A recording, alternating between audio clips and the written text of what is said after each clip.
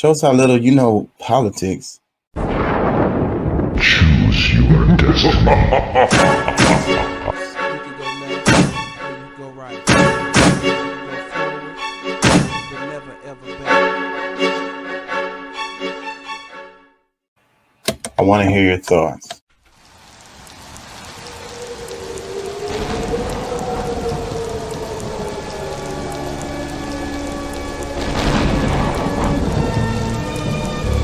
Good evening, my little one.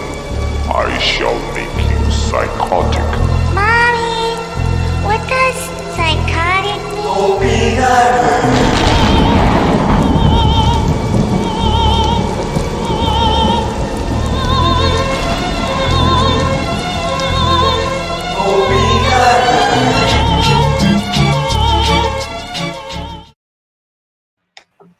I want to hear your thoughts.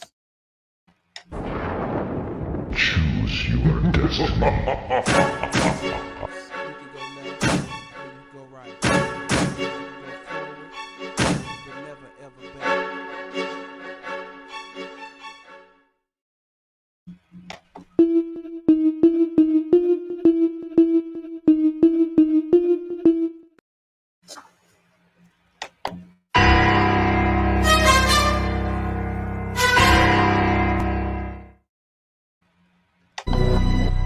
Yeah. Woke up.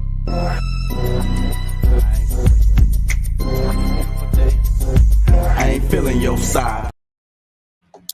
Yeah, you know what I'm saying? KCE, King Chaka.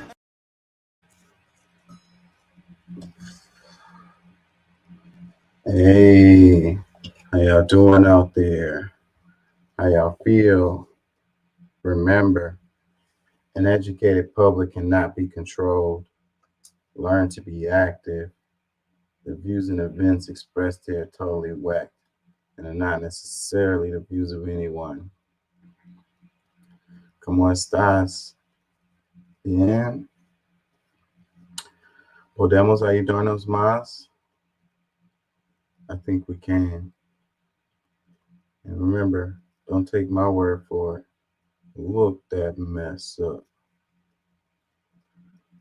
How y'all feel? Name of the show today is People Over Profits. I don't know if I used this title before because I talk about this kind of thing so freaking much. I try not to recycle titles, but you know, it's been well over 2 years now, and I try to do a new title for every show, even though I used to do titles where I actually had the content that I was trying to cover for that show, but the titles got long, and then I was under stress sometimes making sure that I covered all the stuff that was in the title, and it was just stressful. And also sometimes it would turn off some of the viewers. Certain people maybe don't want to tune into the show because of whatever topic I say that I'm going to cover or whatever. But y'all know this stuff is off the cuff and random, just like I like it, just like me. So it's hard for me to know. I always know what I'm going to cover for the most part. But what all I'm going to get to is always a question, you know. And then sometimes it goes sideways. We look up stuff on the fly. Sometimes new information or new stuff pops up, and then I want to go with that. And anyways, I do it like this for a reason. Anywho, how y'all feeling? Let's start with some Democracy Now! Their headline show, and go from there. Welcome to Democracy Now!, democracynow.org, The War and Peace Report. I'm Amy Goodman. House Speaker Kevin McCarthy's dismissed lawmakers for an extended weekend after a handful of Republican hardliners rebelled and blocked an $886 billion Pentagon spending bill. McCarthy blamed members of his caucus for wanting to burn the whole place down, he said. Their defection makes it increasingly likely the federal government will shut down October 1st when funding for federal agencies expires.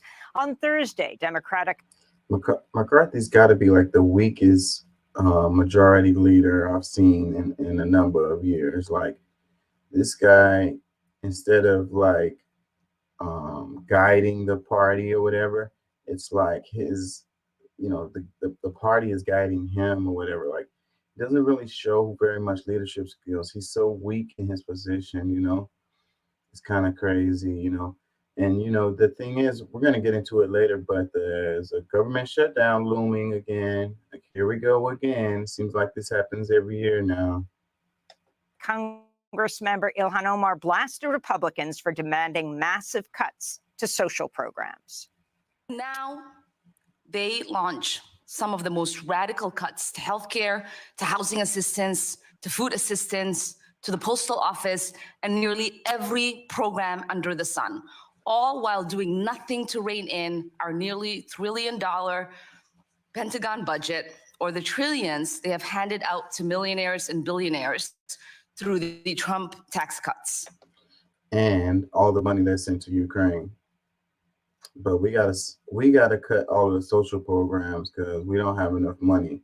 And we're gonna shut down the government because we can't seem to budget properly. Meanwhile, the Pentagon says it'll exempt its Ukraine operations from any government shutdown to allow it to continue training soldiers and shipping arms to Kyiv. We'll have more on the congressional budget fight later in the broadcast with California Congressmember Ro Khanna. Ukrainian President Volodymyr Zelensky's arrived in Canada after wrapping up a visit to Washington, D.C., where he met Thursday with U.S. lawmakers, military leaders, and President Joe Biden. During a speech at the National Archives, Zelensky thanked the U.S. for the $113 billion in aid to Ukraine approved by Congress, saying the money's helping to prevent a wider war in Europe. This guy is like a celebrity. He's taking trips around the world. Meanwhile, his guys are out there in the trenches and dying left and right. And then, he goes to Canada. He gets handouts from the United States. He gets handouts from other countries. He comes around the United States. It's like this guy, like I say, it's like this guy's a celebrity who's on a fundraising tour. Like, I don't know, maybe it's more like a politician who's getting campaign donations. Like, I don't like this guy. If we fall, half of Europe would again be in danger of being in Moscow's sphere of influence. But American investment in Ukrainian security and global protection of freedom is working 100%, every cent.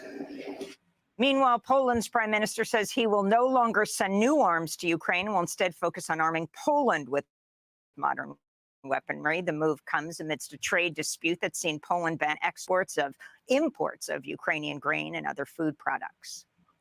In a historic victory for indigenous communities, Brazil's Supreme Court has blocked efforts led by agribusiness-backed lawmakers to enforce a time limit for making claims to ancestral territory.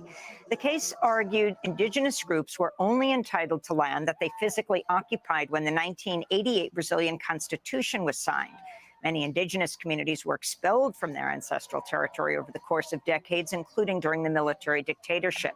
9 of the 11 justices sided with indigenous people who gathered outside the Supreme Court in Brasilia Thursday in an emotional celebration following news of the ruling. Many wept with joy, others danced.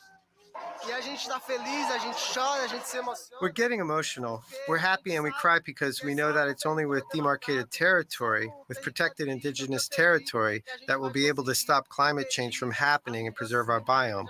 We are responsible for it. In Guatemala, demonstrations have continued nationwide in support of progressive President-elect Bernardo Arévalo and his Semilla political party as prosecutors seek to derail the results of August's runoff election and prevent Arévalo from taking office in January. Protesters are demanding the resignation of corrupt prosecutors backed by Guatemala's right-wing business and political elite, who've launched several investigations against Arévalo and Semilla over alleged election fraud and irregularities in the party's registration registration. International observers have said there's no evidence backing these claims. Arevalo rallied supporters outside the Supreme Court in Guatemala City earlier this week.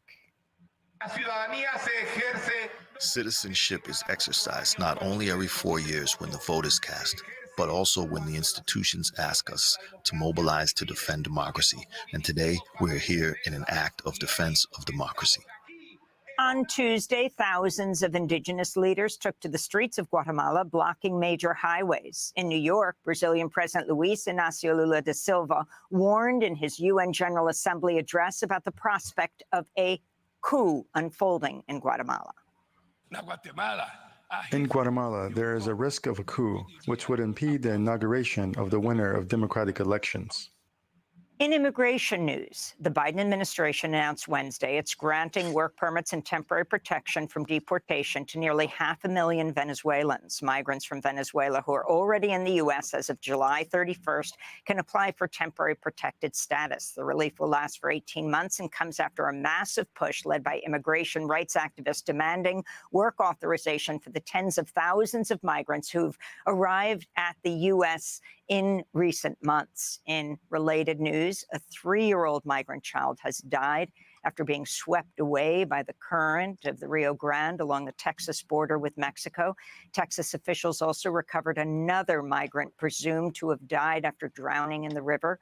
Both bodies were found near the border buoys installed by Republican Texas Governor Greg Abbott to block migrants from crossing into the U.S. Earlier this month, a federal judge ordered Abbott to remove his dangerous floating border barrier. The ruling was temporarily paused after Texas filed an appeal. India has suspended visas for Canadian nationals after Canadian Prime Minister Justin Trudeau Monday claimed the Indian government was involved in the June assassination of a Sikh community leader and a Canadian citizen, Hardeep Singh Nijjar, in British Columbia. India rejected the claim and accused Canada of harboring Sikh separatist terrorists. Both countries have expelled diplomats. The AP is reporting Canada's claim is based on surveillance of Indian diplomats in Canada and intelligence provided by an unnamed ally from the Five Eyes Intelligence Sharing Alliance, which includes the US, UK, Australia, and New Zealand. This story is really interesting, you know. This guy was killed in Canada, and he's a Sikh leader. And Trudeau is saying that India is the one that was behind it, you know. And if you do have another country sending like assassins to kill, this guy had I think he was a Canadian citizen, I want to say.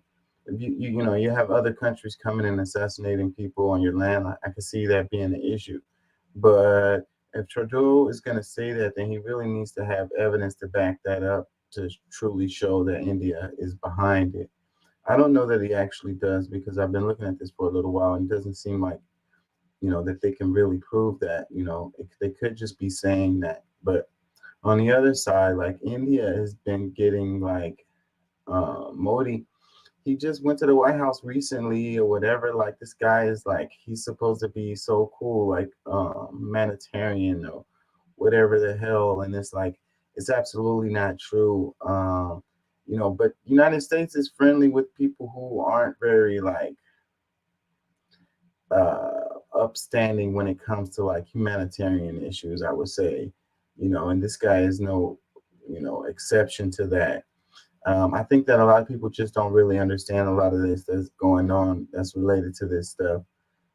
They just go by what the headlines are saying or whatever. You know, ask someone that's from India and ask them what they think about this or whatever, or go look at the news that's coming straight out of India, even though they have like, they're pretty damn strict. Like they'll turn off the internet and, you know, they don't, independent media, journalism is dying around the world, I would say. You know, you have these totalitarian regimes that completely control the media and what stories that actually get out, you know. But that's the reason why independent media is the way to go, because you could probably get better information from like TikTok or Instagram or freaking YouTube, even just from some regular person who's like looking at it themselves instead of from like the major media sources. We're going to come back to this story. Billionaire media tycoon Rupert Murdoch announced Thursday he's stepping down as chair of News Corp and Fox Corp and will put his son Lachlan Murdoch in charge. Murdoch's vast media holdings include the right-wing TV network Fox News, which has been plagued by a series of scandals around sexual harassment, as well as reporting lies, including around Trump's loss in the 2020 election. We'll have more on Rupert Murdoch's media empire after headlines. In France, police released journalist Ariane Lavilleux Thursday, 2 days after her home was raided and she was arrested over her reporting. Writing for the website Disclose, Lavilleux reported on a leak that said French intelligence was used by Egyptian forces to target smugglers along the Libya-Egypt border, resulting in the killing of civilians. The reporting says French forces were complicit in at least 19 bombings against smugglers between 2016 and 18. She also wrote about various arms trades in Egypt, Libya, Saudi Arabia, the UAE, and Russia. Amnesty International chief Agnès Callamard said, quote, "It is deeply chilling that almost 2 years after the revelations that France was allegedly complicit in extrajudicial executions of hundreds of people in Egypt, it's the journalists who expose these atrocities that's being targeted rather than those responsible," she said. On Thursday, it seems like that's what happens over and over and over again. You know that you are ruled by criminals when people who do criminal acts are not persecuted, and the person who brings out the information about the criminal acts are the ones being persecuted, and they call them whistleblowers or whatever. You know, it's so crazy. How did we get here? You know, this person did something illegal and horrible or whatever against the law, and they talk about who snitched. That's what it's all about. It's like, who snitched, get that person, hang that person or whatever. Just letting the people know what the hell happened is more of a crime than actually doing a crime. That's how you know you're ruled by criminals. Thursday, Lavilleux spoke at a news conference at the Paris office of Reporters Without Borders shortly after her release. She deplored the lack of political support for her case and called on parliamentarians to investigate abuses by French intelligence services. If all these people remain silent, it is very disquieting for our democracy. If those in power do not ask questions, democracy dies in darkness. As the famous slogan goes, this is a very political, essentially democratic matter. In Louisiana, a new lawsuit accuses officers in a street crimes unit of the Baton Rouge Police Department of unlawfully arresting people and torturing them in an unmarked warehouse dubbed the Brave Cave. Turnell Brown, a 47-year-old grandmother, says she was arrested at a traffic stop in June after officers falsely told her it was illegal to store her prescription medications in a single bottle.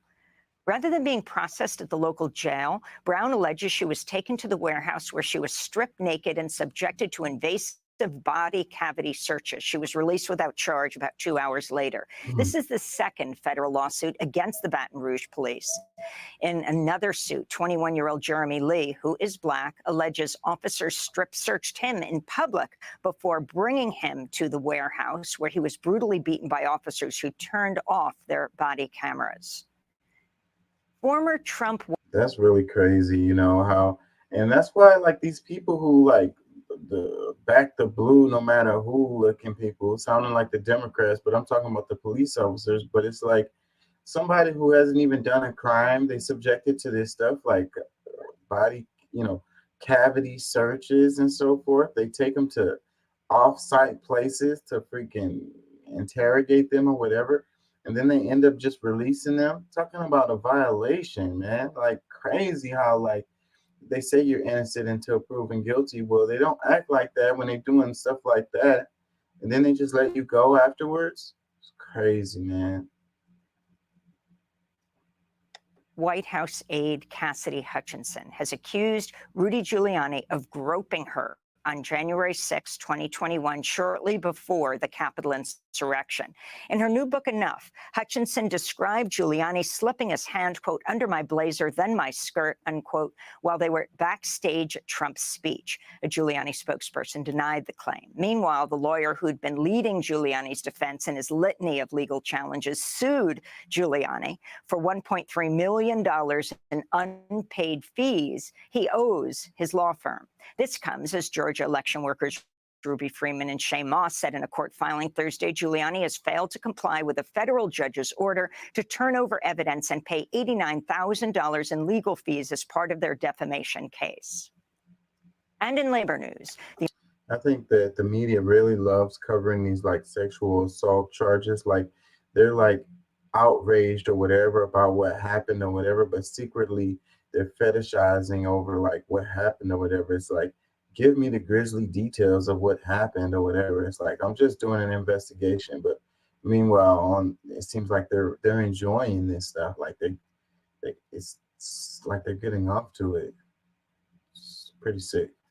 The United Auto Workers Union says it's escalating its stand-up strike against the big three U.S. automakers today unless significant progress is made at the bargaining table. UAW President Shawn Fain will announce the auto plants that will join workers on the picket line at GM, Ford, and Stellantis. Amid soaring profits and CEO compensation, workers are demanding better wages, an end to tiered pay, cost of living adjustments, a return to defined benefit pensions, and a 32-hour work week. Separately, UAW workers in Tuscaloosa, Alabama, have launched a strike at their plant, which produces parts for Mercedes-Benz. Wages because of inflation right now. The wages that we have is not meeting our needs, and plus the benefit package they offering us is too high. We can't afford it. You know, this UAW strike, I think, is the biggest news story of the week, of the month, maybe of the year or whatever. Like, this is a big deal. We're going to come back to this story because this, like I said, this is a big story. They they retaliated and laid off a number of workers. I don't want to say exactly which company it was who did it because I don't want to say the wrong thing, but one of the companies laid off a bunch of employees and closed down a plant. Like that was their retaliation to this strike. You know, damn it, I forgot what I was gonna say. And the strike is escalating too. Like they mentioned it a little bit here, but it's like they're gonna strike at a couple more plants. They're adding to the strike now, and it's like they're kind of focusing on GM and Stellantis because it's looking like Ford is being they're willing to play ball with the strikers, but the other two companies are doubling down, so they're going to announce more striking at those two companies, and they're going to give Ford a bit of a break as far as what I can see so far, but we're going to come back to this. And those are some of the headlines. This is Democracy Now! Anywho, let me make sure y'all can hear me right now. I'm having a little bit of anxiety.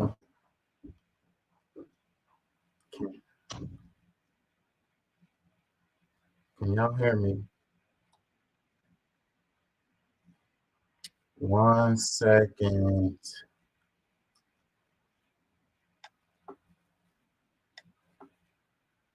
One second, y'all.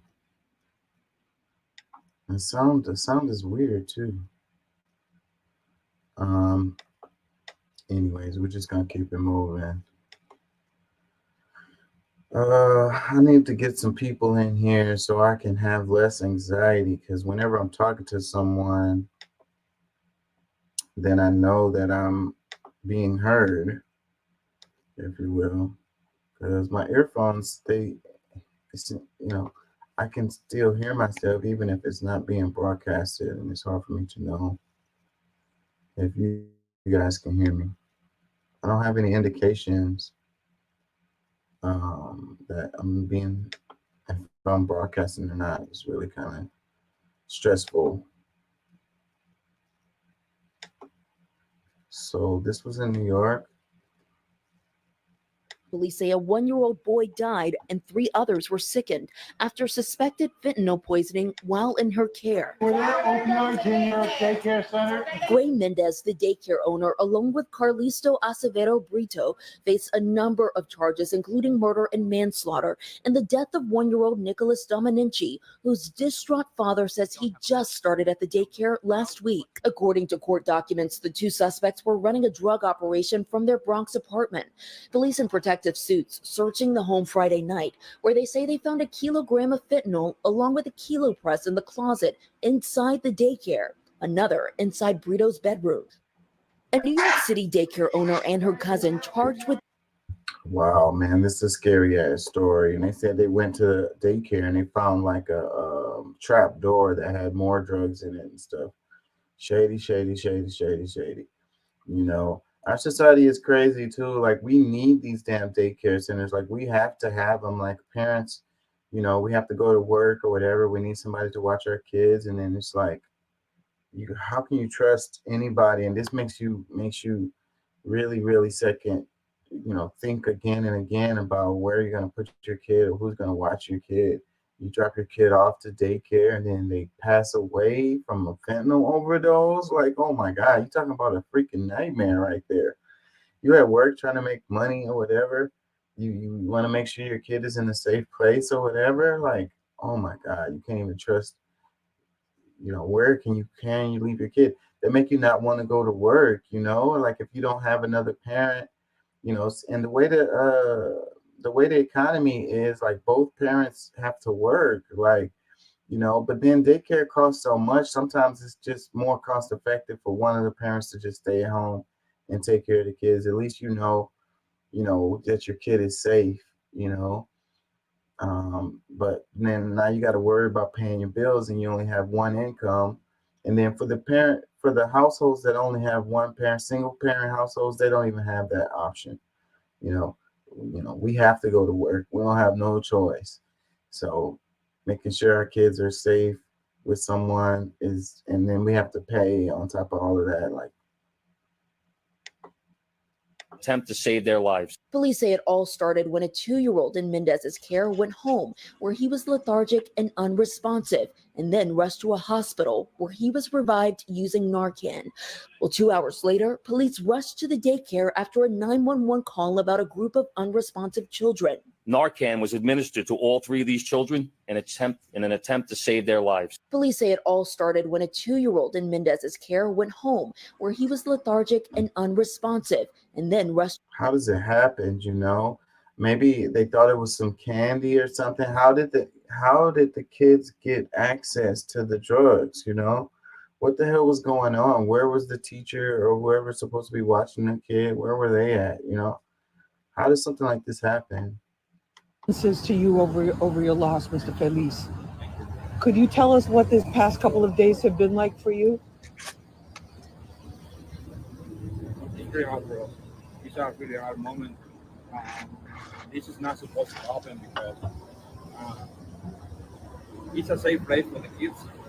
It's a place to they learn, so they be safe, so they have a good day when the parents is working or doing something important for the family, and it's not supposed to happen. Our condolences to you over your loss, Mr. Feliz.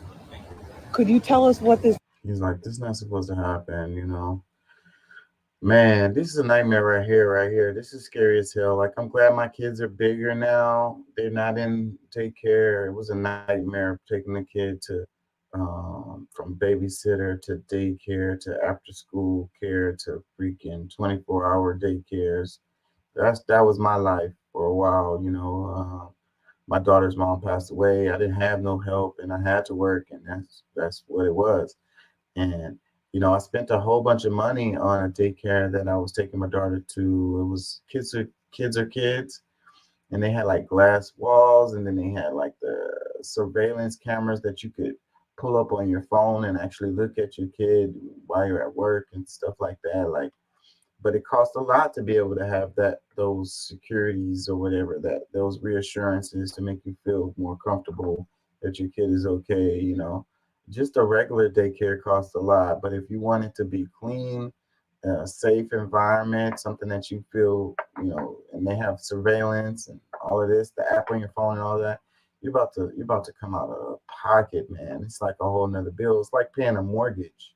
Seriously. Terrible, terrible system that we have related to that stuff. Let me see. We got comments. It says the father of Nicholas Dominici, the 1-year-old who passed away after exposure of fentanyl at daycare, has spoken out. He revealed that his son had only been attending the daycare for a week. The daycare owner and her cousin have been arrested and charged with murder. Authorities say the suspects were running a drug operation. The daycare just opened in January of this year and passed its most recent inspection this September.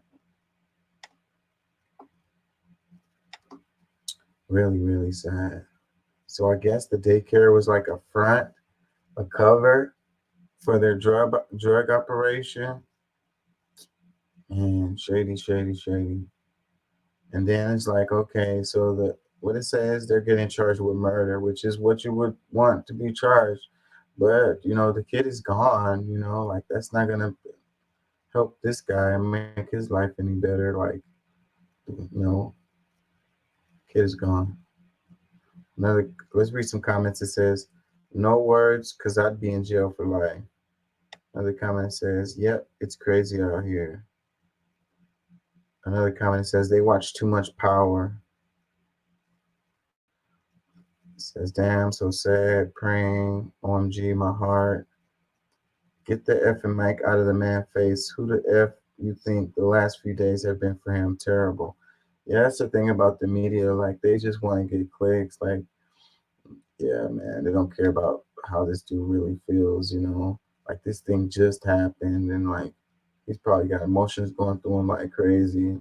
They're shoving mics in his face so they can get clicks. Another comment says, imagine picking up your child from daycare after probably being so afraid to even take them to daycare, but you have to work, so you have no choice. Jesus be with this family. Another comment says, how intrusive is this? My God, let the man process what just happened to his child. Another comment says, ain't no way y'all can get that mic the F up out of my face. Yeah, I mean, he's being really soft and kind and friendly to them, because I don't know that I would. I know that I wouldn't.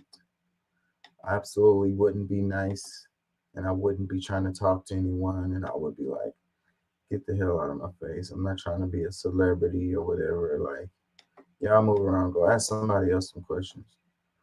Another one, it says, saying that's why I don't do daycare is the equivalent of blaming the parents. Just like people send their kids to school every day with hopes, prayers, and expectations for the adults to provide safety and care for their children, this is tragic. The parents need support and prayers for mental strength and legal justice.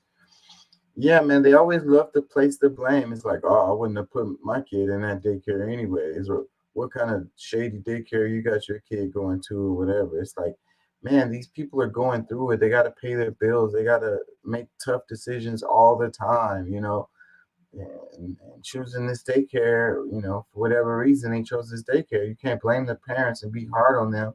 Like, everybody don't have a perfect ass situation where they have both parents or, someone that they can really trust to watch their kids.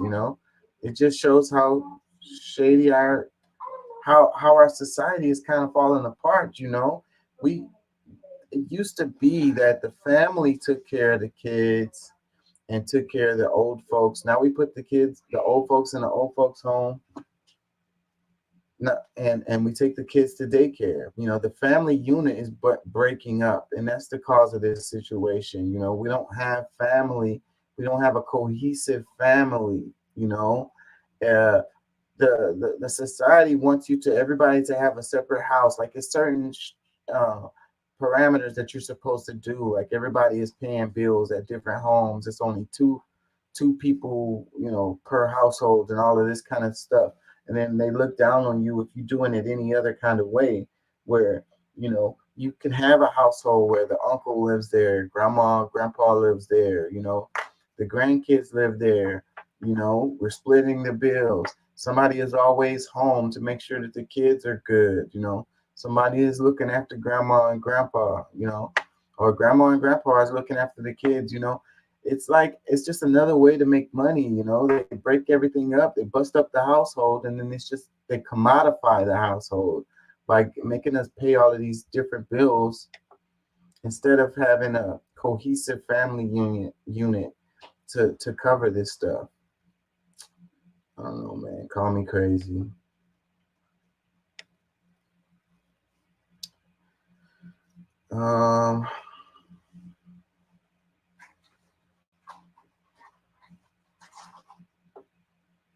Brazil's largest neighborhood.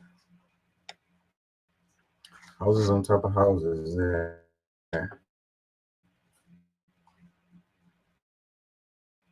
The suburban look to it, where you have winding streets and cul-de-sacs spread out. Anyways, I would dramatically change the way we structure society if I had any say in all of these cars, the way we build things spread out, you know, all of these streets, you know, the way we do these houses in these suburban neighborhoods, the way we commute to work, you know, I would change all of that stuff. You know, hey, I'm just little old me.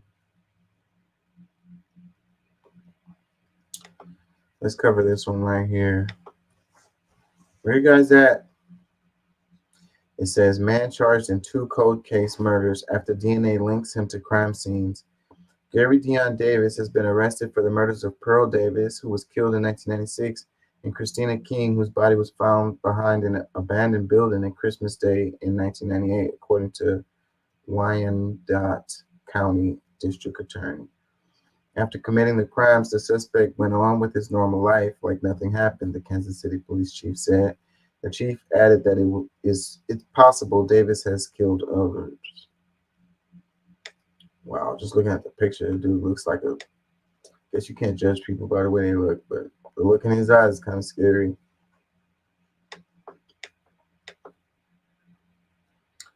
A couple comments that says, no way, these his only 2. Another comment that says, I bet he thought he was never going to get caught. I'm glad he got caught. Another comment says, better late than never. Good job in giving justice. How did it take them so many years to run the DNA? You know, I think that they don't really have economic incentives to solve a lot of these murders. Like, solving murders don't really make money, you know. And then, you know, the way our police system is set up is really just set up to protect property, you know. That's what they care about, you know, capital, property, you know. So the machine jumps into gear to protect property, but when it comes to someone dying, it's like, how are we gonna make money off of that? Like, I just saw this thing, they got a new documentary coming out about the Tupac case and the Tupac Shakur case that never been solved. So obviously there's a killer who's been walking around all this time, never got caught, you know. Big, huge, famous, high-profile case, and that just shows you that they don't really care. I mean, how is it possible that, you know, super famous person, high-profile case, and it's a murder, everybody knows about it. The internet does its own investigations on this stuff. There's information floating around all over the place, but they haven't never charged nobody. Nobody's ever got caught for it. Still to this day.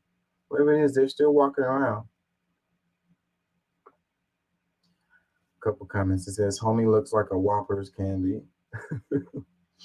Another comment says, give him the same treatment he did to his victims. Their lives matter.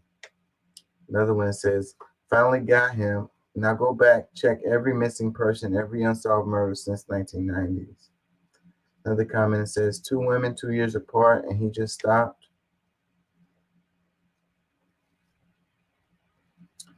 Yeah, so the chick was killed in 1996, and another one 1998, And here it is, 2023, and they just now catching this guy. I guess better late than never, like the comment said. So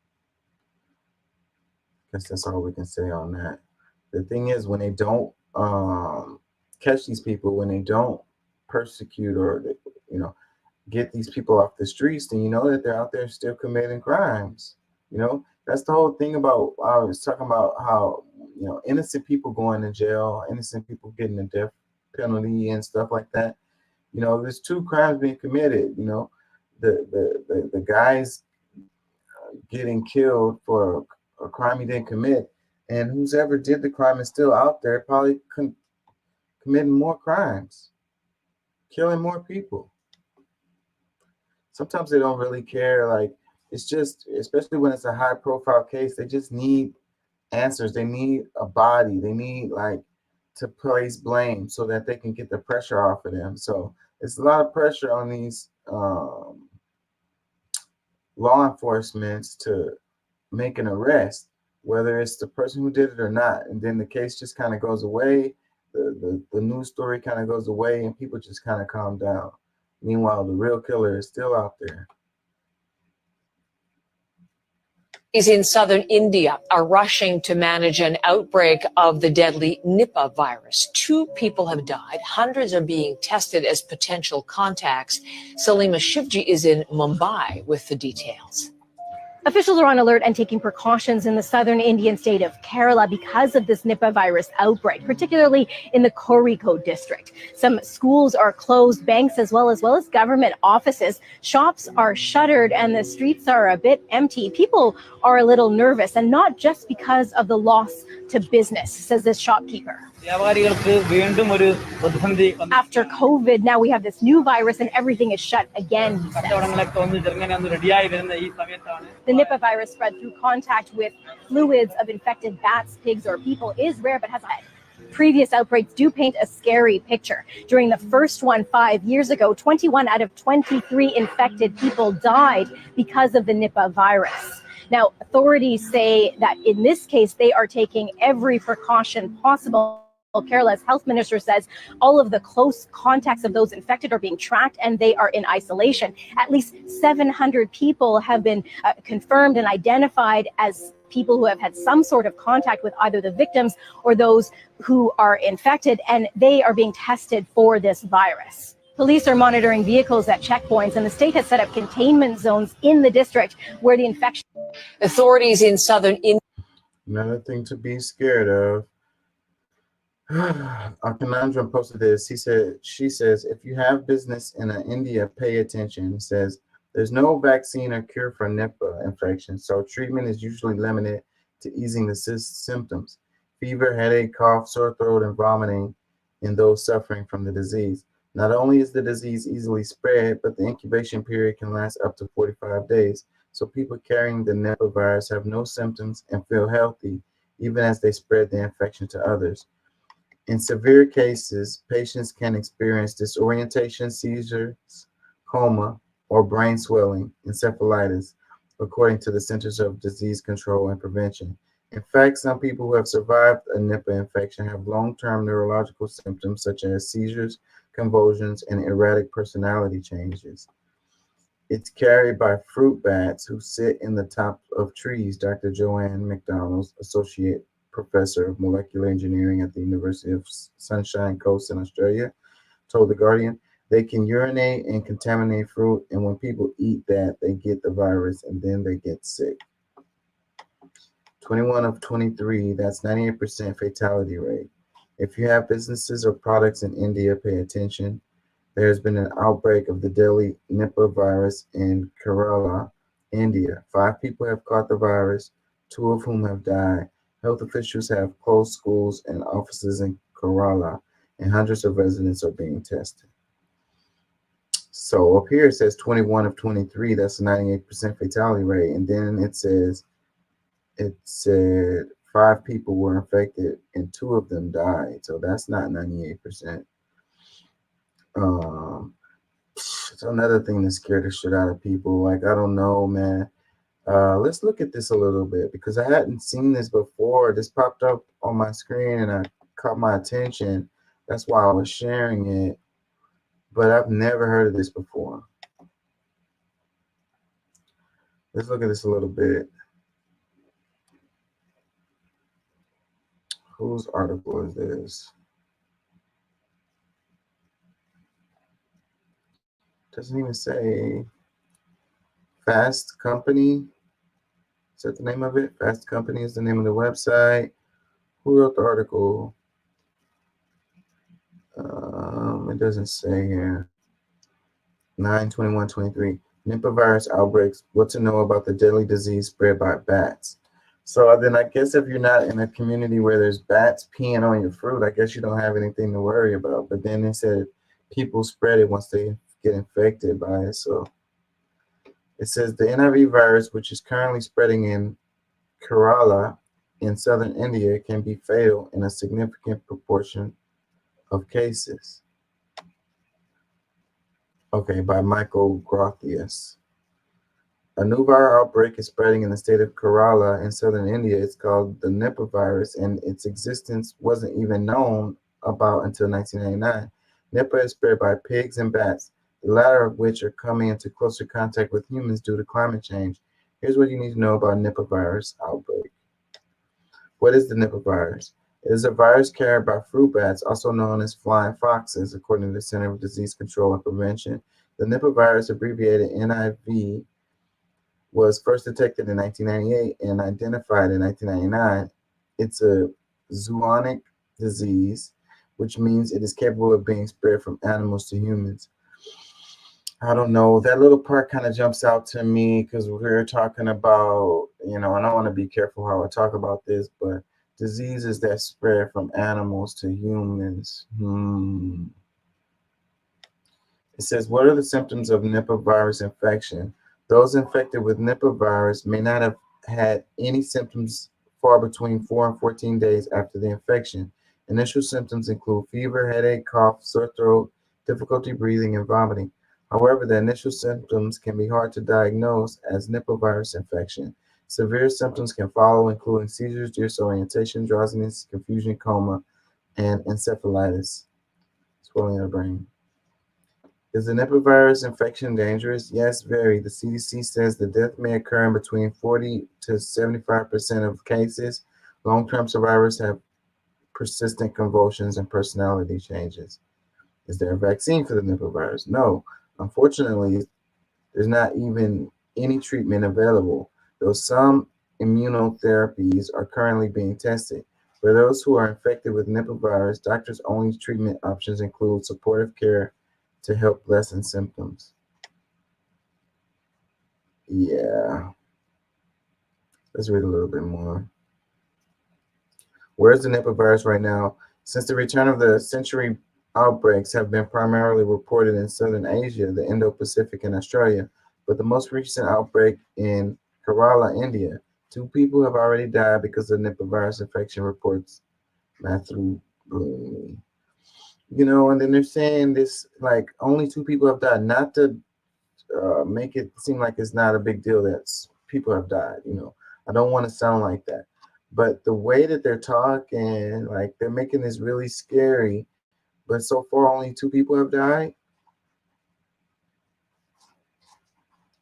It says, how do bats spread the Nipah virus to humans? Nipah virus is spread from bats and pigs to humans through direct contact or contact with their bodily fluids. If you come in contact with an infected bat or pig's blood, urine, or saliva, you can contract Nipah virus. For example, if a bat's saliva remains on a piece of fruit it had licked, and a person later eats that food, they can contract the Nipah virus. Well, shoot, don't eat any ate-on fruit. I mean, that's pretty simple. It says, how does climate change play a role in the Nipah virus outbreak? As the climate alters, animal habitats and migratory patterns are disrupted. The food supply may also be disrupted as well. These changes mean animals like bats may come in closer contact with humans by searching for food in populated areas like villages and cities instead of their natural habitats. The closer infected animals come to us, the more likely they will spread their disease to us. It says, could the Nipah virus outbreak become a COVID-level pandemic? Right now, that's unlikely. However, future pandemics are increasingly possible the closer animals with zoonotic diseases move towards human habitation centers due to climate change. Yeah, so you see what they're doing here. They're trying to scare you. Only 2 people have died. They ask, could this be COVID level pandemic? Well, we don't know, and then it's like, it's another disease like that comes from animals to human. I guess if you're doing some research to try to figure out how to make some disease easier for humans to get that comes from animals, then I guess it could become. Let me stop before freaking YouTube freaking demonetize my platform like they did Russell Brand. But hey, I don't make any money off of this, so it's not like. Anyways, I don't make any money off of this, so they can't demonetize me. They can delete my channel, but it won't change my income. We're gonna come back and talk about Russell Brand too, because that's the other big story that happened this week.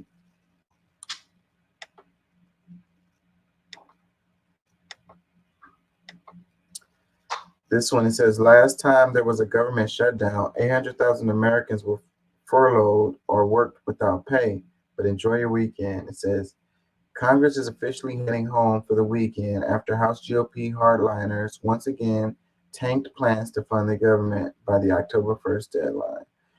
And it seems they're so nonchalant about like this whole thing, like people can't pay their bills, all the government workers won't get paid, it really is an issue, like they just use it as a bargaining chip, And what really makes me angry about this topic is like they seem to have so much money to give to other countries, to give to the military industrial complex, but they can't seem to cover, social programs. They can't seem to agree on the budget in time so that the freaking government doesn't default and go into.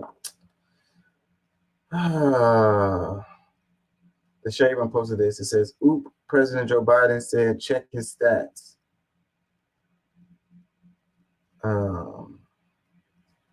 Another comment says, "But enjoy your weekend, petty, petty, petty." Another one that says, "But enjoy your weekend." A black person definitely wrote that tweet.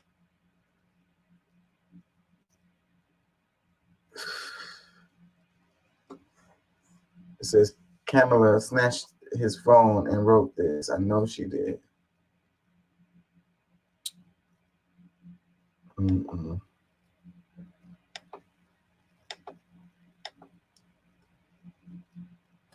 Y'all can hear me, right? Can y'all hear me?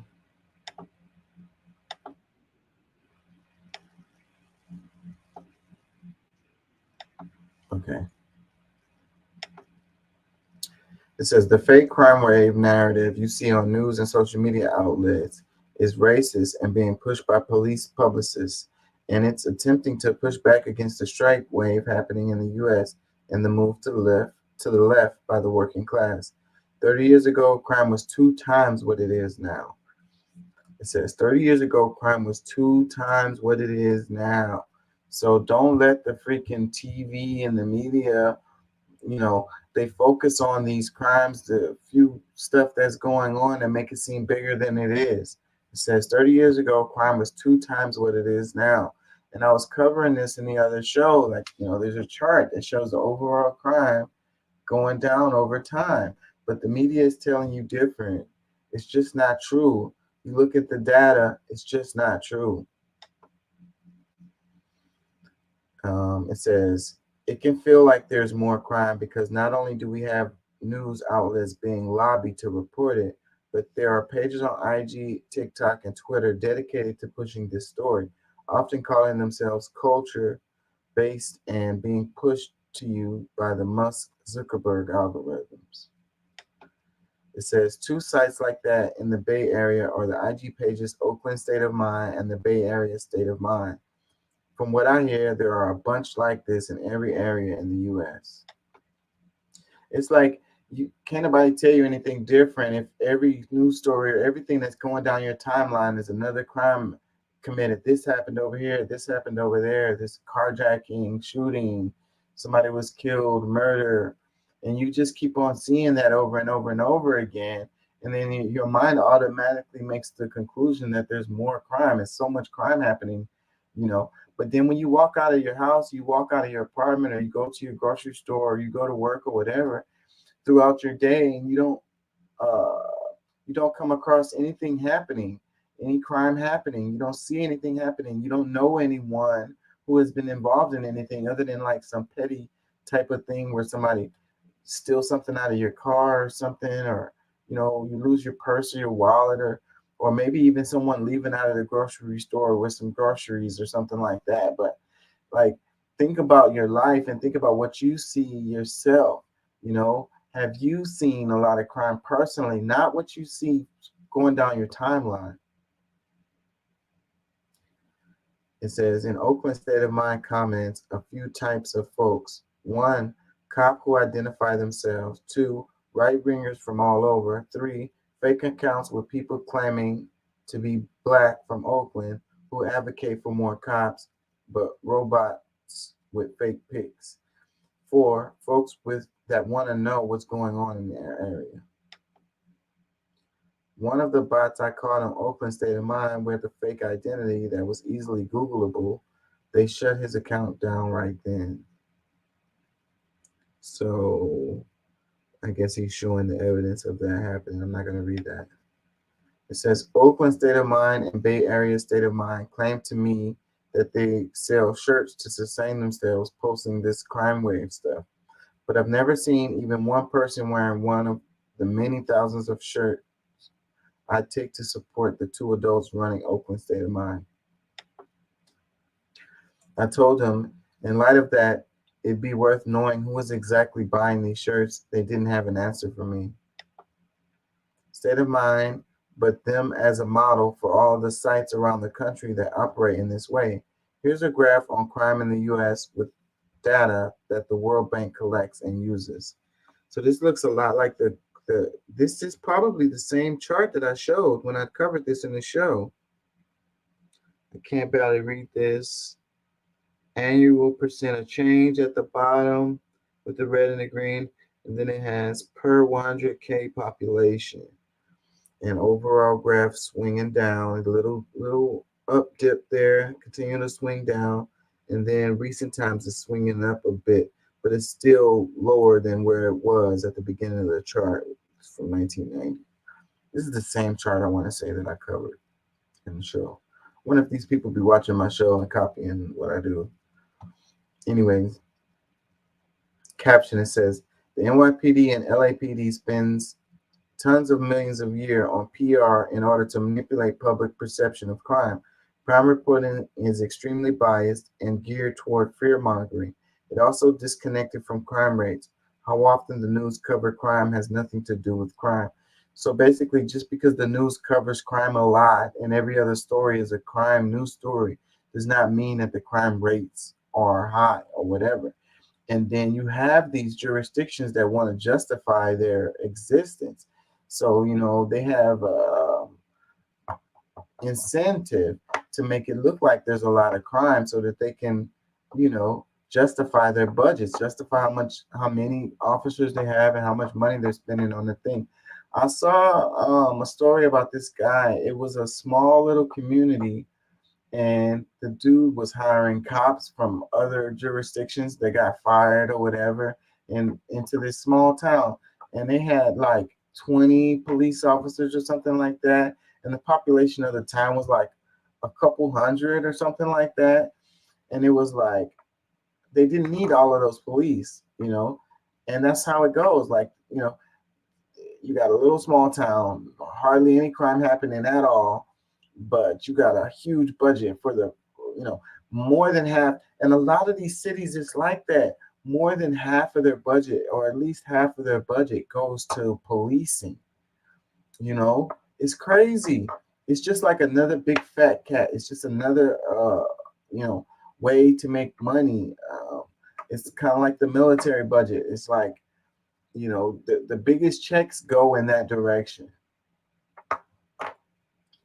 Let's read a comment that says, thanks for posting this. Lots of people aren't aware of the propaganda and slant.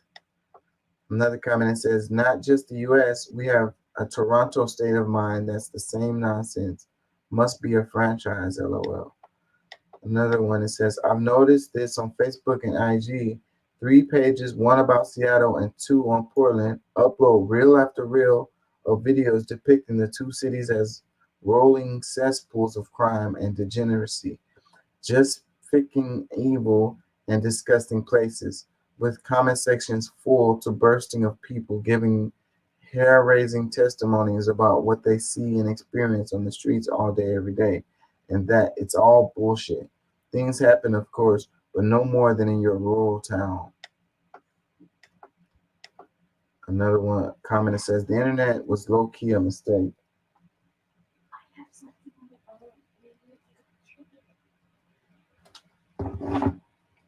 There's a woman in Denver who drives around filming houseless people just trying to survive or find a safe place to walk, etc. Her comment section are filled with dudes saying they wish they could poop them all, shoot them all. I've tried to get her account down, but it says no violation, even though she's clearly violating people's privacy and technically numerous traffic laws. The attitude that people have for homeless is like, it's heartbreaking for me. Another comment says, we have street people of Los Angeles, and that's effing vile. Another comment says, Citizen App is also giving the public too much info they previously didn't have, so it feels like more crime, but also the right wing always frames one crime equals unacceptable amount, which flies in the face of deregulated capitalism that features no social safety nets. You simply cannot have both. You either use capitalism and deal with the poverty, corruption, and crime it creates, or you use capitalism more like how Adam Smith wanted, which features massive amounts of social safety nets so no poverty exists at all ever. And I love this comment because this is what it is. Like, we talk about the crime and it's like, oh, these people are just horrible, and it's these democratic grand cities, and it's just cesspool, and it's just horrible and whatever. But then you don't talk about poverty, and it's like, if people weren't in poverty, if people weren't starving, then do you think that that would have an impact on the amount of crime? Like, how much of the crime is just petty crime, stuff having to do with petty theft, drug offenses, and it's all part of like being desperate.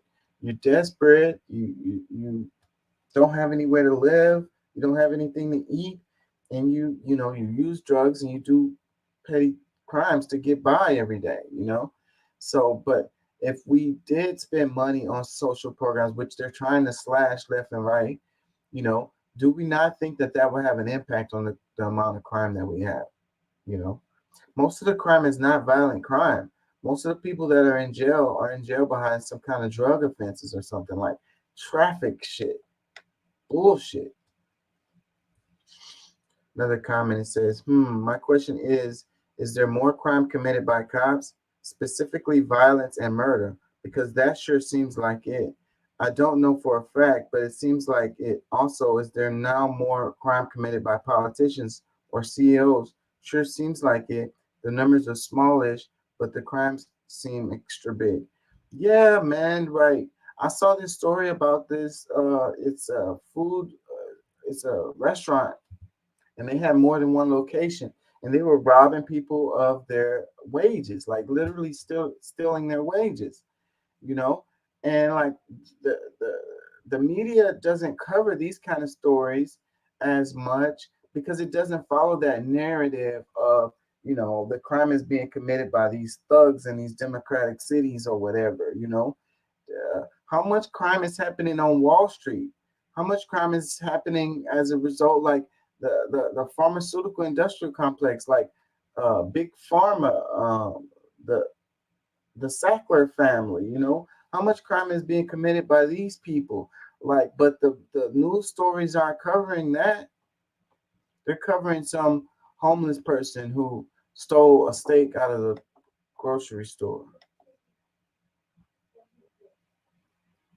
What up, dude? How you feeling, man? Shit, pretty good. How about yourself? I can't complain. Let me read a couple more comments. It says, I live in Kansas City, and I can confirm that there is more crime happening right now. In the town surrounding the city is a huge uptick in car burglary and drive-by shootings. So one person's testimony of, it's a huge crime like going around. Like, I can't trust this person's like point of view. Like, they look around, and just because it was somebody's car got stolen out of their apartment complex or whatever, or now there's a huge uptick in crime and whatever. Another comment that says, always go to the comments. If they aren't vibing, stop following. Another comment that says, meanwhile, LAPD headquarters is so full of crap that when my daughter called them because she was assaulted, it took over 2 hours for them to show up. And while they were taking the info, they ran off to a more important call, told her they'd be back shortly, and never came back. Fast forward to a month and a half later, because she lives out of state, it took multiple phone calls complaining to the district command to get the report actually done. But when we asked for a copy of the report, 2 weeks later, she waited for it to be sent. She was told it would take upwards of 28 weeks to get it after she pays the requested amount of 42 billions of dollars given to this agency. Can you charge it? Put it on the charger too, please.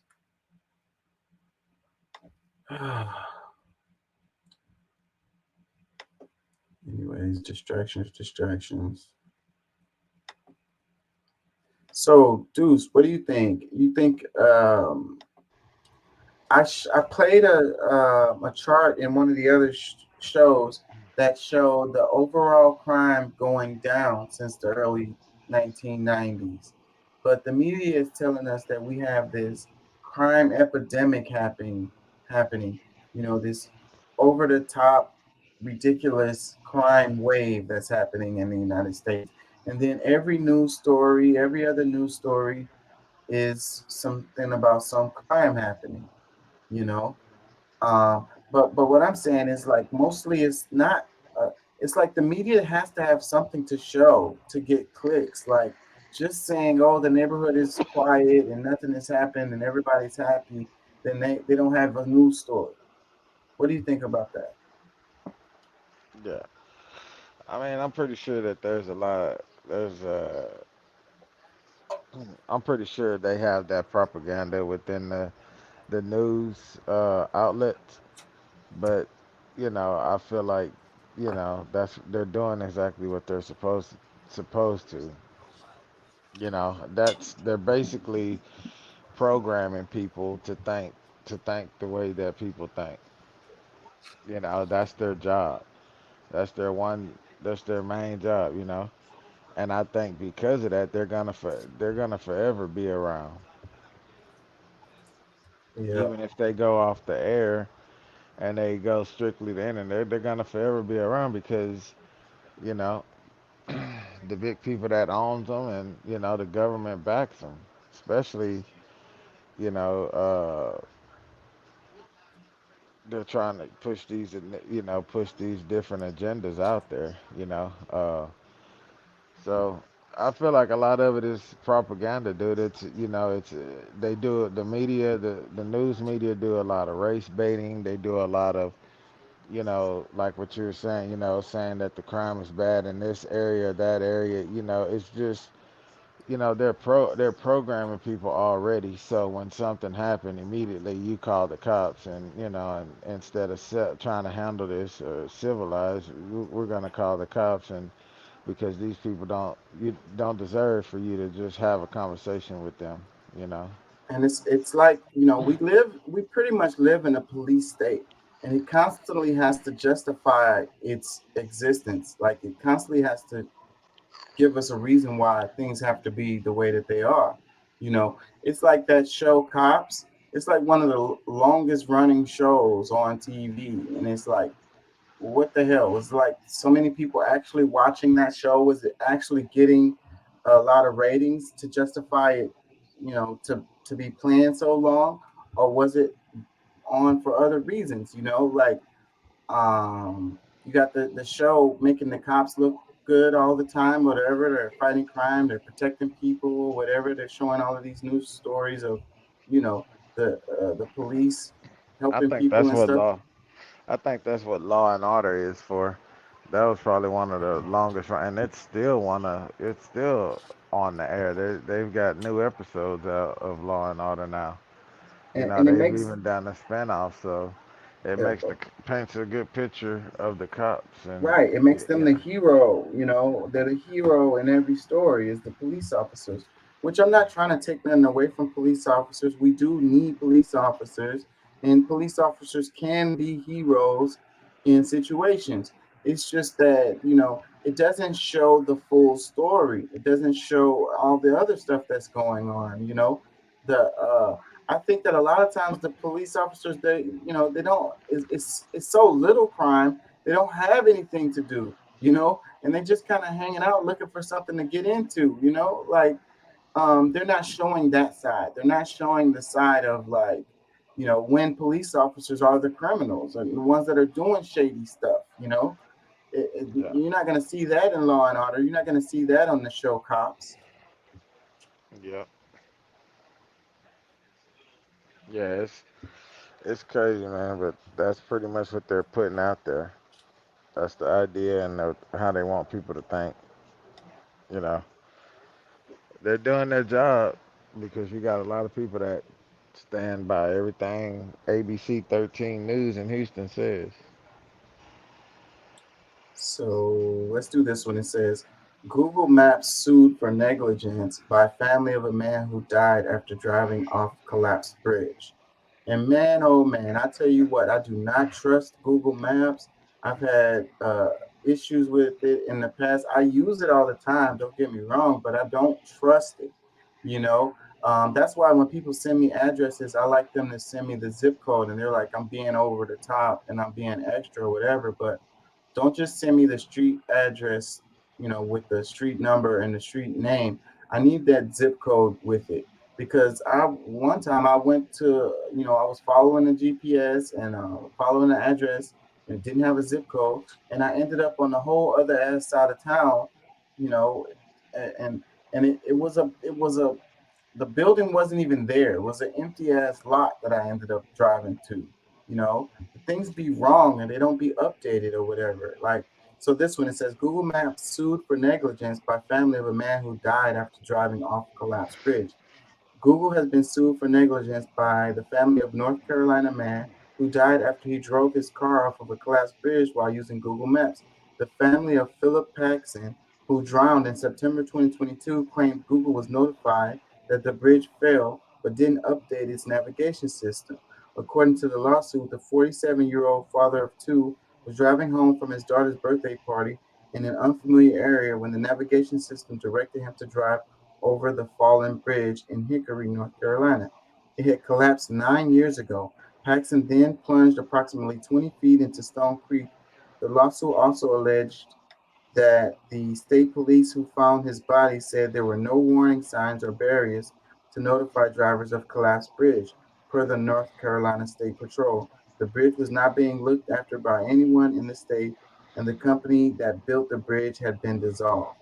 So, like, this is a freaking unfortunate series of events that happened.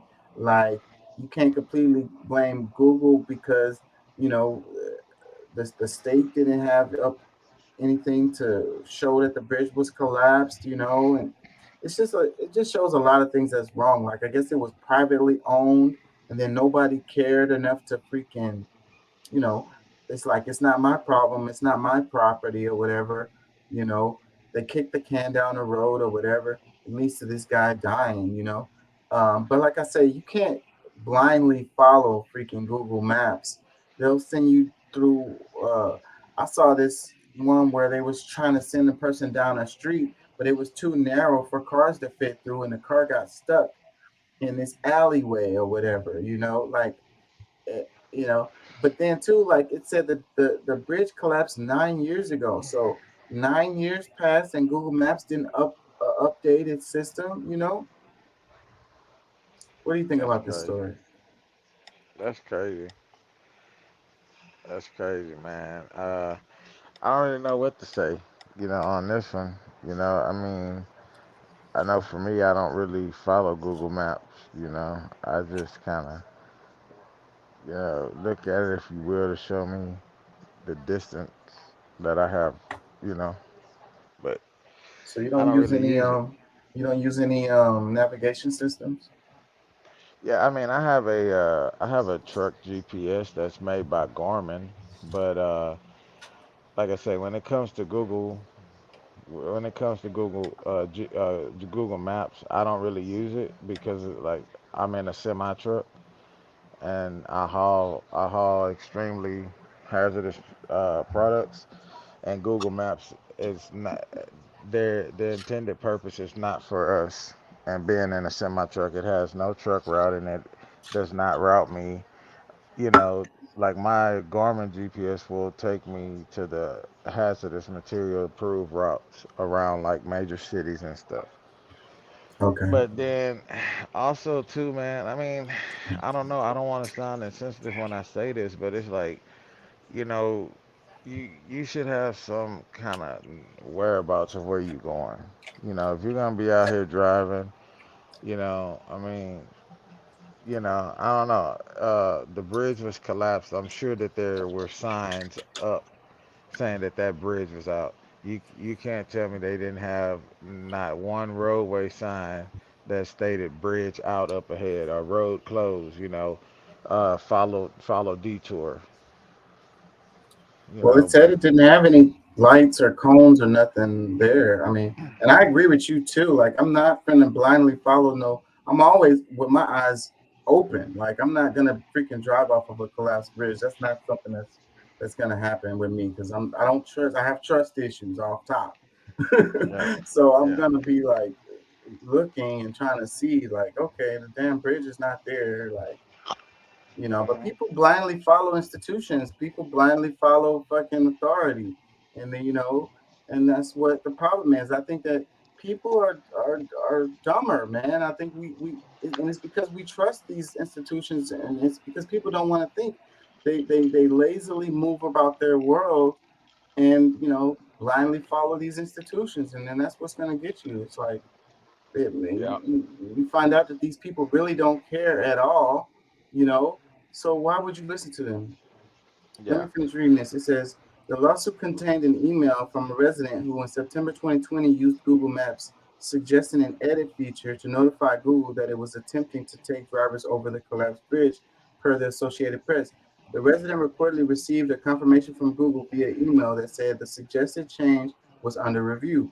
According to the lawsuit, no further action was taken. Our girls asked how and why their daddy died, and I'm at loss for words. They can understand because as an adult, I still can't understand how those responsible for the GPS direction and the bridge could have acted with so little regard for human life, wife Alicia Paxson said. Google spokesperson Jose Castaneda spoke to the Associated Press saying, we have the deepest sympathies for the Paxson family. Our goal is to provide accurate routing information and maps, and we are reviewing this lawsuit. you know. And the thing is, the lawsuits are always the freaking answer for everything. It's like, oh, well, I'm just gonna get paid, but then it's like, all right, so like you get paid or your family get paid or whatever, but what about the damn thing with the bridge? Did anybody go back and put up cones or whatever, or anything to freaking help keep from this happening again? It's like nobody cares about the next person or whatever, or fixing the problem or whatever. They just want to get paid. Let's read a comment. It says, a 9-year collapsed bridge sounds more like negligence on the state's part. So the thing is, though, about these bridges, a lot of people don't understand that they tend to be privately owned. It doesn't mean that the state, county, or city owned that bridge or had anything related to that bridge, you know? But my thing is, man, I get it. A life is lost. This wife has to explain to her daughters as to what happened to their father and this and that. But people immediately want to say, the negligence of life. And it's like there is a clause in Google. If you read a lot of people don't read the terms and the terms and agreements, you know, on that platforms. A lot of times they just check the box, you know, accept that they have actually read it. And it's like, you know, me being a professional driver, you know, and I go and I deal, you know, take safety courses and things of this nature. They, even with me having a truck routing GPS, bro, they tell me to never 100% rely on that. You know, you have to, you know, if I get out there and ultimately I go down the road and I hit a bridge, but I say my GPS took me there, nigga, guess what? That's my fault because Yeah. I'm the driver, Right. you know. Uh, that's You what got it to have boils. some personal accountability, you know. Yeah, Stop trying yeah, to put the blame on somebody else. It's yeah. negligent on your part too to not look up and see that the damn bridge is not there. Yep. But you know, I mean, hey, it sounds real good, and you know, at this point in time, she's lost her husband, and I get it. The kids are probably dealing with it. She's having to deal with that, raising two kids by herself. Her husband's gone, and you know, hey, you know, I guess you know, hey, you know, she got to live. She got to raise these kids, and you know, so I mean, at this point, Google is the bigger fish in this deal, so they're Yeah, gonna settle out of court. They're gonna settle it out of court. They, you know, Google is way too big and way too powerful. That shit needs to be busted up. Let's read yeah. this. It says, religion is excellent stuff for keeping common people quiet. Religion is what keeps the poor from murdering the rich. That, what do you think about that? So this is apparently a Napoleon Bonaparte quote.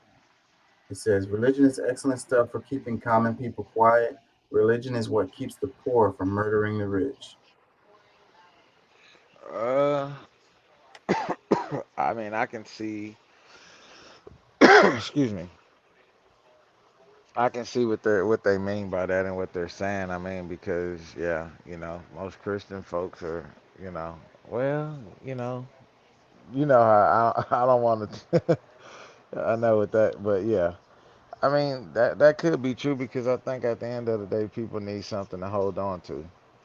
You know, uh, that makes them feel good about whatever it is that they're doing. So yeah, I mean, I can see that. Let me read a comment. It says, Karl Marx later more accurately described it as an opiate of the people. Not a Marxist, but that cannot be argued with because it's true. So, like, religion is like a drug.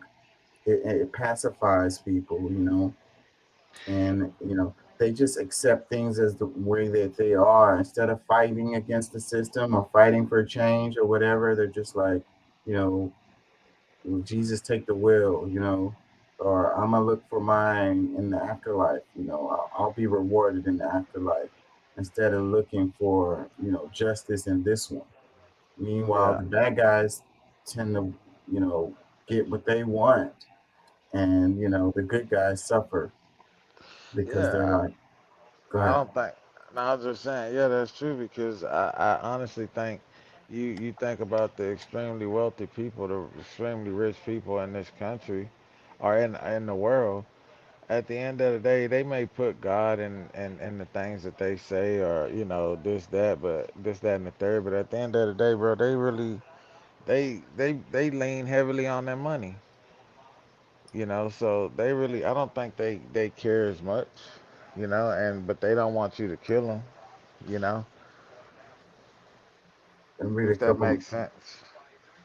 Yeah, that makes sense. Let me read a couple comments. It says, and the French are still in Africa, colonizers. Another one, it says, interesting statement, but I don't agree. It's the rich who are murdering the poor. Another comment says, whoa, now that makes sense, mind blown. Another one, it says, religion is the opiate of the people, Karl Marx. I already said that. Another one, it says, I tend to think it's love that prevents us from murdering anyone, not the fear of being punished or caught. It's troubling to me realizing this must not be how everyone else thinks. What will it take to get a place where we just choose to love and the right thing to do without fear of consequences? I like this comment right here. Um, you don't really need religion if people would just be nice to each other, you know? They feel like they want to do the right thing. It's like the only reason why I'm going to do the right thing is because I want to get a reward for heaven or whatever. I want to get the reward that I'm righteous or saying that I'm better than other people, you know? It's like you're an asshole if you need religion to tell you to not be shitty to other people. You Yeah, know, but like she's that's what I was saying. That people need something to hang on to make them feel better about their bullshit, and that's where religion comes in. You know. Yep. So she said, prevents us from murdering anyone. She says, I tend to think that it's love that prevents us from murdering anyone. It's like, I don't want to hurt other people, you know, I don't want to hurt anybody. Like, it doesn't have anything to do with religion or even me going to jail. Like, that's where it's like punitive measures or whatever is supposed to be the deterrent to keep people from committing crimes or whatever. And it's like, if we built a society where, you know, where we taught kids about manners and stuff like that, taught people to care about one another, then it wouldn't be like you need to create these systems where you have to punish somebody for doing these things instead of having them like they don't want to do it just because it's the right thing to do to not kill someone, you know? Yep. Yep. Damn, I had a thought, but I lost it. Let's move on.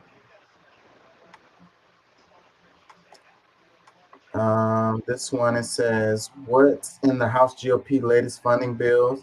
An 80% cut in grants to schools in low-income area, up to 70% cut in the fruit and veggie benefits for the WIC food program, a $665 million cut to an EPA safe drinking water access program.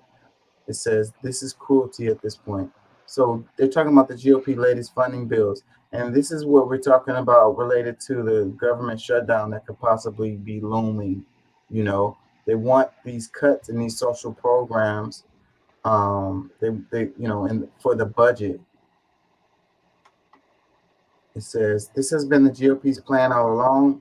Pass massive tax cuts for the rich, claim the cuts will pay for themselves, dismissing concerns about the deficit, use the massive hole they've blown in the budget to justify deep cuts to programs that millions rely on. So this is what happens all the time, over and over again. So they talk about no new taxes, and they do these massive tax cuts for the rich, and then how they pay for them is by cutting social programs. It's crazy. Yep. It says, remember, one of the biggest deficit drivers for the past 20 years are GOP tax cuts for the wealthy and corporations. The issue isn't programs that help millions of Americans, it's the giveaways to the rich. And that's where they pointed out, they're like, oh, we don't have money for Social Security, or we don't have money for WIC or food stamps. And it's like, well, the parents just gonna buy cigarettes and alcohol anyways. So we don't want to pay for these kids to have free lunch and all of this stuff, you know? So, but then it's like, you just did all of these tax cuts, and that's the reason why you don't have the money. But then it's like, no, the reason why we don't have the money is because of all of these social programs. It's just like a dog chasing his tail. Let me read this. It says, once again, MAGA Republicans in the Congress are threatening a government shutdown unless they can pass their extreme agenda. They simultaneously want to slash taxes for the rich and corporations while using the budget appropriations process to cut funding for programs that millions of people rely on. It's the same story every time. We can't let them get away with it. Same thing over and over again.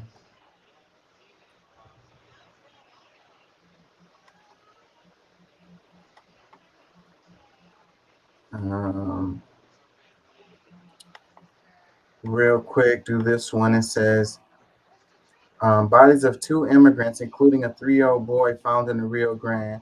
Texas state officials this week recovered the bodies of 2 migrants, including a 3-year-old child, who are believed to have drowned while attempting to cross the U.S. southern border, where illegal crossings have soared to near record levels in recent days. So like Doc was making the point that, some of these structures that they put in there is to deter people from going into these certain areas because it's dangerous for them to drown. So this is right around the area where they have those buoys. So you had people that were trying to cross the border and they ended up drowning.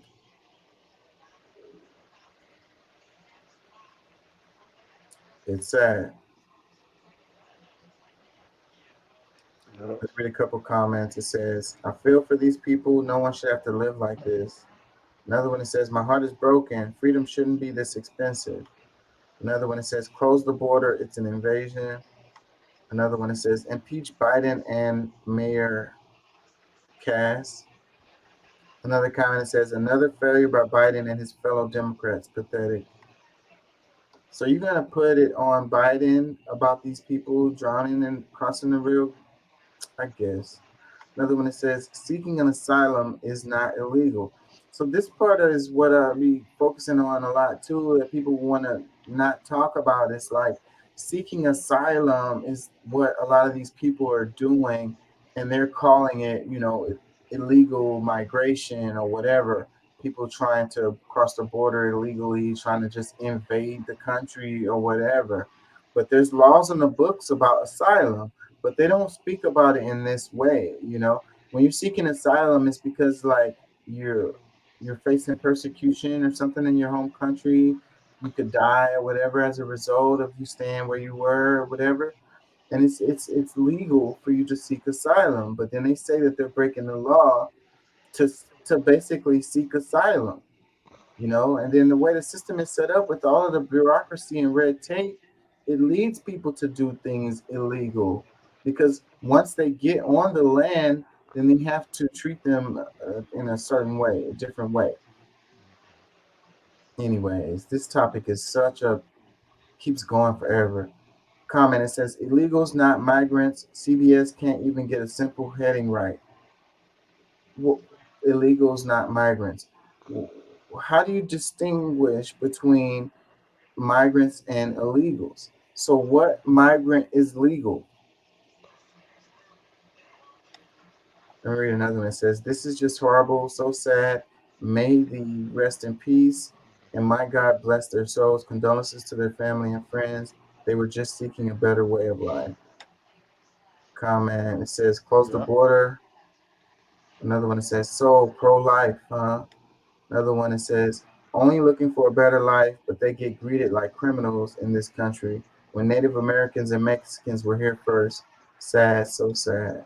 One more, it says, and you can thank Biden for all this illegals coming here. Would have never happened under the Trump administration. Really?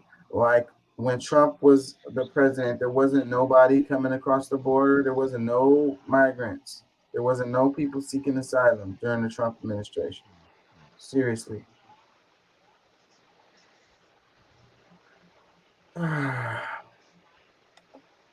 That topic takes my breath away.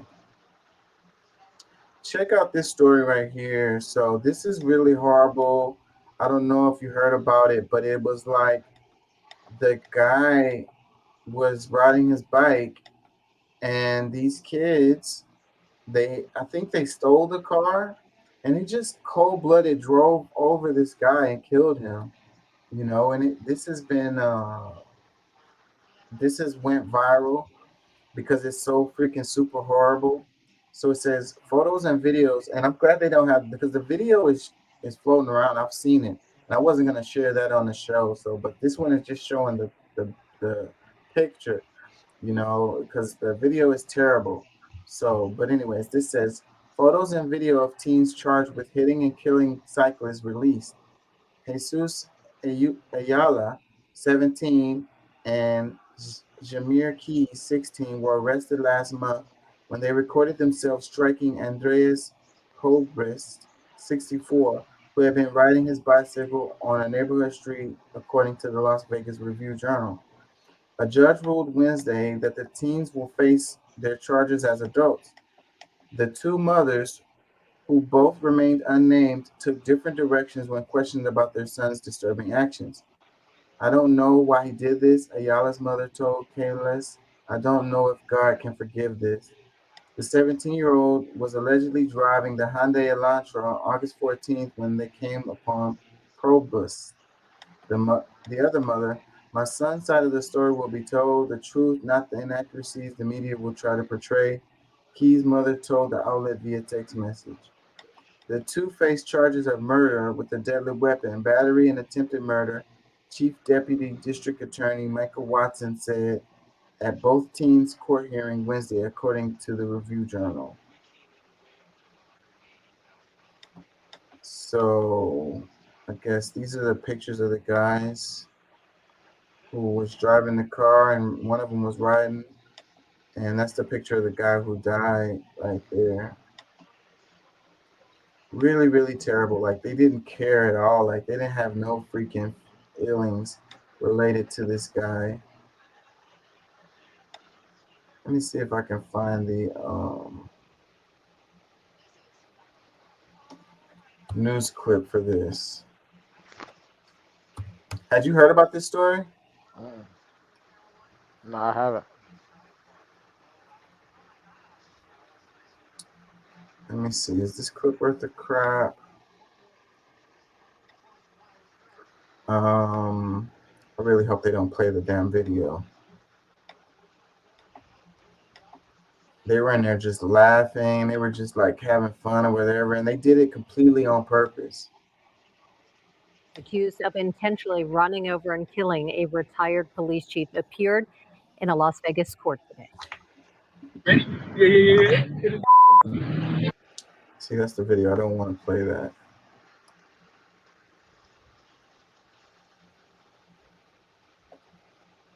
Keys will be tried as adults. They will face charges, including murder, for the death of retired Bell Police Chief Andy Probst. Ayala was taken into custody the day of the crime spree and referenced the hit and run while speaking to an officer. In fact, he was recorded on body cam footage saying he would only get a slap on the wrist and a sentence of 30 days for the crime. Keys was arrested last Tuesday for another crime that was also recorded and shared on social media. Both teenagers expected back in court next week. You know, so they Two Las Vegas they recorded it themselves, and that's part of the reason why they probably got caught. And it's like, you know, these kids, man, they do stuff for clout. It's like the internet, and it's like, you know, doing horrible stuff and posting it on internet for likes and shares and like notoriety and fame and shit. Like, our society, the internet, like, people who do horrible things get like recognition. Like, they get like, it's like we put this stuff on a pedestal. I'm trying to find the right words, but it's like the horrible stuff. It's like the music that's coming out, like songs about booty holes and stuff like that. Like, it's this ratchetness that is getting promoted, and it's like that's what these kids support, and this is what they I can't even find the words for this, man. I can't even find the words. I run over some guy for no reason at all, and I post it on social media because it's gonna make me famous. Yeah. Terrible, terrible, terrible. Terrible stuff, man. Well, how did we get here? You know, it's like the degeneration. It's like our society is devolving.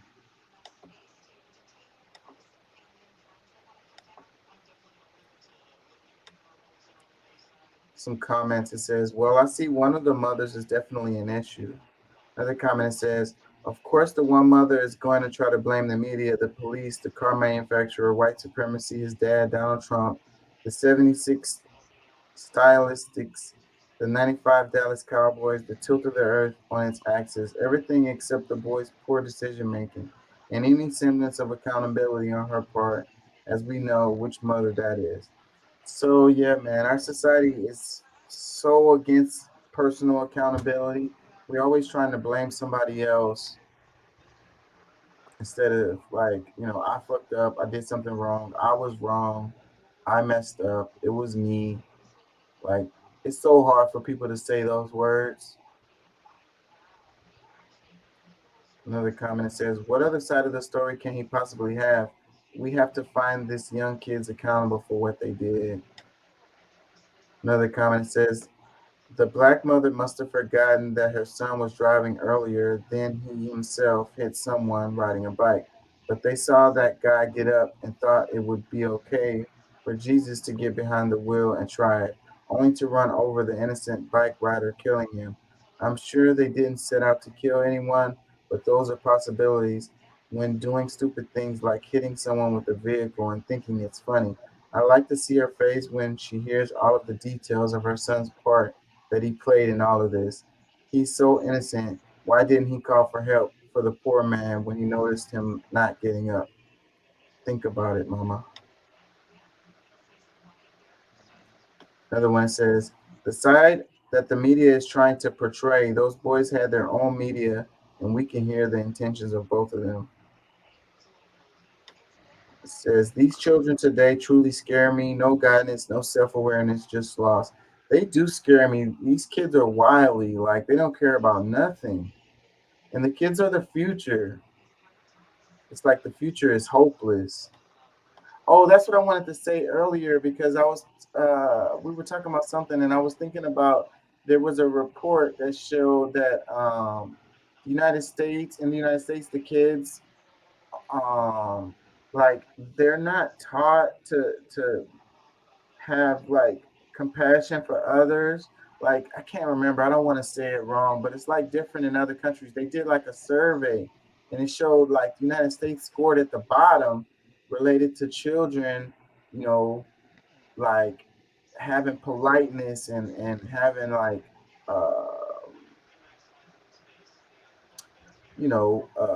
respectful to others. It's like I was saying, man, this country breeds sociopaths.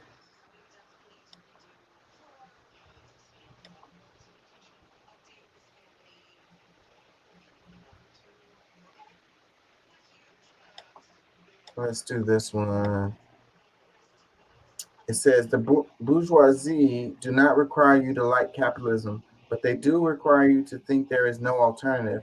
This is why they tell a mountain of lies about socialism. So yeah, they always be like, well, there's no other way. Capitalism is the only way. But then you're like, well, what about socialism? Oh, you damn commie, get out of here. We don't want to have no communist country. We don't want to. And it's like, well, what about it seems like they have socialism for the rich and like rugged capitalism for the poor. It's like, no, that's not what it is. And it's like, well, there's no pure capitalist society and there's no pure socialism either, really. Like, there's always a mix between the two.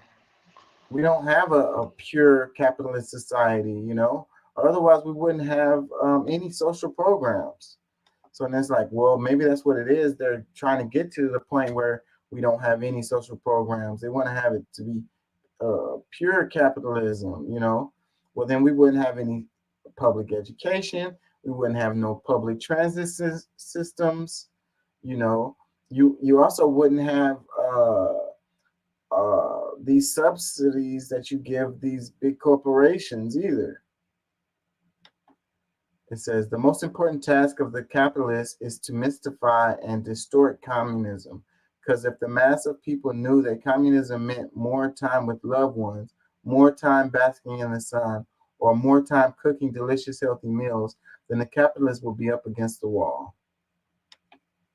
It says late capitalism makes for a really dangerous time, and I wish it was obvious that billionaires directing your anger at wokeness or queer folks or unions are your enemy, trying to get you to look the other way while they take your money, but it isn't, so we need to say it. And that's all we getting in the news. Woke this, Biden that, LGBT this, the unions are terrible, instead of looking at the reality of the situations that we all have to face, And that's why I like the UAW strike being in the news, because it points to exactly what the hell's going on, the real struggle between the owner class and the worker class, you know, and how people are getting exploited, and the whole wealth, the whole profits that's being generated by the capital is made by the workers, you know. And if they could just use the capital to make money, then and they didn't need workers, then why would they, you know, they don't need to hire anybody. They could just do it on their own, you know. But they do. They need the workers, but they want to act like they don't.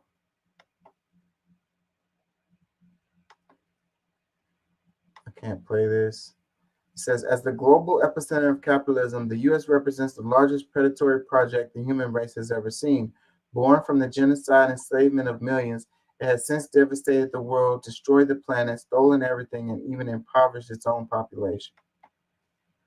Decolonization must be about land and economic sovereignty, or it's hardly decolonization at all. Can we play this? They won't let me play this. It says you can't decolonize the mind until you first decolonize the material conditions. Let's read this. It says, there's a clear alternative to capitalism, communism. We don't need 500 different variants with personally branded names.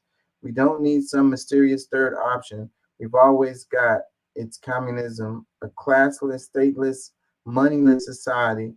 There have been more experiments with communism from the Soviet Union to Cuba to China to much more smaller scale examples of utopian communities outlined in the Christian Godsey excellent book, Everyday Utopia.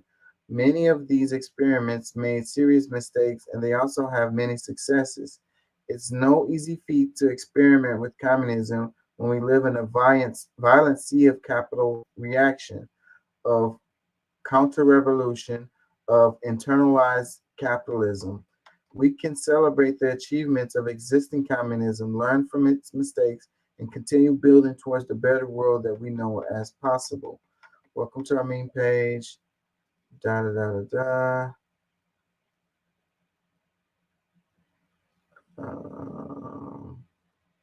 Deep dives into topics like police abolition, worker cooperatives, indigenous resistance movements, UBI, and much more, as well as in our conversation series with folks like Richard Wolff, Sarah J. Read some comments. It says, I don't think like communism is the way out, to be honest, as a lot of the writings from the last century simply didn't have access to the science on humanity that we do right now. I'd personally aim for a completely new way, something like degrowth and donut economics. We can do better than both. Communism's application had major flaws, and if we're serious about a future, we can't pretend communism is better than capitalism just because it's the most popular alternative. A lot of the old writings are very presumptuous about how people work, just the trend of the time. And criticizing capitalism effectively in the first step, we need to offer something tangible that's better. Yeah. Yeah, you wanted to make comments? No, I was just listening to what that comment you were reading, what they were saying about communism or communism and capitalism is what they were talking about, I think. Yeah. Yeah, man. I don't know. What other way? I mean, this capitalism thing, it's got us all fucked. So much so, like the shit with the inflation rates, man. Like, this is fucking ridiculous on us, bro. But I mean, what other, I hate to sound silly, like what else could they do besides going totally communist? Because I kind of feel like that's the direction the U.S. wants to try to go into. Well, capitalism doesn't have to be so predatory, you know. They could be fair with the workers. They could pay people fair wages, enough to live, you know. Stuff like that. That's real easy fixes. You could also have stronger social programs, a social net to make sure nobody falls on their ass or falls on their face and ends up homeless living under a bridge. You know, stuff like that. Those are easy fixes. Yeah. Yeah, no, We I shouldn't got you. we shouldn't have any homeless in this rich ass country that we live in. There should be no one homeless. No one. Not one. Yeah. We could do that. There should be nobody hungry. There should be no one starving. Yeah. Yeah. Yeah, and I know that they can do something better than what they what they have been or what they're currently doing in this current state, man. Cause it's crazy, bro. They, Shit. they, they Like, want homeless people. They want people struggling. That's what the UAW guy was talking about. You know, they want these people struggling because that's how they can manipulate the workers and control them and feed them trash. You know, like give them horrible wages because you got the example of the homeless people out there, and it's like it's a threat. It's a real threat. Homelessness is a threat to all of us. Like if you don't do what your boss says, if you make sure that you stay in good light with them, or you can end up out there, you know, really going through it. You know, that's what it is. Homelessness is a threat, and them cutting social programs is a threat. You know, it's like, okay, well, if you don't do what I tell you and come to work and work 80 hours a week and get paid trash, then you ain't gonna have no food stamps. You're not gonna have nowhere to live. You're not gonna be able to pay your rent. You're gonna be starving and living under a bridge. yeah, yeah, yeah. And it's crazy. Um, You find that shit so crazy how, the government and their policies is put in place to protect us as citizens, as workers from, corporate, but now it seems like the tables have turned. It seems like everybody that's in Washington or that's on any government or in any branches of the government, dude, it's like they're all bought and they're going against us just like the corporations. It's crazy. um, Let me do some because on the page, the UAW strike clips I put up was getting a lot of attention, and people are making comments, and it's getting a lot of views. The clips I made about the strike, we talked about it pretty heavily. Let me I want to play some of them, and then we can look at some of the comments too, right quick.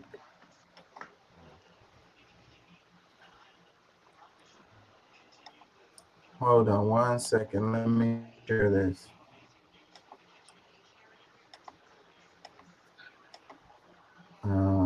Boom, boom.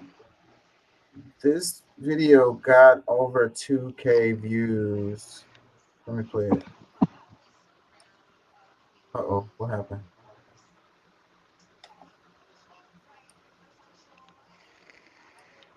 Am I sharing? What's happening? Yeah, it looked like it's trying to load up though. Why is it doing this? Directly to the 2009 financial crisis and Okay. what UAW agreed to give back because the company said they would go bankrupt.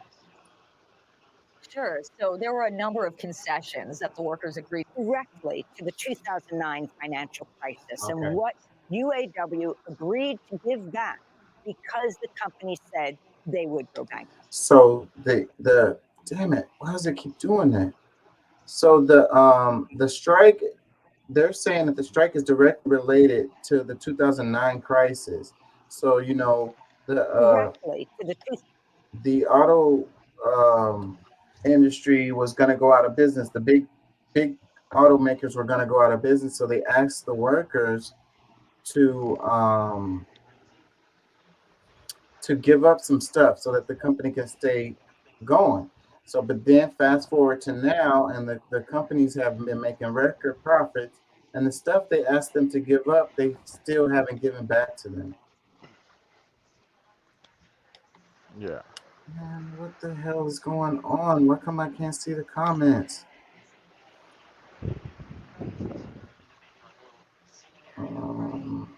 Oh, it's probably because I'm looking at the wrong one. Hold on, y'all.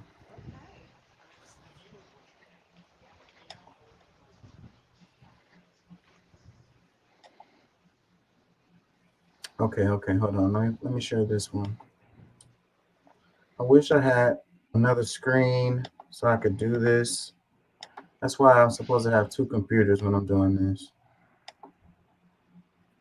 Let me play this one. Damn it.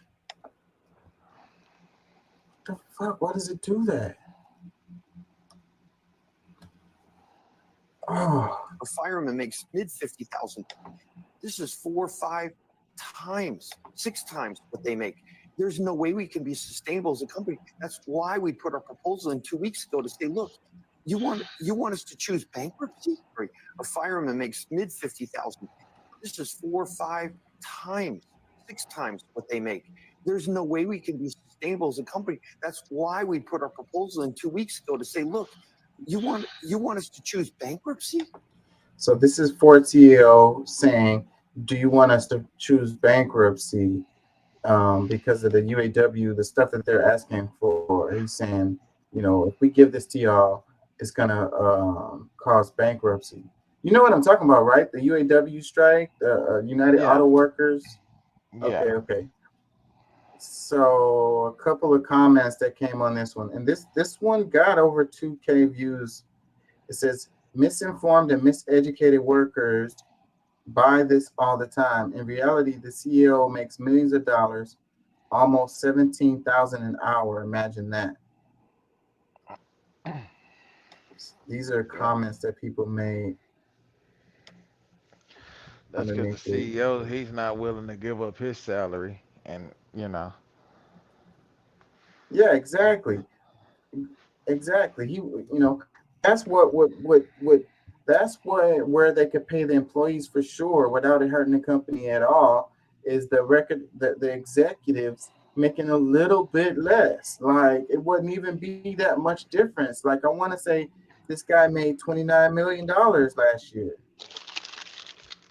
Yeah. And he's got people on his assembly line making $17 an hour. So that's what they're saying, because they said that the CEO pay increased 40% over the past, I don't know, 4 years or whatever it was. And so the United Auto Workers are saying, well, shit, your CEO's pay increased 40%, then we want a 40% increase in pay. And they're like, no, we can't do that, or we'll go out of business. Ford can do that shit, bro. Dude, Ford is probably the #1 selling truck and car probably in all of America right now. They can afford to do it. So I think so too. One of the comments, it says, it's their company. He took the risk. He keeps the money, the most money. So that's, you know, that's one of those arguments that you hear all the time. And it sounds pretty fair, you know, because that's the whole capitalist argument. You know, we put up the money, you know, we used our capital to build this company, and we have the means of production as far as we buy all of the equipment and we buy the supplies and all of that. And all you do is assemble the stuff for us, you know, so we should get most of the money, which it sounds fair, you know, as far as that. But, you know, there has to be a, you know, a fair compensation though. What do you consider as fair compensation? It's like, me paying you the minimum that I can give you, the least that I can give you, so that I can have the most profits that I can have, you know. And that's how capitalism works. But then it leaves people in positions where they are living check to check, and they are like because they call the people, what did they call it during the pandemic? They called everybody essential workers. These people that had to go to work because otherwise everything would just fucking fall apart. So if you consider these people essential workers, then you need to pay them like you feel like they're essential workers. you know? Yeah, because Ford don't have no money if they don't have people in there assembling the cars. Exactly. And as far as taking the risk, and you know, a lot of these companies get like they got bailed out. You know, they got a whole bunch of money from the government to keep them from going bankrupt or whatever. So it's like, okay, well then where is the risk if you can just have the government come and bail you out? If I open a company and I fail, the government is not coming to bail me out. Nope. You know, and then we talk about we also talk about investments, like we were talking about the pharmaceutical industry, and where they use taxpayer money to do the research and development of these drugs, and then once the drugs come online, then the profits are privatized. So they socialize the cost of developing the drug, and then they privatize the profit that comes in as a result. Yep. Another couple It'd be comments. nice if we can just all band together and say, fuck it, we're not paying taxes. But that would mean we would have to stop working for somebody. So Yeah, I mean, taxes are not necessarily a bad thing. It's just that people need to pay their fair share. It's the people at the bottom that pays the most taxes. When they look at the numbers, they always be like, "Oh, it's the rich people who paying all of the taxes." But you're talking about a percentage, you know. But the majority of the money is coming from poor people. It's just that it's a larger percentage of their of what they're, you know, how much they make, and it's a lot of us. It's a lot of the poor people. So the bulk of the money is coming from the poor folks.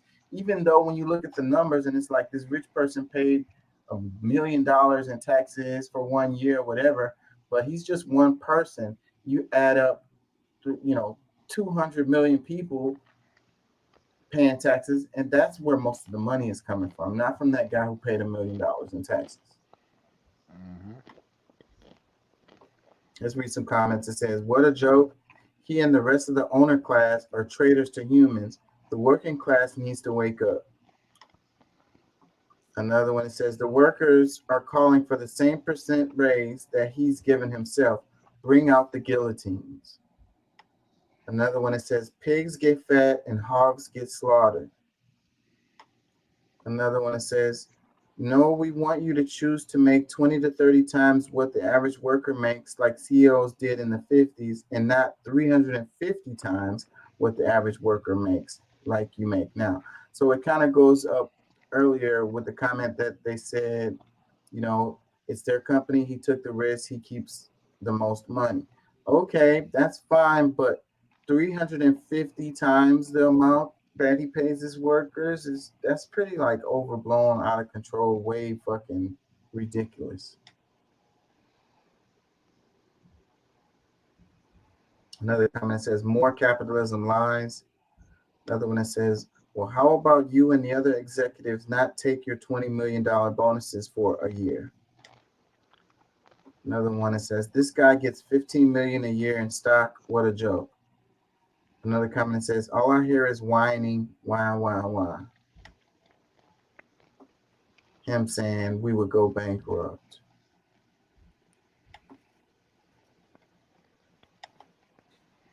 Let me see. I want to do a couple of the other ones that got views. Cause yeah, that one got 4K views. The one I just played, For CEO, do you want us to choose bankruptcy? And here's another one that got 4K views.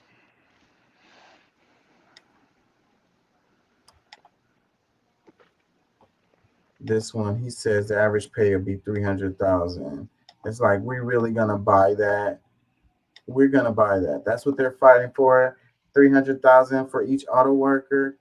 Let me play this. $1,000 fully fringed for a 4-day work week. There is no Per way. employee, per UAW employee. Yeah, this is our fully tenured school teacher in the U.S. makes $66,000. Someone from the military, the average pay would be nearly $300,000 fully fringed for a 4-day work week. There is no Per way. employee, per UAW employee. Yeah, this is our fully tenured school teacher in the U.S. makes $66,000. Someone from the military, the average pay would be nearly $300,000 fully fringed for a 4-day work week.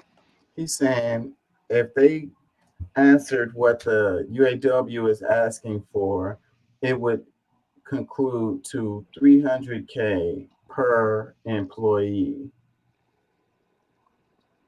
He's like, that's ridiculous. Yes, that is ridiculous.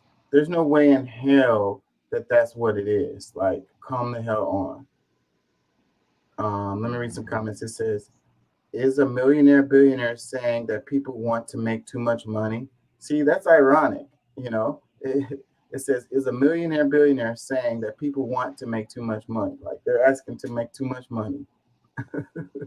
I don't think that people, these kinds of people, they're so sociopathic that they can't see themselves. Like they feel like other people are different from them. Like they can't even imagine like it from their point of view. Like it's like, you know, I deserve to make these 29 million a year. You don't deserve to make your 300K that you're asking for, which that isn't even what they're asking for. There's no way.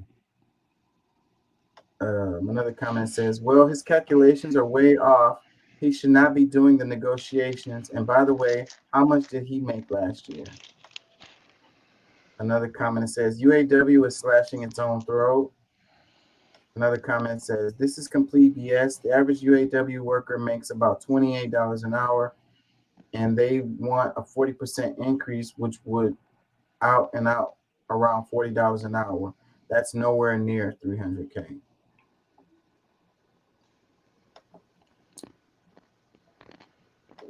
So yeah, what do you think? It's bull crap. For him to say that they talking about the average worker is going to be 300K. Now, is he talking about money plus stock purchase options that the employees get plus their benefits? He's talking about compensation and so forth and so on. Yes. Because I know, like, with my job, they'll like the money that they paid me may equal out to, like, let's just say 120. But when my W-2 come or whatever, and everything, that once they add everything into it for the end of the year, what they pay for my insurance, what they put in 401k, this, that, and the third, it'll be like 149, 150 or something. I'm just giving rough numbers.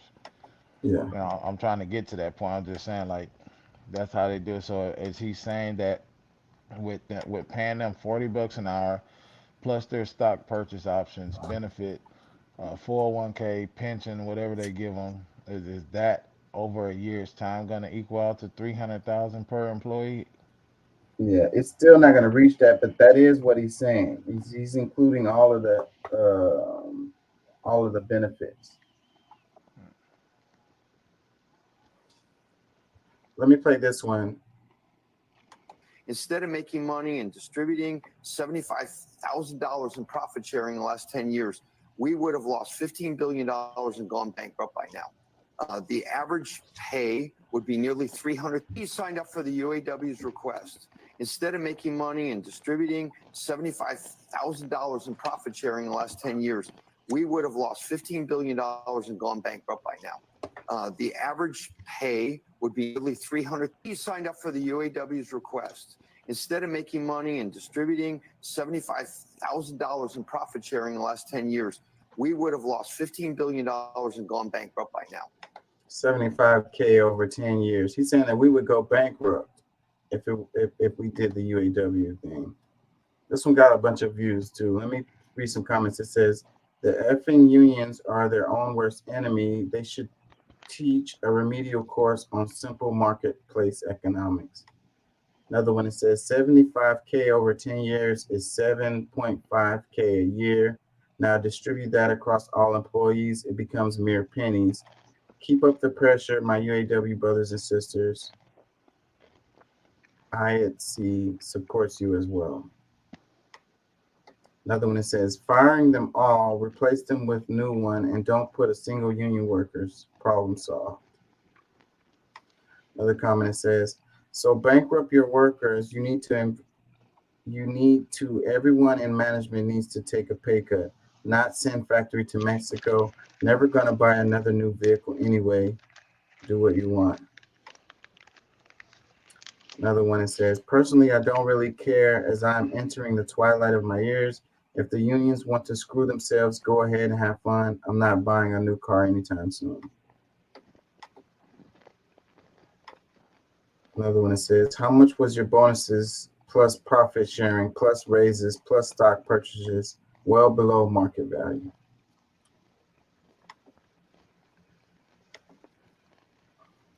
I'm gonna move on because I feel like I'm losing y'all. That's crazy, dude.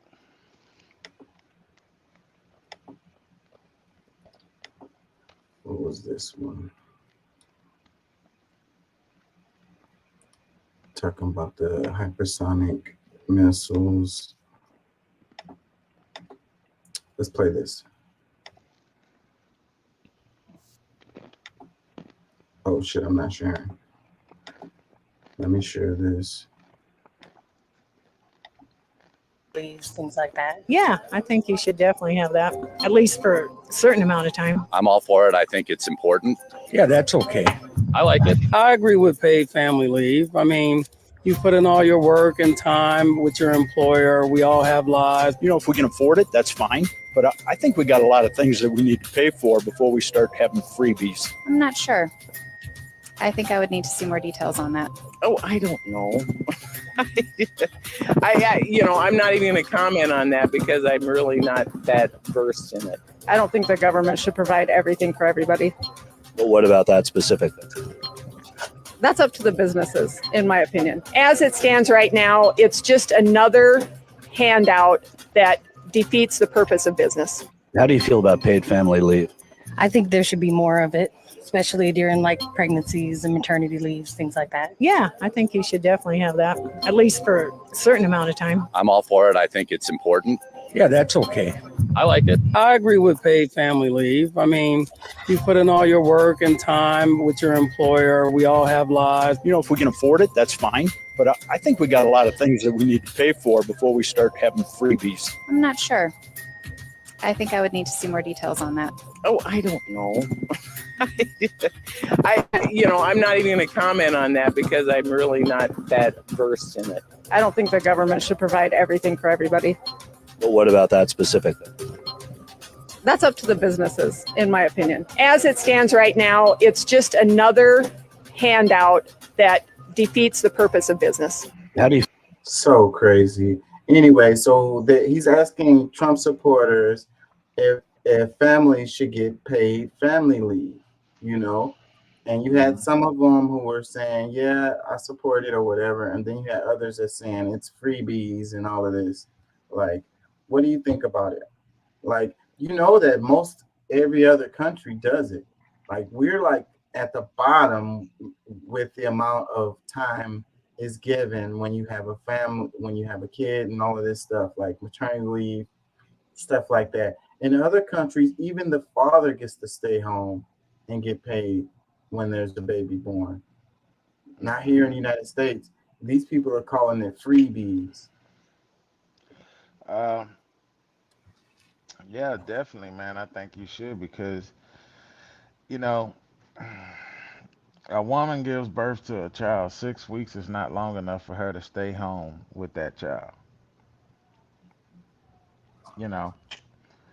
Or, I think it's 6 weeks that they pay them or some shit like that. I could be wrong on that, but yeah, no, definitely, man. I mean, I'm not saying, they stay home 2-3 years and get paid, but at least, man, 6 months to, at least 6 months, maybe a year if there's certain, things in there, you got a baby that's born with complications, but yeah. Yeah. So like, and then they're like pro-life or whatever, but at the other hand, they don't even want you to take time. And the impact that it has on that child to have a parent there and both parents there with the child during those first couple of months or whatever is critical to the development of that child over its lifetime. You know what I mean? Like, and then the impact that it has on the parents to be able to be a part of the child's life when they first coming out. Like, see those first words or those first steps or whatever to the fulfillment that they get inside instead of having to go to work, and then they're thinking about their child the whole time. Like, how productive is the parent going to be, during this time? Like, it's so many factors to this. It's heartless and cruel, and it's crazy to call it a freebie for somebody to want to spend some time with their child when they I think most of these people that they were asking, bro, I think they didn't listen to the question. Most of them were thinking that the federal government is going to have to do this. And it's like, well, no, that's a freebie. I don't think the government should have. And it's like, no, we're not talking about the government. We're talking about the corporation that you work for, And I just think that's what I say, man. I mean, I understand why government is in control of a lot of things because, just the everyday human, they're too fucking emotional, bro. They're too emotional and nothing would ever fucking get done. But this government also has become pretty big and has too much control. But yeah, like I think a lot of them actually missed the question.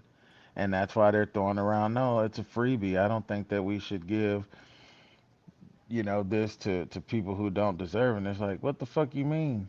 They're not listening to the question. The dude clearly asks, do you think that your company or your job, that you should get longer family leave pay? It's heartless, man. It's so crazy that we're brainwashed to think that we're just supposed to work until we die and be happy about that shit. But then you got certain people, it depends on where you are in the spectrum, because if you have like a really good job, like we're talking about the CEOs and so forth and so on, what do you think happens when they have a kid? Yeah.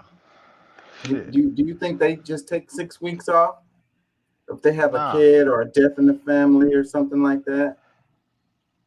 They're working a lot of times they're working remotely. They're probably not even in their office to begin with.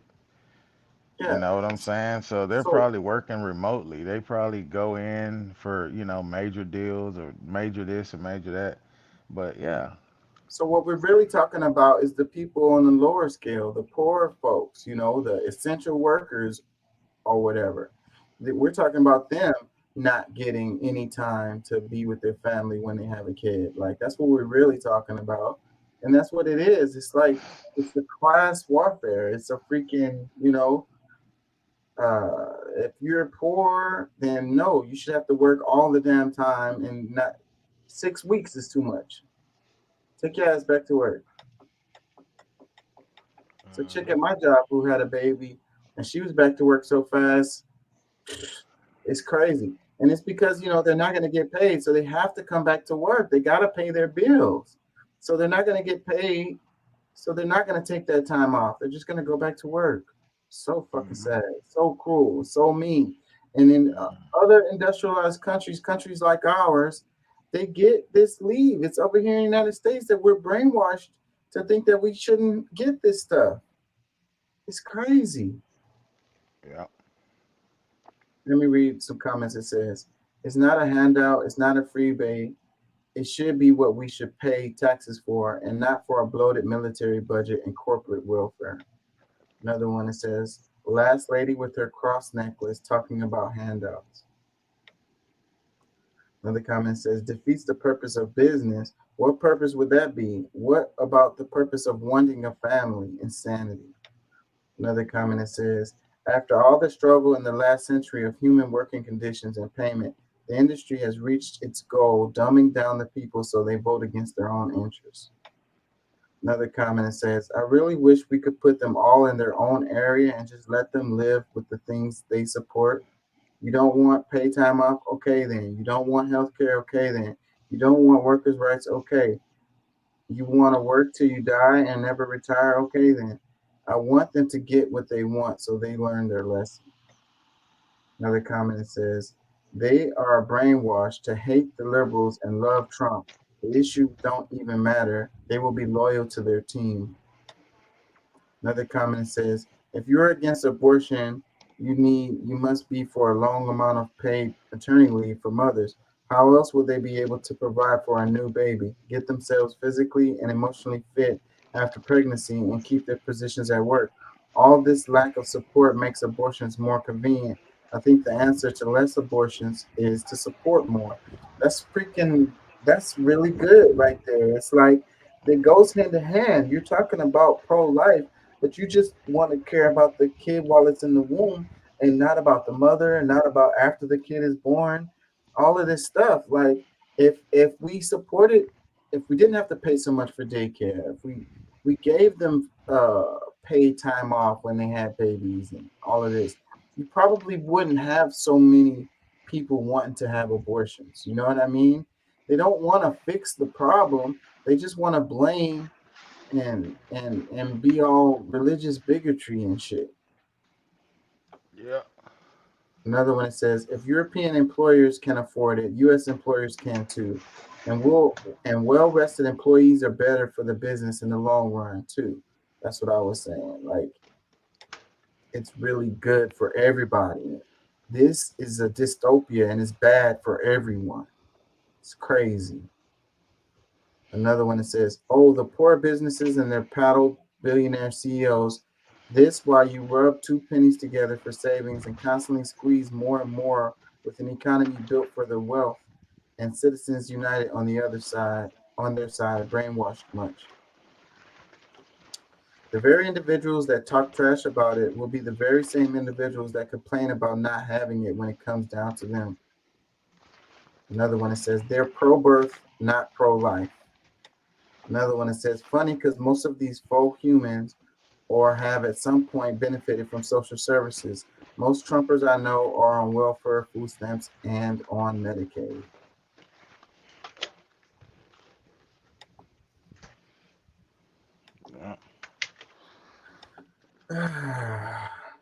There's a bunch of stories I wanted to cover that I didn't get to. I don't know why it took me so long to cover this stuff. I don't know where all the time went today.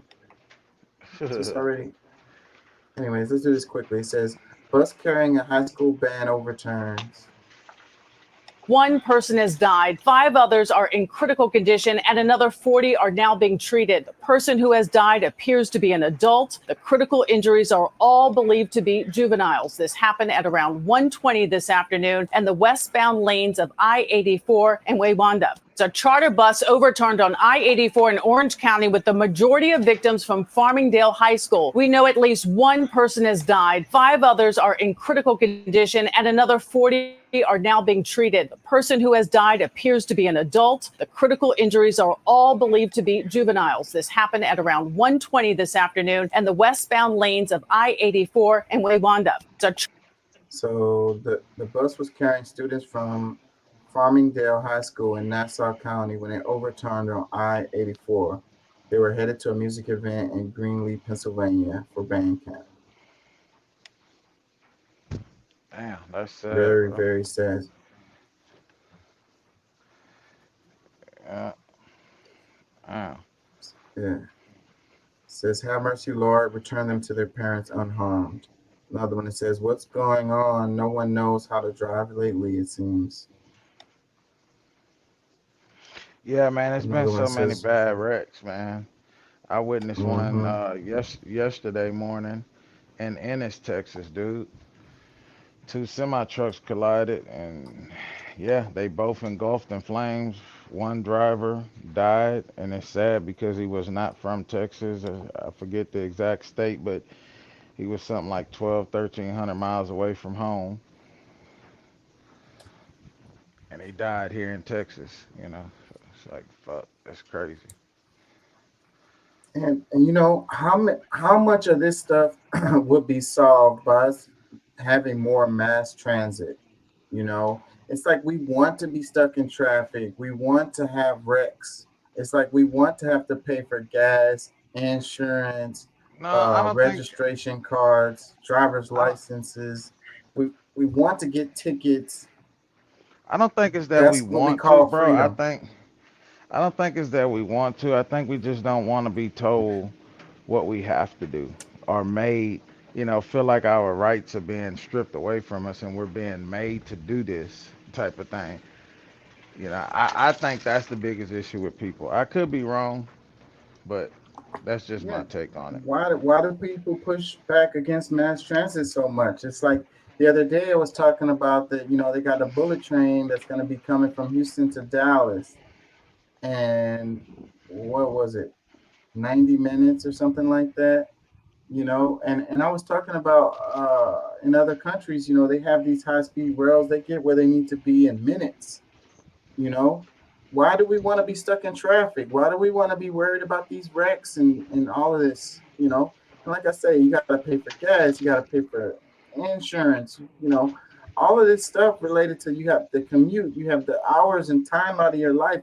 People spend hours going back and forth to work every day, out of their life, being stuck in traffic. But in America, they're like, oh, we like our freedom. We love the freedom of the open road or whatever. But we've been brainwashed to think that way. The mass transit is the answer. It solves all of these problems. The shit related to the suburban neighborhoods and all of this stuff would be fixed if we had mass transit to get us from where we needed to go. Yeah. What do you think about it? Like, what problems do you have with it? Man. Yeah. I mean, honestly, dude, the roadways suck. I personally think there's too many people on the roads. I personally do feel that way. I wish that cities like Houston and other metropolitan cities were actually built and designed for people to be able to use more of a public transportation approach than being out in the cars, because it makes it so hard, bro, for me being a driver, seeing this shit. It's like, it sucks. There will be a lot less people on the roads if we had a And then much better people, transit system. and it's crazy because these crazy motherfuckers nowadays use their vehicles as fucking weapons, bro, when they get pissed. So Yeah, the road rage incidents. I think we need to change the way we structure society, and one of them, a main thing, would be mass transit. And I think racism, classism is what gets in the way of this. Like, people who are rich, they don't want to be on the train with poor people. You know what I'm saying? That's the issue. It's like that's what's keeping us from getting here. We don't want to have level playing field for stuff. yeah. That's what it is. We don't want something that's good for everyone. We just want stuff that's good for me and my family, and that's it. Screw everybody else. But meanwhile, we all suffer as a result. We're all stuck in this traffic, even the rich people. Unless you can get a private jet and fly over the damn traffic, all the rest of us is in traffic, though. Yeah. So dumb. Tell them what I did yesterday, Hassan. Tell them how I did Schellenberger. I'm gonna do the same thing today.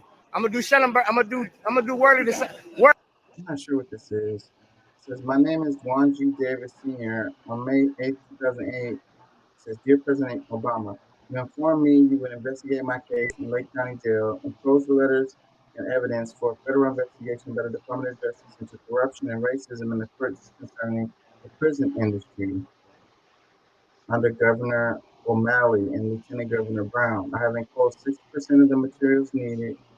The rest can be collected from the people and officials named in the attached subpoenas. Baltimore and Wacunga need you to have a federal grand jury fully investigate my case. You sent Eric Holder to Ferguson, Baltimore, Maryland, and Zion, Illinois, want. Next, I have jailhouse diaries exposing public defenders, state attorneys, and judges knowingly denying inmates their civil, human, and constitutional rights under the law. In 2012, you got this notion, the audacity of hope. Today, in September 2013, I'm giving you the reality of truth. Blacks in America have no rights that the centrally controlled power structure has to respect. This is the new face of Jim Crow. Democrats and the Republicans share in the cash cow of the American prison industry. In these pages, you will see Americans of the truth. I wrote every senator and congressman and official at the city, state, and federal levels. Everyone named in the attached subpoenas needs to be held accountable. Governor O'Malley and Lieutenant Governor Brown tried to have me killed. Phone calls to the FBI can verify my statement. Chief Justice Roberts first instructed me on what to do in 2007. Now is the time to bring the issue to the forefront. We need a great race debate, and this book, The Minority Report, is going to be a start. Governor O'Malley has a copy, Lieutenant Governor Brown has a DVD and a shoe. Ken Ullman has the emails, and Alan Lutz of the Department of Justice has evidence to support my request for a federal grand jury to come to Baltimore. I will be sending you the shoe and another DVD to go with the ones I have sent you in 2008. Kerry Kagawa was my contact person from your Chicago office. Senator Kirk, Senator Dublin.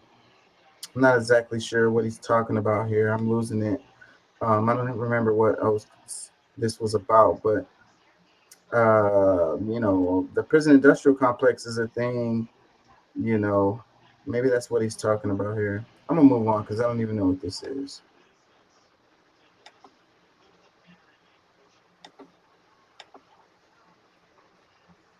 Canada are friends. Trudeau and Modi must remember that. Can Trudeau prove India's role in the killing of Harjit Nijjar? He has shown no evidence in public yet. But his minority government depends on the support of Khalistan sympathizer Jagmeet Dhaliwal's NDP. So was Trudeau pressured to make the statement? Could be. India has called the accusation absurd and motivated and is within rights to say so. But India must also take a breath. Yes, Canada has struggled to control pro-Khalistan extremists. It has ignored death threats to Indian diplomats and threats to Canadian Hindus by radicals like Gurpatwant Pannu. Even the gun-toting Nijjar had a free reign in Canada, and Canada-based gangsters have owned up to killings in India like Goldie Brar, who claimed Sidhu Moosewala's murder. But India must still pick diplomacy over the option of targeted killings in Canada. We have deep cultural, historical, economic, political ties. Millions of Indians live, work, study there. The US and UK are common friends. Let's not force them to pick a side. Instead, let's use it all to take down the pro-Khalistan elements. Rogue actors can turn against their own and on their hosts, like Bhindranwale in 1984. Let's show Canada that. It says, can Justin Trudeau prove India had a role in killing Harjit Nijjar? He has not shared any evidence publicly yet, but his minority government needs to support a pro-Khalistan Jagmeet Dhaliwal's party, the National Democratic Party. So was Trudeau pressed to make this statement. So Trudeau was talking about this guy who was killed, and he's saying that India was behind it. So that's what this is about. But Trudeau hasn't shared any evidence to show that that's what actually happened, but it's causing a lot of pressure and stress between India and Canada. And retaliations are happening on both sides. You remember this story right here? It says, family of Georgia teen found dead in a gym mat, filed $1 billion federal lawsuit. Remember this case? Because this was all over the place. Yeah, the black kid that Mhm. found that. Yeah. It says the parent of South Georgia teenager who died 10 years ago after his body was found wrapped in a wrestling gym mat at his high school are suing the State Investigation Bureau and their county sheriff's office to fight back at the long-held claim that their son's death was a freak accident. The suit was specifically filed against the Georgia Bureau of Investigations and the Lowndes County Sheriff Office to dispute the conclusions about death of Kendrick Johnson. Johnson was found dead in January 2013 in Lowndes High School in Valdosta by his classmates. His body was discovered facing downward in an upright, rolled-up gym mat in the back of the school's gym. Yeah, so they called it a freak accident. There's no way. There's no way. Let's read some comments. It says, I remember this. I hope they get their money. Another one, it says, I'm hoping they win. I think about Kendrick often. I think about how the school and government did that family shameful. It says, good, the details are horrific, and the insult to intelligence is beyond infuriating, shaking my head. It says, I have no idea how the perpetrators or investigators could even sleep at night knowing there was nothing accidental about this incident, praying for both justice and change at the highest levels.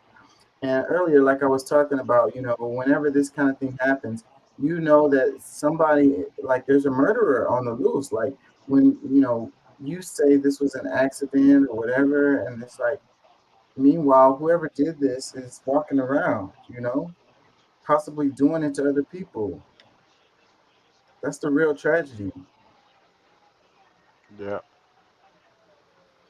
And the suit is not an answer, holding these people accountable for doing their job and doing actual investigations.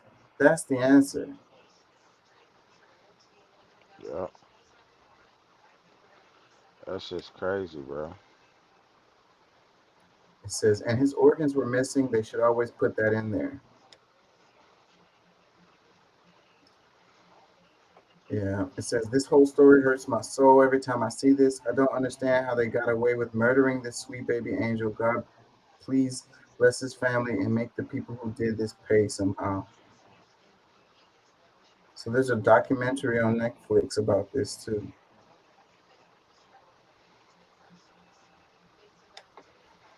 Another one of those cases, unsolved.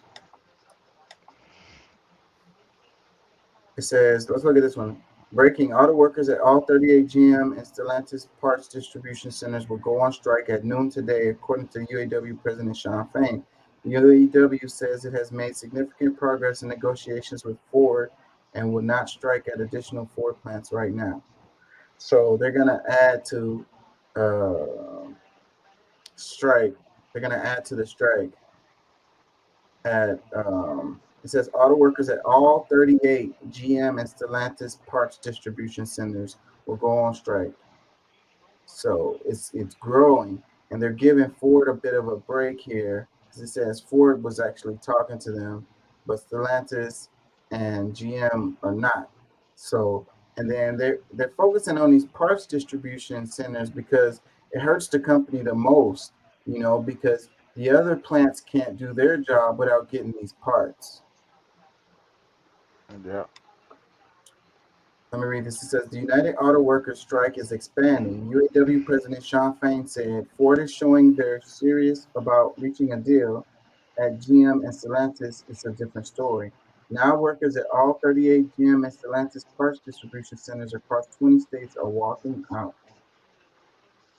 Comment, it says, you see your brother Ford? Ford's not grounded today and can go play outside because Ford stopped giving us attitude. Maybe you should follow your brother's example, then you can go play too. Another one says, good strategy, pitting the companies against one another. Another comment, it says, seeing it in Orlando even, despite even DeSantis' blight on unionizing there, I'm so proud. Another one, it says, I'm starting to have a fanboy reaction to everything about Shawn Fain. Another one, let's form a taxpayers union and strike on paying taxes and negotiate with the government. They can't arrest all of us. Yeah, that's not going to work out. Another one, it says, hey, stockholders, does paying the C-suite and millions seem worth it now? Solidarity. Another one says, GM and Stellantis FAFO by firing non-striking workers. Yeah, that's what I was saying. They did a layoff. They lay off a whole bunch of workers as a reaction to this strike. Instead of negotiating with people, they're like, screw y'all. We just y'all gonna strike? Cool, we're gonna lay off a whole bunch of people that didn't have nothing to do with this to show y'all that we don't care. Like, Y'all don't have no power. Y'all work for us until we decide that you don't. And you're going to take whatever pay we decide to give you. Yeah, that's crazy, bro. Dang it. Dang it, dang it, dang it. Let's do this one. It says the FBI found approximately $500,000 in cash during a search in the home of Senator Robert Menendez of New Jersey and his wife. They also found gold bars and envelopes of cash in Menendez's jacket pockets. So this is an example, like this shows how much corruption is going on here in the United States. Like, why would this person have $1 million of cash at their home, you know? And if the money was gained legally and, you know, nothing shady was going on, then they would have put that money in a bank or some safe place, you know? Keeping it in their home just shows that they didn't want to have, you know, evidence that they received this money, you know? And it's like, where did the money come from? And what did they have? What deals did they make? And like, what, you know, favors did they give someone for them to pay them all of this money, you know? And this is what's going on in our government. Cash contained Davies' fingerprints or Davies' DNA. That's not all. Agents also discovered a lot of gold that was provided by Davies and Hannah. And the FBI, of course, found the Mercedes-Benz that Uribe had provided them. Special agents with the FBI executed search warrants on the residence and safe deposit box of Senator Menendez and Nadine Menendez in New Jersey. When they got there, they discovered approximately $500,000 of cash stuffed into envelopes and closets. Some of the cash was stuffed in the senator's jacket pockets. Some of the envelopes of cash contained Davies' fingerprints or Davies' DNA. That's not all. Agents also discovered a lot of gold that was provided by Davies and Hannah. And the FBI, of course, found the Mercedes-Benz that Uribe had provided them. What do you think about this, bro? Not surprising at all, right? Nah. He had that shit set up in case he need to get the fuck out. Shady, bro. New Jersey senator. Shady, man. That's crazy. Fucking, you know, senator is a pretty high up there because, you know, in the House of Representatives, you have a lot of representatives per state. Like Texas got like, I don't know how many. They got like 50 representatives or something because it's related to the population, you know. But each state only has 2 senators. So senators have a lot more power than representatives do. Yeah. So this is pretty high up in the government. And this is corruption. Yeah. Hey, man, I was gonna ask you, is Doc or anybody coming in? I don't know. I never know who's coming and who's not. Like, hopefully somebody pops in here. Usually if this late, I doubt if Pat will get in here, but Doc comes in late sometimes. I talked to Pat. He was still driving. No, I was just asking, man. I ain't gonna lie, bro. I didn't want to fall asleep live broadcast, but I was up for a minute, but yeah, these eyes getting heavy on me. Like, all right, real man. heavy. I really appreciate you. I appreciate you being in here, bro. Get you some rest. Oh yeah. I know tomorrow's probably one of your later days at work. What time you think you may be coming on tomorrow? Yeah, I can't say. I work all day tomorrow, and if I close, I might not be out of there till well after 11. So we can shoot for 12. Shoot for midnight. Okay. All right. Well, I'll be looking out for the deal, man. I'll try to join for a little bit tomorrow night too. All right, man. I appreciate you being here. Oh yeah, nah, for real, man. Appreciate you, bro. Thank you. Yeah. All right, man. All right, later. Let me read some comments underneath this one. It says, 1 senator down, several more to go. Another one that says, I am a Democrat, and unlike my GOP friends, please let this man pay for his crimes, please. Another one that says, now go get rid of Clarence Thomas. I don't know how you're going to do that. Another one that says, caught red-handed, no one Democrat or Republican is above the law, but the way he described the situation is alarming. No one should be above the law, but in reality, I don't think it works like that. Another one that says, all I want to say is, when are they going to indict Clarence Thomas? It's the same thing. Yeah, Clarence Thomas is untouchable, y'all. Another one that says, keep going. He is not the only one. Term limits for all high positions in Congress. Yeah, it's crazy how we have the same people in Congress that's been in there for 20, 30, 40 years. You know, you can't help, you can see how, you know, corruption happens when these people be in there for so long. Yeah, I think term limits is a thing that should be implemented. You know, another one that says, you would think after the first indictment years ago, Mr. Mendez would have cleaned his act up. Stay tuned for the trial. Another one that says, no, do this to Nancy Pelosi. Another one that says, no one is above the law, no matter his affiliation or position.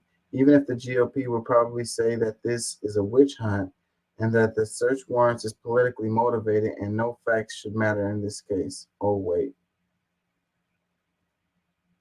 Another one that says, lock him up and donate the cash and vehicle. Donate to what, though? Another one that says, I wish they could have done this much investigating on the cocaine they found in the White House.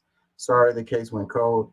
Not that the entire White House is covered in cameras or no fingerprints were ever pulled off the baggie. And I could keep going on and on of the ish they do not do. What happened is they found Hunter Biden's cocaine in the White House.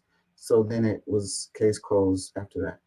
I don't know why people have such a hard on about the cocaine. Like, it's whatever, like the drugs or whatever. I mean, whoever, whatever. This is totally different. Like, this is corruption. This is people probably receiving bribes to making deals. You know what I mean? Like, he's perverting the office that he works for. You know, his constituents want him to go there and work on behalf of them. He's supposed to represent his constituents, but obviously he's not. He's representing whoever is paying him. Like, this is way bigger than some person getting high in the White House. Like, come on. Another one that says, once they indict someone on such charges, rest assured they have a mountain of evidence to back it up. He's effed. Another one, I wonder if Trump still wants to defund the FBI now that a Democrat has been caught. You know, and who cares? Like, choosing the side, if they're Democrat or Republican, you know, if they're in there doing shady shit, then they should be held accountable. I don't care which side of the aisle they're on. They're supposed to be representing their people, you know. They're not supposed to be receiving bribes, you know. The rest of us do some stuff like this, they're going to put us in jail. Another comment, it says, why is having money a problem? Someone fill me in. Come on, guy, you can't be this dense.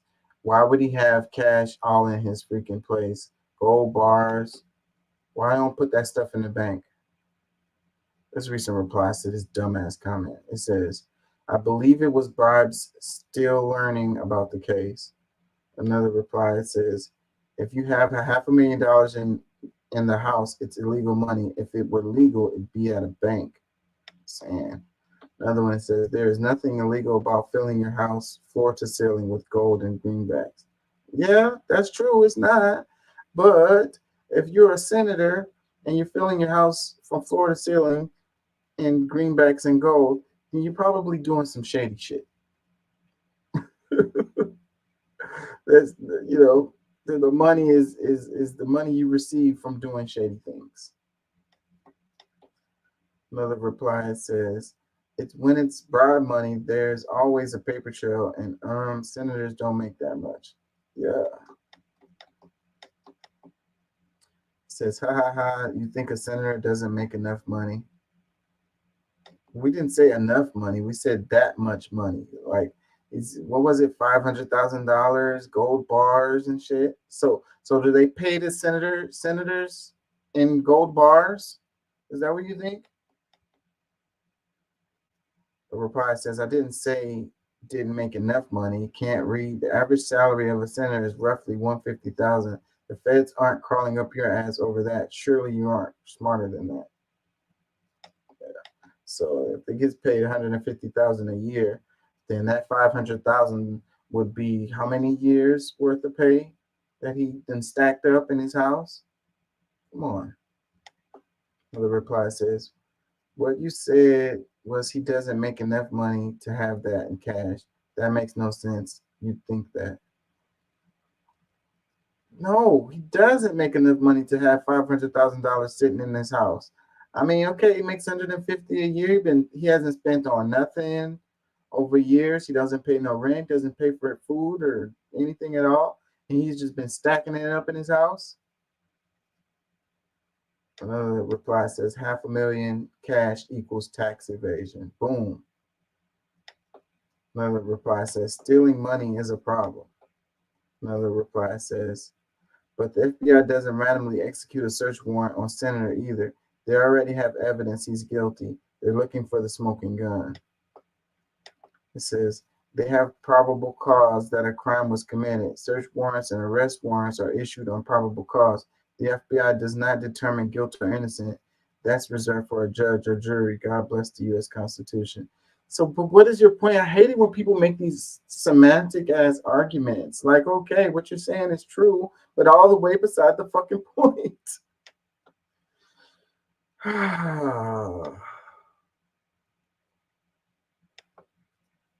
Still want to face reality. Man, Russell Brand is going through it. Do we want to talk about that? Hold on, let me see. Do we want to go into that or something else? Let me see.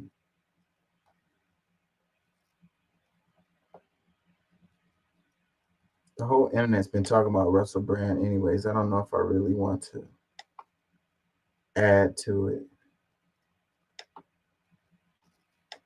Shady what they're doing to this guy, demonetizing him. Like, he could be guilty, you know, it could be, but this cancel culture thing where they can just freeze up your money or freeze up your income, make it so where you can't make money, that's really effed up. Let's do this one. It says, this Brianna Joy Gray says, Democrats know taxing the rich is popular. It's that, is that why child slavery defender and Obama lawyer Neil Katyal filed an amicus brief to encourage the Supreme Court to preemptively rule such taxes unconstitutional? Dun, dun, dun. I think what it says, this is just sort of a reminder that it's not like right now we have a Democratic Party ready to tax millionaires and billionaires in a substantial way.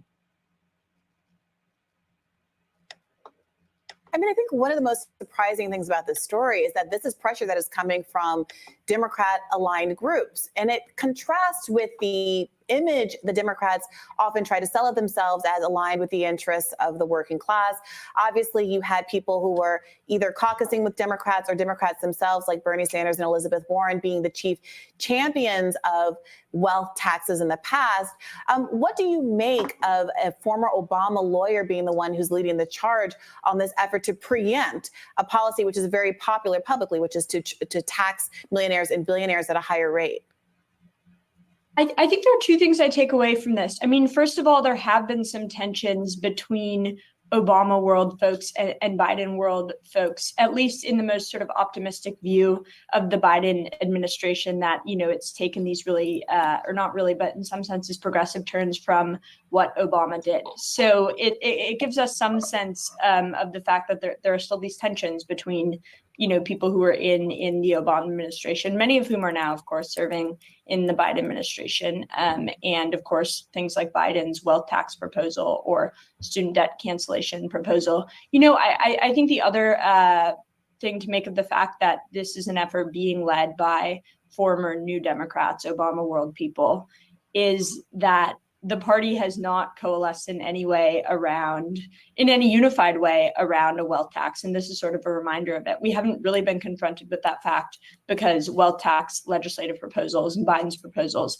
haven't made it very far. But this is just sort of a reminder that it's not like, you know, right now we have a Democratic party ready to tax millionaires and billionaires in a substantial way. I mean, I think. Yeah. So Obama is pushing back against it with the wealth tax stuff. So Obama is still looking out for his buddies.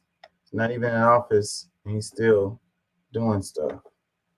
Uh-oh, what did I do?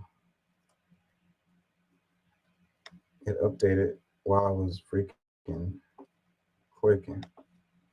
Let's read some tweet replies. It says, the best way to defend the income tax is to explain why even steeply progressive income taxes, right up to the top marginal rate of 99% with no loopholes, actually impose no sacrifice whatsoever on rich people, not in terms of any lost material possessions, not in terms of any lost purchasing power in the marketplace. So he's got a link to that. It says income and Social Security taxes are not needed at all and are regressive. They can be eliminated and replaced with luxury taxes, land value property taxes, i.e. Pigouvian taxes to discourage behaviors. I don't think a lot of people would be on board with that. Yeah, I think you would get a lot of pushback with that. It says, I don't think the example that your guest used for unrealized gains was a great one. If you buy a house and the value goes up on the house, but you don't sell it, should you get taxed? That's how poor homeowners get kicked out of their neighborhoods. Proposition 13 in California does just that.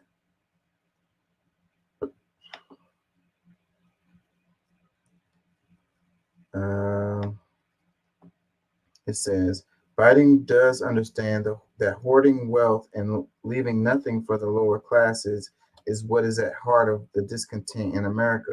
With every election, things will increasingly get more bizarre as the country unravels. The good times are coming to a screeching end. He says Biden does understand that hoarding wealth and leaving nothing for the lower classes is what at the heart of discontent in America. I don't know about that, you know. It seems like we talk about everything else. It is definitely at the heart of the discontent in America. It definitely is. But I don't really hear Biden talking about that. And I really don't hear that being the mainstream media talking point either. We talk about everything else. We talk about all these cultural issues that we have. We talk about LGBTQ, you know, we talk about affirmative action. We talk about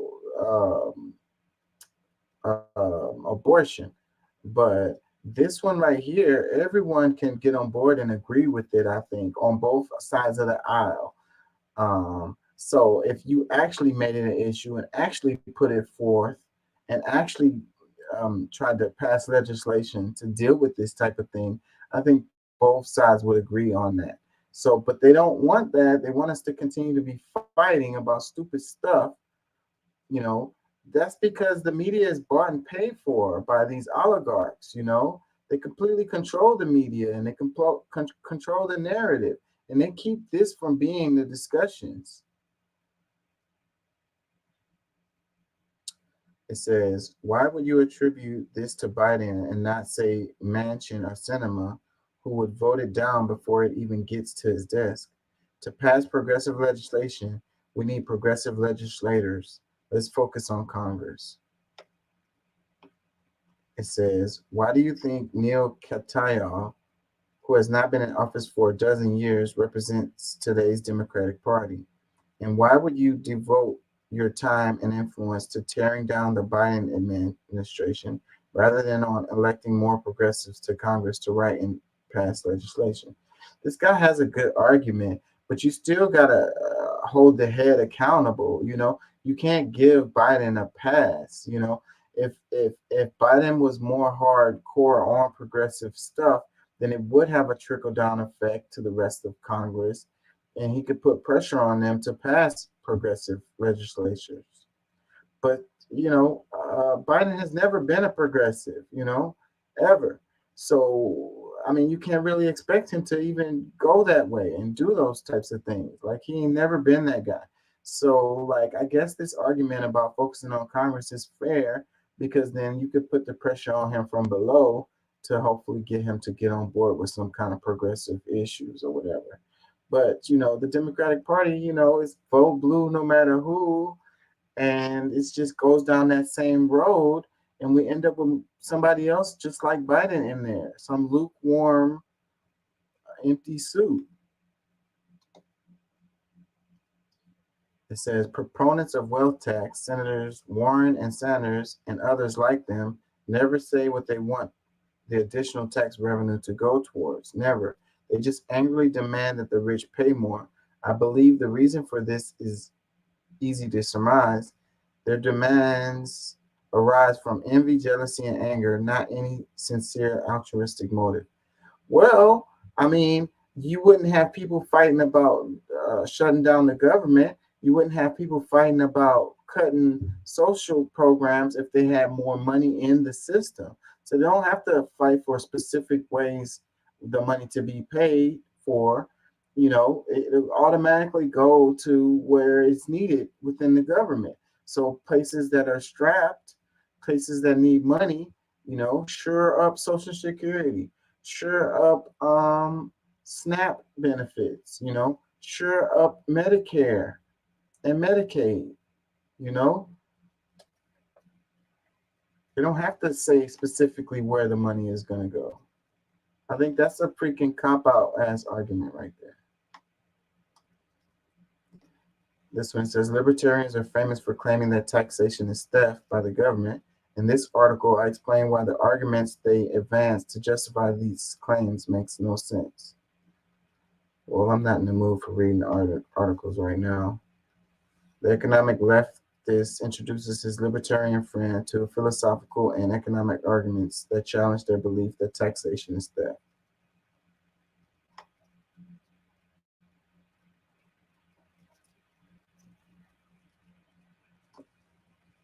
I feel like the show is flat today.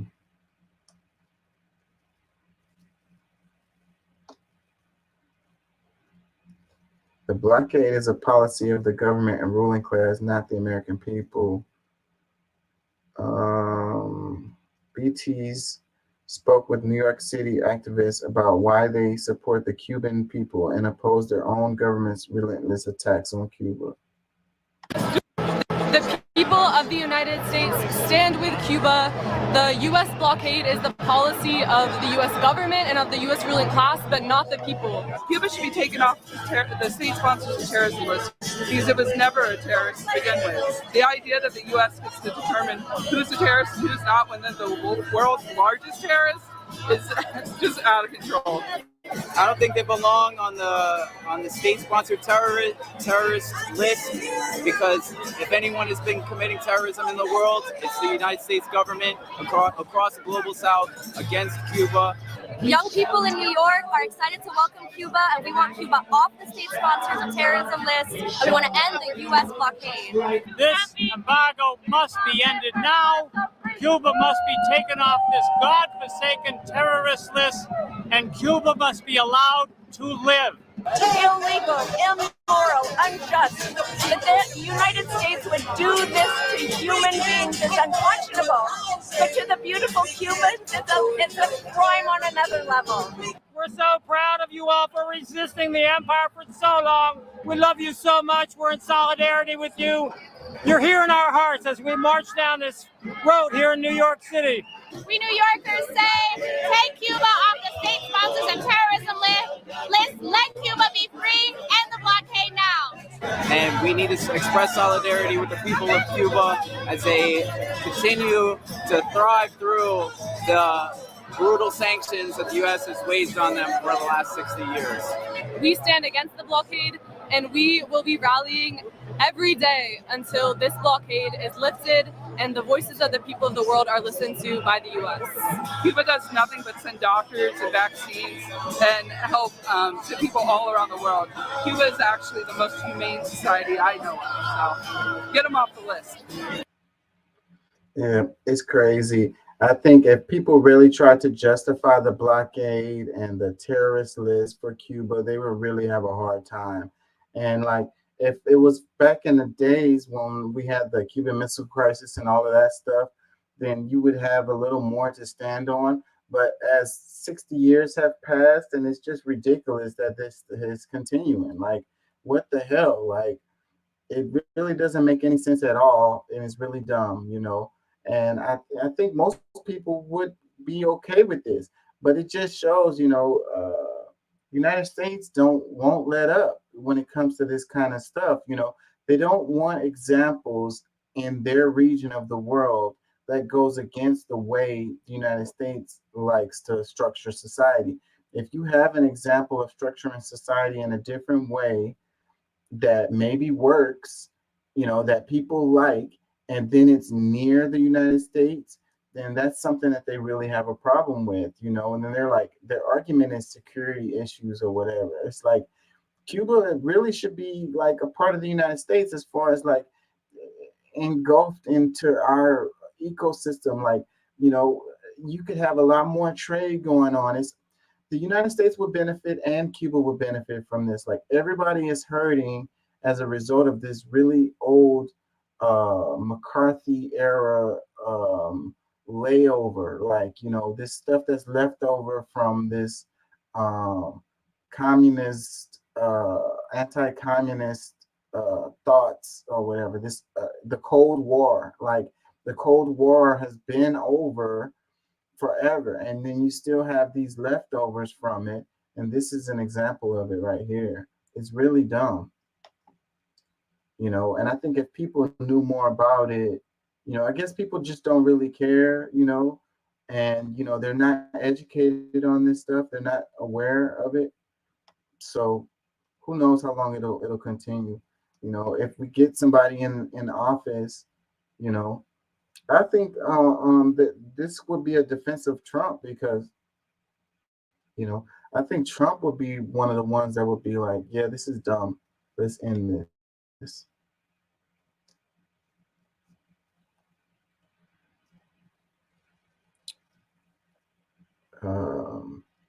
You got Guantanamo Bay. You got so many things that are wrong related to Cuba. That's just wrong and indefensible. It's an easy decision to make, to end the blockade and to take them off of a terrorist list, like Cubans terrorize. When was the last time Cubans, you know, had terrorists, you know, terrorizing Americans or something? Where is the threat that Cuba poses to the United States, other than a different system of governing?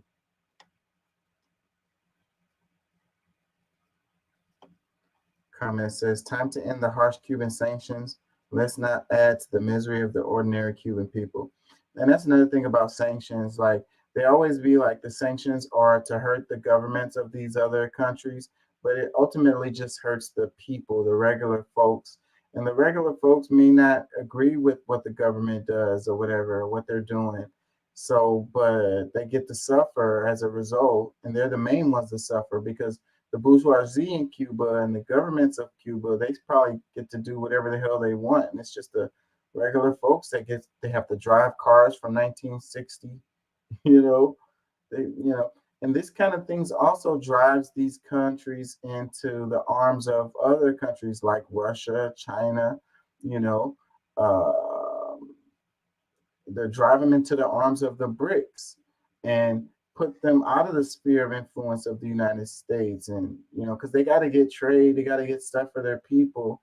If the United States don't want to deal with them, then they got to do it some other kind of way. So again, like I say, the United States could be making a lot of money related to Cuba. Regular companies, regular industries could be sparked and be making a lot of money, as if they just opened up that blockade.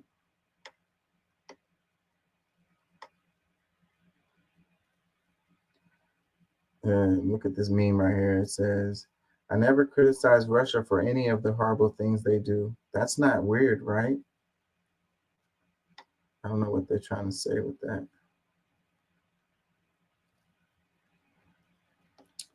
Yeah, I wish people knew more about that.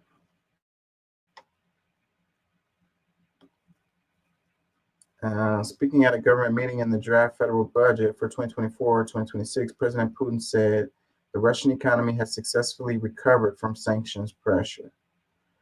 So basically, he's like, we're good. Сейчас одна из основных проблем связана с ускорением инфляции. Главный фактор здесь сейчас одна из основных проблем связана Says one of the main problems is related to the acceleration of inflation. с ускорением инфляции. The main factor here is clear. It is the weakening of the ruble. Главный фактор здесь понятен, это ослабление рубля и необходимо. And it is necessary to clearly understand its causes and make timely decisions without delay. Четко понимать его причины и своевременно, не откладывая, принимать соответствующие решения. I am confident that the government and the central bank will work professionally. Уверен, что правительство, центральный банк сработают профессионально и And what is important in concert. что важно, согласованно. В целом, in general, we can say that the recovery stage on the Russian economy has been completed. Можно сказать, что этап восстановления российской экономики завершен. Сейчас одна. So, basically the United States is failing at what it's trying to do. It's trying to hurt Russia and it's not working out. It's trying to support Ukraine to hopefully get them to win the war against Russia, and that's not working out either. I always wondered what they really be trying to do, because they have a lot of really smart people and they know stuff. So it's like the stuff that they tell us what they're trying to do, it can't be what they really are trying to do, because like I say, they're really smart, and I know that they most of the time accomplish what they're trying to accomplish, but what they tell us what they're trying to accomplish tends to not be what it is. So I wonder, what the hell were they really trying to do? And what is it? Is it related to money laundering? Is it related to hurting the Europeans? You know what I mean? Is it related to like just selling arms and helping the military industrial complex? What is it that they're really trying to do?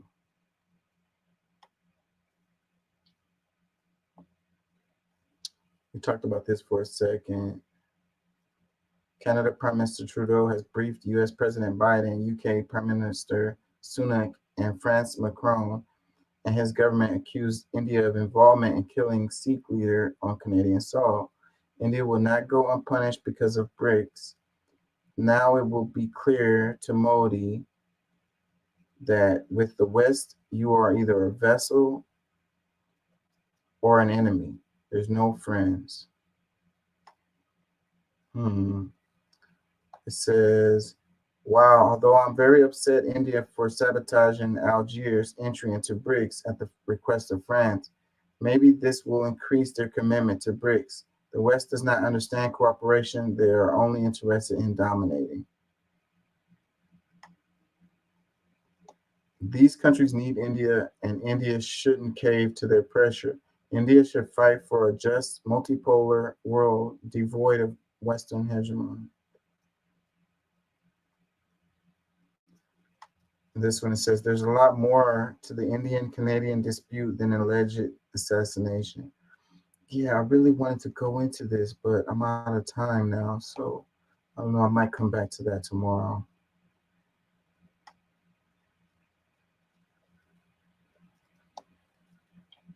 President of Brazil speaking at the opening of the UN General Assembly today. It is fundamental to preserve the freedoms of the press. A journalist like Julian Assange cannot be punished for informing society in a transparent and legitimate way. É fundamental. And Assange is still going through it. Yeah, man. We punish the whistleblowers. We punish journalism. We don't hold the criminals accountable. We hold the people who tell us about the criminals accountable.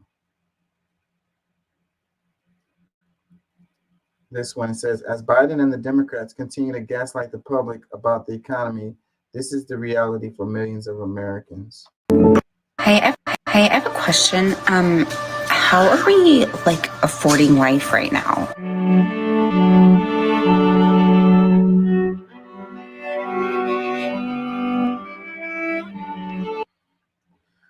Oh man, this one right here, man. I think we're all in the same boat. I'm definitely feeling it. I'm feeling it. And why aren't we talking about the realities of the economy, the realities of the price gouging, the realities of inflation? The UAW strike is these people are man, the wages haven't kept up with inflation and we're struggling. Meanwhile, the CEOs are taking in $29 million in salary, and we can't even pay for groceries. So this one, it says 2020 putting up $100 worth of groceries, and it's a good amount of stuff. And then it shows the clip 2023, and it's they got some eggs and some meat.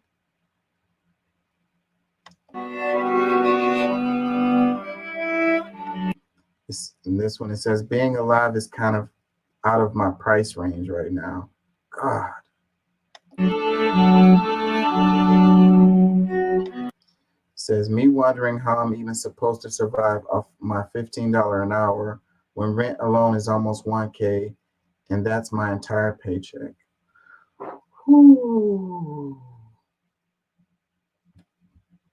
Bring tears to my eyes, I think a lot of people are in that boat, they're, I get paid twice a month, and one of my paychecks, the entirety of it goes to rent alone.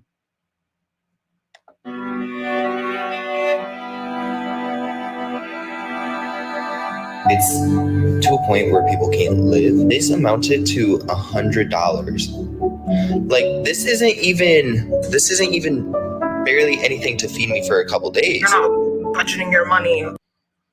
So the little clip, it said food prices are raising at the highest rate in decades. Barely anything to feed me for a couple days. You're not budgeting your money. Oh, you're not doing this. Oh, you're buying coffee. And it's no, I'm literally not doing any of those things. I live paycheck to paycheck every week because I'm trying to pay every bill that the Says 61% of Americans live paycheck to paycheck, even as inflation cools. world is throwing at me right now. And the government's response to that is, oh, hey, everybody, aliens are real. We don't give a fuck about aliens. We're trying to afford a roof over our head. I refuse to continue living my entire life like this. I'm not going to struggle my entire life. I'm just really tired of not being able to do the things that I want. I'm tired too, man. It's like going to work and going to school. The cost of just doing that is basically all I can afford besides paying my bills, you know? And any kind of extracurricular activities do not fit in the budget. On everything are up, from food, gas, rent. Instead of $60 to fill up your gas tank, it's $140. Instead of 99 cents for eggs, it's fucking $3. Rent's going from $3,000 to $5,000. All that shit adds up, and wages aren't going up fast enough. It says, for most Americans, real wages have barely budged for decades, you know, and they haven't raised minimum wages since the 90s or whatever. It's like $7 or something like that, I think it is, you know. And then we're talking about how much profits all of these companies are making. and the salaries of these CEOs have increased exponentially. You know, they're talking about productivity. They're like, the dude was arguing. He said productivity is down. How can that be if your company is making so much freaking money? Productivity is up. People are producing more, but they're just not getting paid for it. Aren't going up fast enough. They just have gone nowhere. So what did most of us have to do, myself included, with the extra $400 a month I was spending on gas? I had to use my credit cards. And my credit cards are maxed out, man. All I want to do is pay my damn credit card bills. I swear every fucking month I'm like hoping I got a couple of extra dollars so I can put it on my credit card. I swear to God, that's all I really want to do. You know, it's really, really, really, really, really sad. You know, we had the pandemic, greatest transfer of wealth in history, you know, and they used all these excuses. They had supply chain issues and all of this. You had the war in Russia and all of this, saying that's the reason why we have to pay more for gas, so we got to pay more for groceries and so forth and so on. But then the pandemic is over and the prices still stayed the same, you know. It's like, I don't understand why people are not angry and upset about this. It's like these companies are price gouging us and they're making so much money. They're making record profits. How can they do that? If I price gouge somebody during a fucking hurricane for some water or some milk or something, they're going to come and they're going to take me to jail. But the corporations can do it and they get no freaking accountability. They get to go home with a fatter check and buy another yacht. Even with 3 jobs now, I'm not even going to make a dent on those credit card bills. I seriously want to know what the end game is, because soon we're not going to have any money for anything anymore. So why the fuck? And I don't understand. Like, even like everybody benefits from you just paying people more, you know, paying people more. They're going to be able to go out more. They're going to go to restaurants. They're going to spend more money on this, that, and the other. It's going to be good for the economy. Why do they want people to be struggling so hardcore? You know, they don't want people to have any kind of life. You know what I'm saying? They're stuck on their jobs. They can't leave their jobs. It's even dangerous to try to apply for another job and try to move to another job, because you're so strapped that if you end up with 2 weeks not pay or your training pay or whatever, puts you in a bind where you end up freaking losing your place. Are we working so hard to make money for other fucking people to use and steal our income just for us to never see it? What is the end game? And it's like, I swear they would charge us for oxygen. They would charge us for air if they could, you know? It's like they want to commodify everything. It's the commodification of literally everything. It's this exponential growth idea where, you know, profits over last year, you know, has to improve. Like it's this profit over people idea that, you know, you got to pay.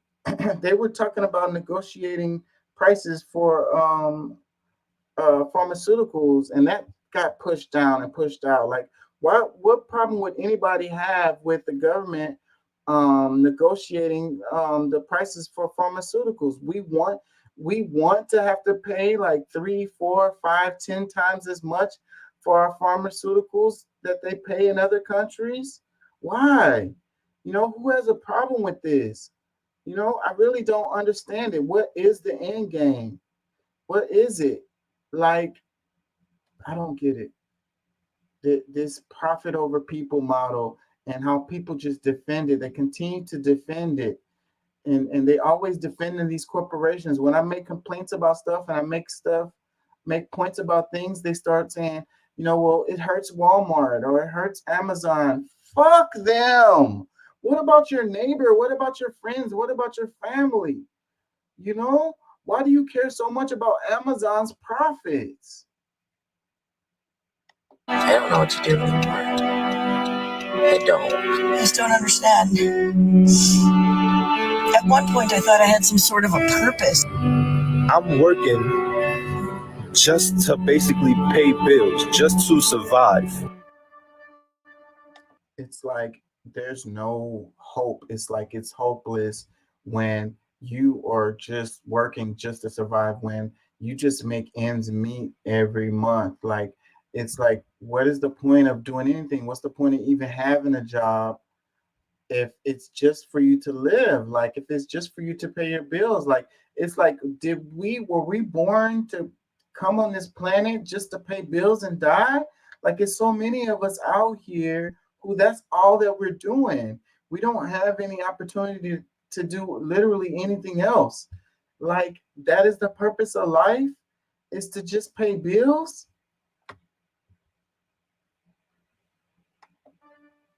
Why can't we all collectively come together and agree that we just don't want to do this anymore? If our backs are their table, what do you think is going to happen when we stand up?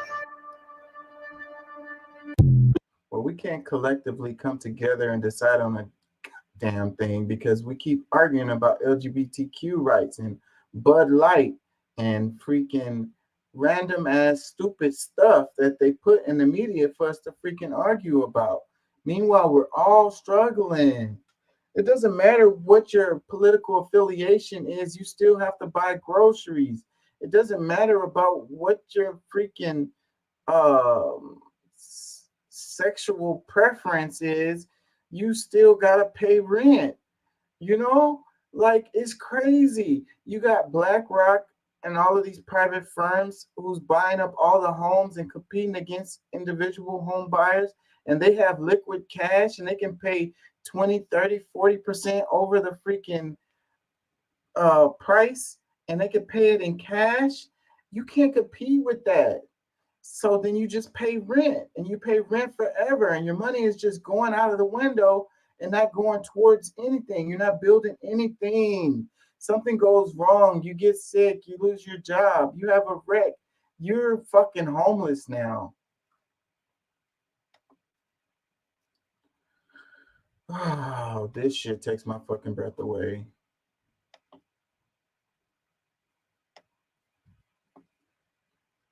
Let's read some tweet replies. It says greedflation hashtag. It says, this nearly amounts to a crime against Americans. With rising inflation and everything people need, including food, utilities, insurance, etc., since Democrats took over the White House, our lives have become unbearably difficult. Democrats are using tax dollars to fund proxy wars in Ukraine. Visit downtown Los Angeles. It resembles Syrian refugee camps in the Middle East. Democrats are afflictions. So this is a problem because, again, when you start talking about it's the Democrats or it's the Republicans or it's the gay people or it's the straight people or it's the white men or it's, you know, it's the affirmative action or it's the people who's getting abortions or whatever, you're missing the whole fucking thing, okay? Because this shit hasn't just started right now since Biden has been in office, bro. The Republicans were in office just not that long ago, bro. Like, so what? Life was just hunky-dory for everybody 3-4 years ago. People were just good. They had plenty of money to pay their mortgages and so forth and so on. Get all the way the F out of here, man. Realize that who's the real enemy here. It's not, you know, and the damn government doesn't even have that much power, bro. It's them, it's the corporations, it's the corporate greed. It's them. They are the enemy, okay? Like, you got the UAW strike going on. The enemy to them is those three big automakers, okay? This is where the focus needs to be on, not pointing fingers on the Republicans or the Democrats. The Republicans going to come into office next time around and things are going to still be the same. So then what are you going to say then? We have to stop it. We have to stop it with this, okay? The Republicans and the Democrats, fuck that title. It's Americans. It's United States citizens. It's people. It's humans. And we have a problem. And we got to deal with it. We got to fight against it. We can't be saying, oh, it's the Democrats or, oh, it's the Republicans. You know, then it's going to continue. It just keeps on being the same. Stop it with that. Please.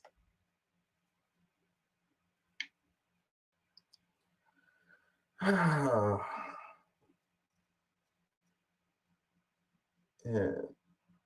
Tweet reply says, at the UN meeting, there are all but 3 countries voted that food was a human right. The US voted that access to food is a human right. Americans cannot have access to food all day. It doesn't mean they can afford to buy it. Inflation, greed is killing the American people. It says it has nothing to do with Democrats or Republicans, since although they have a slight different speech, their actions regarding the economy is pretty much the same. So the policies that are in place, the things that led us to where we are, is Republicans and Democrats working in tandem on behest of the corporations.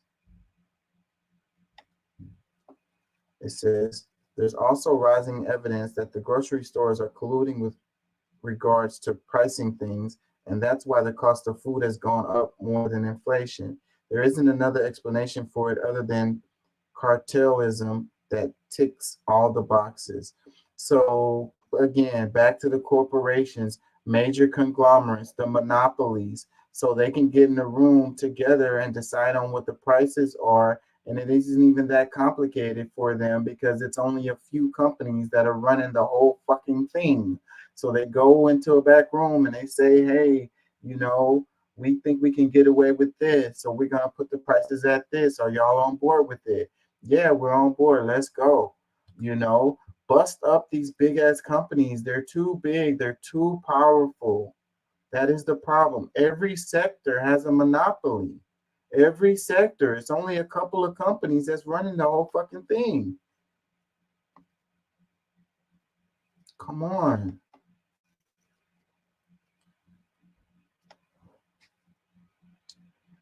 It says, anything special happened to the currency between 2020 and 2023? What is this person getting at? It says, inflation is bad worldwide, not just the US. So how is that Biden's fault? Boom. More importantly, the Inflation Reduction Act, which no Republicans voted for, lowered inflation from 9% to 3%, all while Republicans complain ad nauseum about drag queens. It says, which currency is dominant worldwide? Another one, it says, when we warned you guys about Biden, all you said was Trump is a racist. Well, I know not everyone voted Biden, but yeah, you'll have to wait till 2024 to fix it. No, and that's how it goes. We're like, oh, we'll just wait, and we'll vote next time, and things will change. And then the next cycle comes around, we'll just wait, and we'll just vote, and things will change. We'll just wait, and we'll just vote, and things will change. We'll wait, and we'll just vote, and things will change. One day it'll actually happen. In every cycle, this is the most important election of your life. Next cycle, this is the most important election of your life. Next cycle, this is the most important election of your life. You have to go out and vote. Vote like your life depends on it.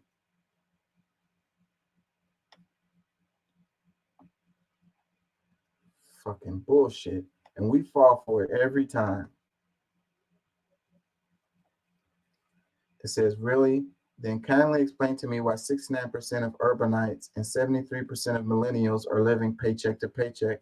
Explain why many Americans have to work 2 or 3 jobs to scrape together enough to survive. After that, you can explain why billionaire classes get doing better than ever.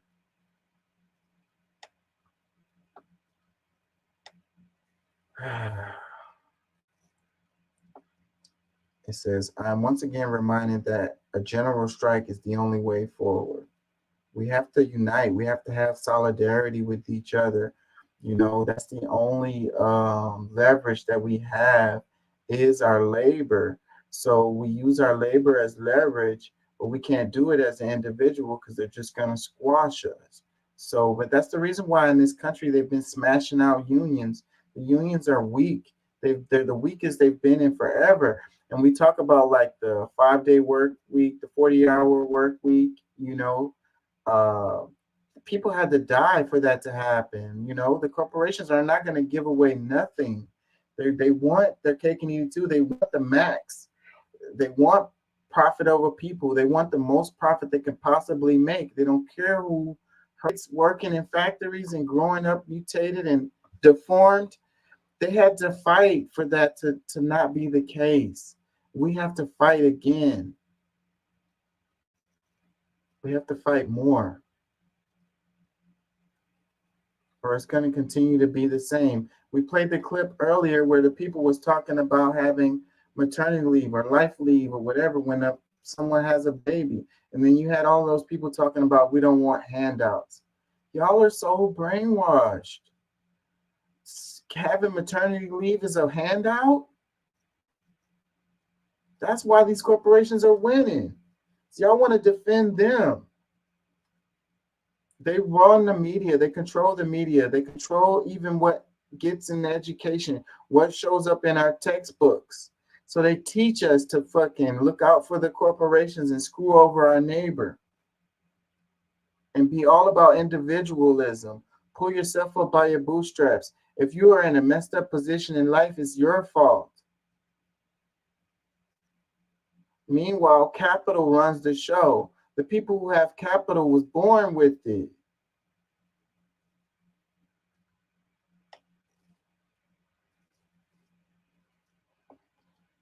Another comment says, I don't know what's in those cans at 30s, but doing a quick add up, that doesn't look the cost $100. This video could use some receipts. I think they were exaggerating a bit in the video because I saw that too, where they just showed like some chicken and some eggs for $100. But that's semantics. At the end of the day, you want to just say that, okay, it's a little bit off or whatever, but what is the reality? Is the reality that the box of cereal is much smaller than it was before? The ounces and weight of the cereal is less and the price is more? Is that the truth or not? You know, the price of the eggs, the price of the milk, you know, the bread, the loaf of bread is smaller and the cost is going up.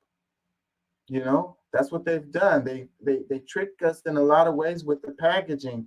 And then, you know, it looks like, so the price stays the same, but the package is smaller. And then you think that they're still not getting you. They're getting you. It's true. It's true. I don't have food stamps. I wish I had some damn food stamps. I go to the grocery store like every other day or so. I spend like 30, 40 bucks or whatever, you know, trying to keep from spending a lot of money, but then it drops me back to the grocery store. And yeah, 40 bucks doesn't get very much out of the grocery store. Hard-earned cash spent on that.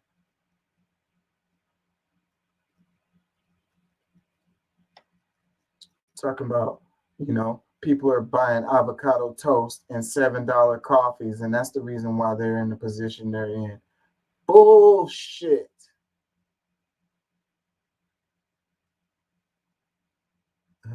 It says dollar stores are making mega banks these days. What can most afford when wages are stagnant during massive inflation? Well, it's a good business to be in, some kind of dollar stores like those, what is it called? The one that just sells like milk and eggs. What is the name of that store? And it's really cheap or whatever. And those, they're blowing up and they're all over the place now. That market, that way of doing things is really working out because people are struggling so bad. Like at that store, they don't even have like bags for you to put you have to pay for a bag.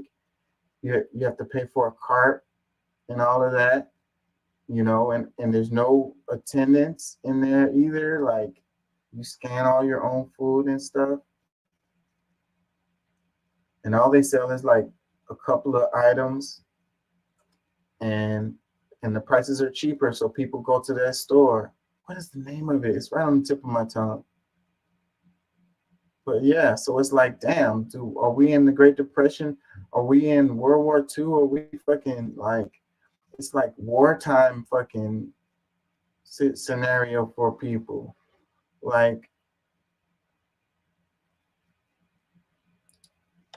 It says the government, not our government. Everyone knows it is expresses. Wait, the government, not our government.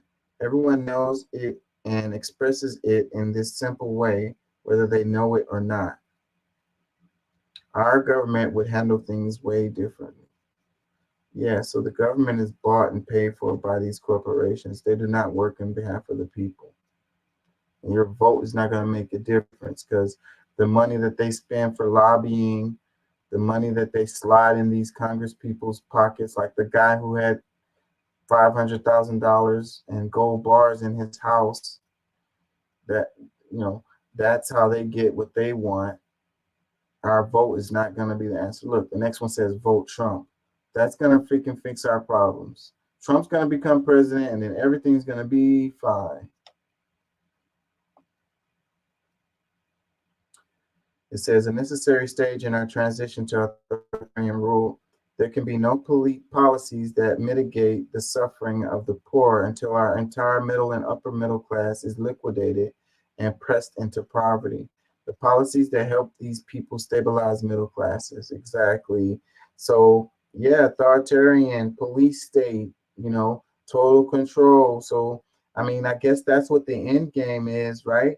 You know, they don't want people to have autonomy or freedom, because if you have enough money to live and you can pay your bills comfortably, then you got time to learn stuff. You got time to pay attention to politics.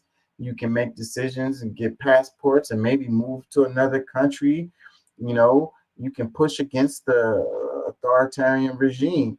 But if you just live and check to check, struggling just to pay your bills, you don't have time to fight against anything.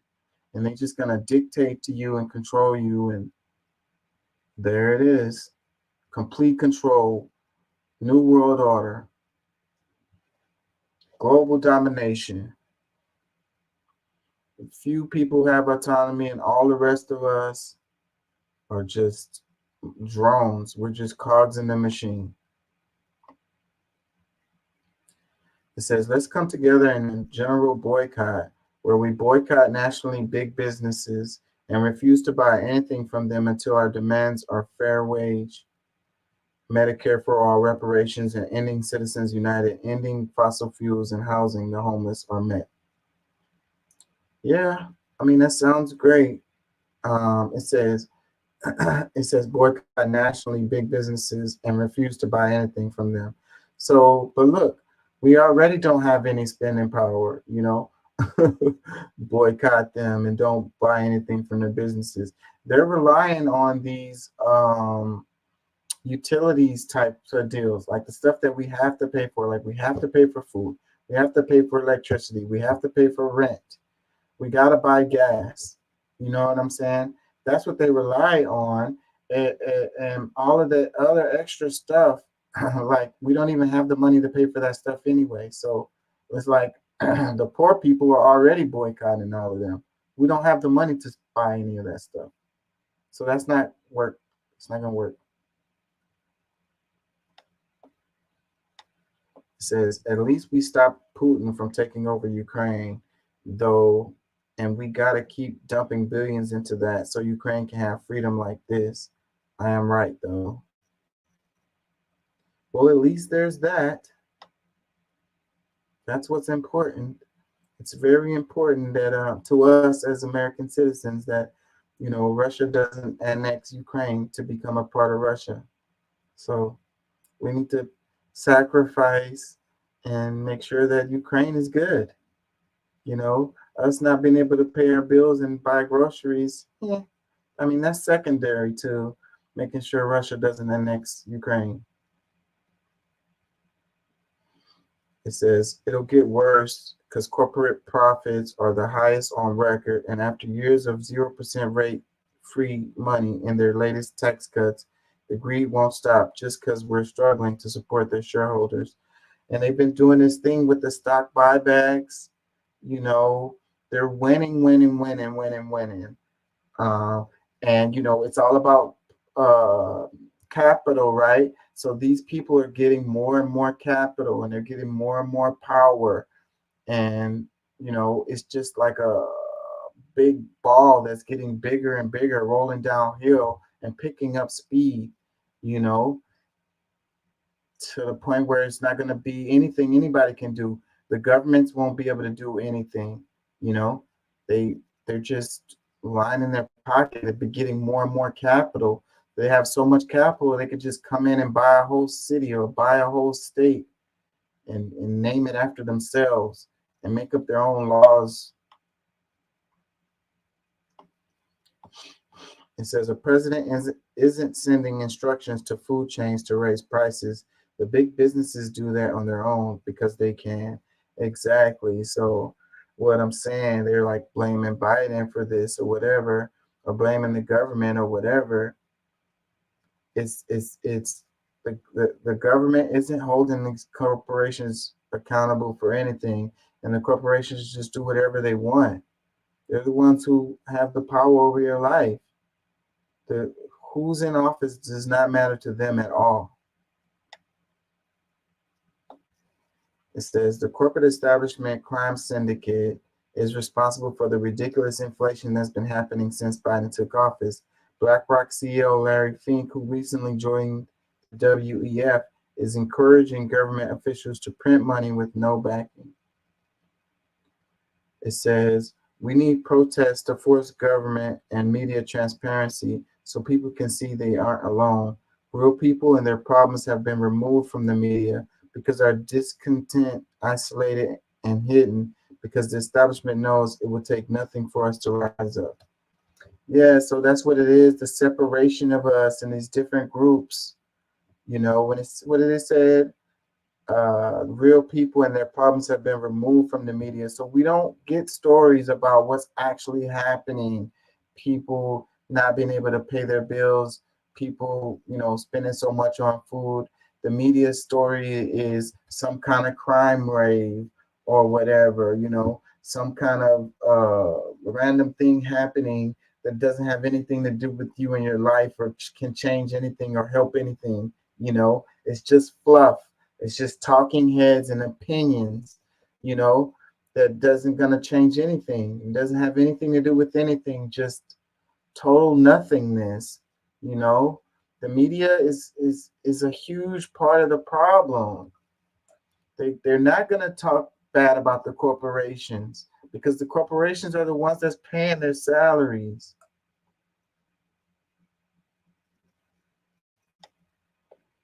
It says general strike, 4-day work week, living wage, or 25 base minimum wage. They passed in California that fast food workers have to get paid $20, I want to say. We're going to see what happens as a result of that. And people are going to be like, oh, it's going to be the end of the world. Oh, these companies are going to go out of business, you know. Or, oh, they're just going to fire everybody and make robots do the job. I don't think any of that's going to happen.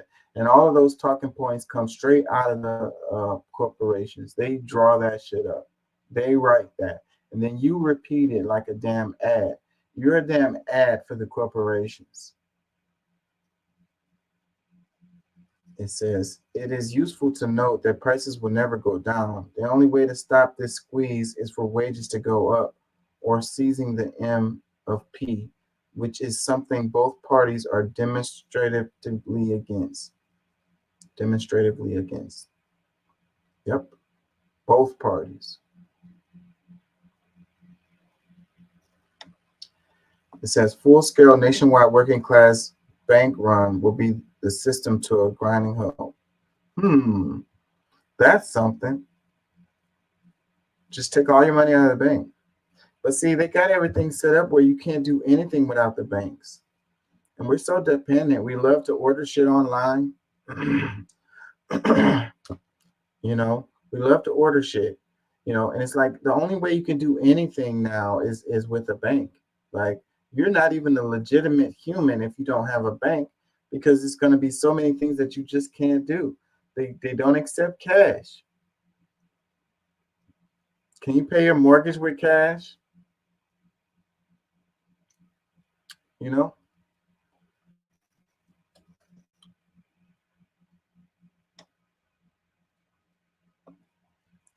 It says, sounding like it's close to a general strike time to me. Yep. It says abolish the income tax. I guess that's an option, you know. I don't know how much that'll actually help us, though. It'll probably, in the long run, hurt us more than anything, because whatever they're using for the income tax, they'll be like, oh, well, we can't do this and we can't do that now because we don't have the income tax. So, yeah, good luck on making it through them potholes on the freeway.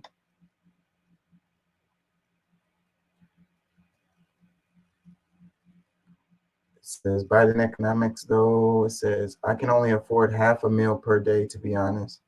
It says, thank you for this video. That's what they want to do. Keep people so worried, so oppressed, so overwhelmed. It's hard to think how to collectively fight and push back. Yeah, we can't do nothing because we're just trying to make it to next month. It says they got us all exactly where they want us. Another one, it says, tell us we can eat cake. Let them eat cake. They'll be fine. It says people think this is a new problem. It started with the founding fathers codifying into law all the disparities which keep the wealthy in power. It has just gotten worse over the last 4 years. Constitutional change is the only way out of this. And you have these hardcore constitutionalists who feel like you can't make any changes to the Constitution. It's like, that's sacrilegious. But they made changes to the Constitution right when it dropped. The founding fathers made changes to the Constitution. It was like, oh, you know, we left some stuff out or whatever. And then they had to drop the Bill of Rights. It was incomplete. It was an incomplete document, imperfect document. And I know a lot of people want to have my head for saying that, you know. Now, the Constitution has some good stuff in it. But is it a perfect document? No. Did it plan for 2,000 years later? No. The way that they were thinking how the world was back then, is the world anything like that now? No. You know, the whole thing with slavery was a part of that. You know, they probably thought slavery would go on forever. It says, just because it's on TikTok doesn't mean it isn't true. Another comment says, this video is so damn sad. General strike is called for in August. We need some buy-in. Couple more and we're going to move on. It says, there's no way that dude's loaf of bread, eggs, chicken, and a few bottles of juice cost him $100. Unless those canned drinks are some kind of fancy shit like $15 each. Even then, it's a stretch. Yeah, I said it earlier, like focusing on that little shit is beside the point. The point is everything does cost a lot. And actually that shit could have been a fucking $100. Absolutely could have been. Another comment says, real poverty has been reality for a quietly growing chunk of the population for the past 27 years. Expect little sympathy today when they're better off whining about inflation. It says, that's why homelessness is on the rise. What good is a job that doesn't cover the cost of living? I guess we're supposed to live in a tent in a parking lot at place of work. Family says, just get another job. How many jobs you have to before it's considered ridiculous, disgusting? They're like, you sleep too much. You're like, you could just go get a third job or a fourth job. It's like, you don't need sleep. Just go get 2 hours of sleep. That's all I get. I get 2 hours of sleep and I get up and I go to my other job and I'm good. Everything is fine. You know, the problem is with you. You're not working hard enough. You're not pulling yourself up by your bootstraps. You're lazy. You're sorry. You want handouts. You want freebies. That's why. Like, no, I just want to pay my bills. I'm okay with working. I have to sleep though.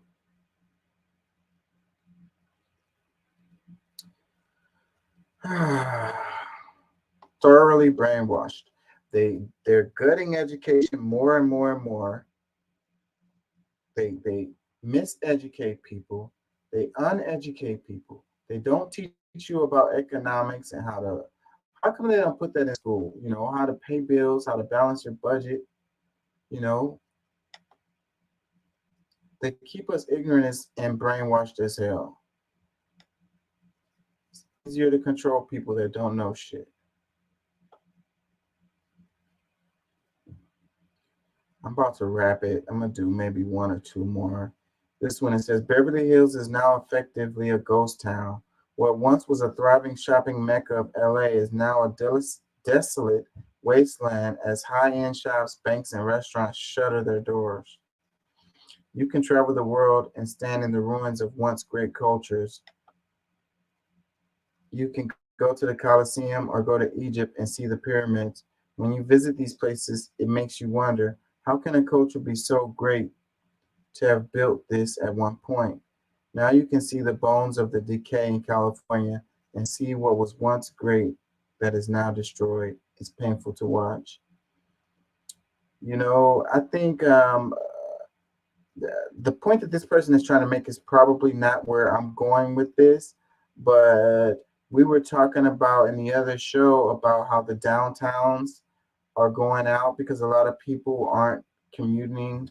You know, they're working from home and so forth and so on. And that's having a cascading effect on these office buildings downtown, you know. Anyways, I'm getting tired. Let me play this.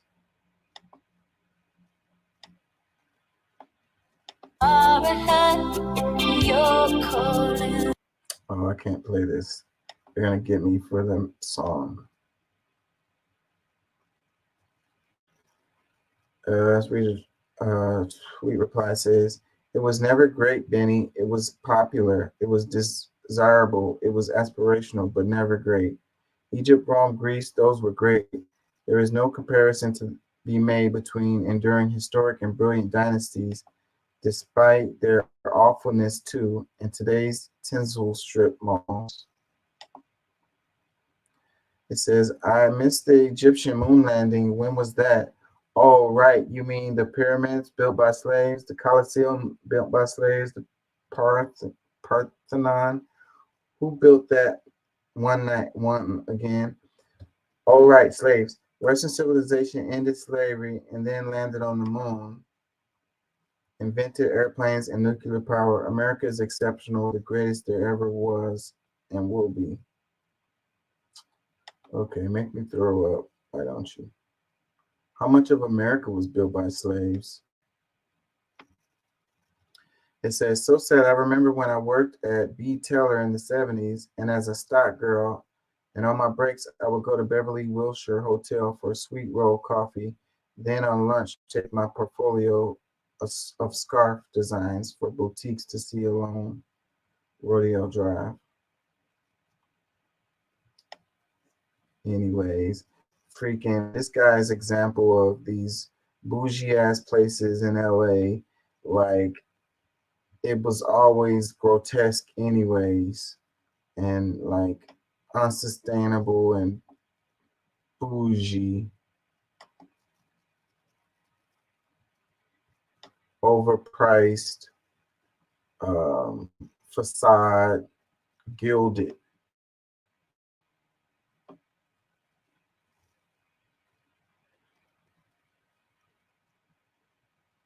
It says President Bashir al-Assad is in China in a first official visit since 2004. Those who wanted Assad hanged by terrorists in 2011 are not happy witnessing Syria reemerging from international isolation. Somehow Syria made it through all of that. It's a damn miracle. This one, now how true is this? I was wondering about this. It says, over 20 self-driving taxis have gathered in one spot in Texas, creating a traffic jam. I didn't know we had self-driving taxis here. I don't remember seeing any. Maybe I have and I just didn't notice. So RT posted this, and this seems a little suspicious and weird. Like, what is this about?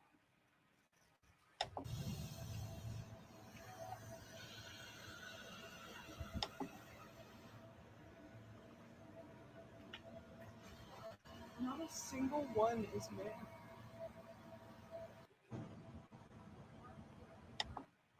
Yeah, I don't know. It's like some kind of conspiracy theory type of thing to get people speculating.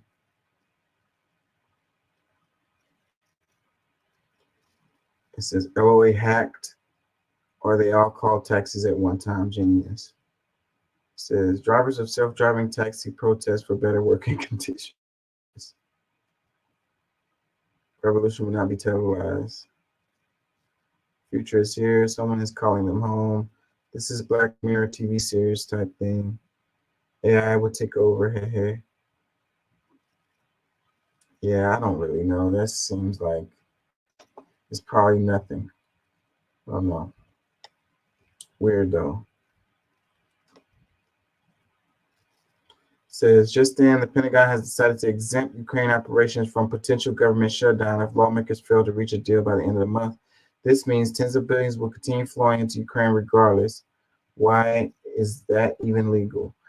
Now this is something that should get you upset because, you know, the government shutdown could happen. They haven't reached an agreement. And if they don't, we're going to have us another shutdown at the beginning of October. So them worried about the government shutdown made a deal so that the money flowing to Ukraine can continue to go even if the shutdown happens. So the people who work for the government aren't going to be getting their checks. The people who get Social Security won't be getting their checks. You know, the people that, you know, all of this stuff, the government offices are going to be shut down across the nation, but Ukraine is still going to continue to get their money though. That's the important stuff, you know. That's why I say I think that this whole thing is like a money laundering deal, and it's so much money being made out of it. Like they can't let the gravy train stop for a moment. But the American people can suffer, but don't let the freaking money stop flowing to Ukraine though. It says there was a swag bag, more than 1,000 LV duffel bags full of cash waiting for Zelensky. It says, I believe in trickle-down economics, but I was just playing devil's advocate on my reply. It says, Congress needs to stop delegating their authority to unelected government bureaucracy. It says, not to mention the trillions of dollars they've misplaced. It says, don't blame you for being so hateful. Panthers are down horrendous. It says, they're trying to delegitimize the military. It says we need to stop talking about it and start asking one another how to stop it. It says, great, we get to keep paying, they get to go on vacation.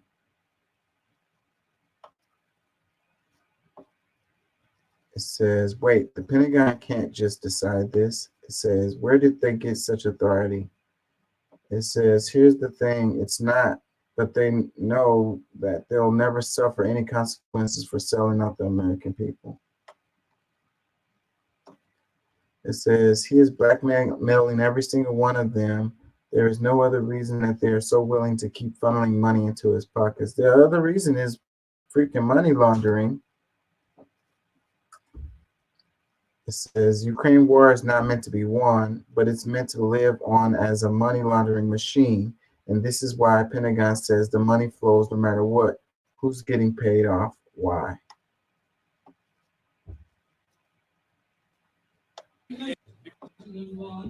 Because the goal is not to completely subjugate Afghanistan. The goal is to use Afghanistan to wash money out of the tax bases of the United States, out of the tax bases of European countries, through Afghanistan, and back into the hands of a transnational security elite. That is the goal, i.e. the goal is to have an endless war, not a successful war. So Stop the War Coalition is important because we have to prevent it becoming normal for there to be a constant war. Very soon, within the next few years, it will become the normal for there to be a constant war in the West. people will reach maturity and adulthood under the understanding that there is always a war. And at that point, war will not be something that is unusual or surprising or horrifying. War will become the new norm. So it's like Ukraine is the new Afghanistan. It's like the whole Ukraine thing kind of revved up after Afghanistan ended, you know. That's crazy, man. I wonder, there goes another one for Trump. So if Trump gets in there, will he stop the Ukraine war?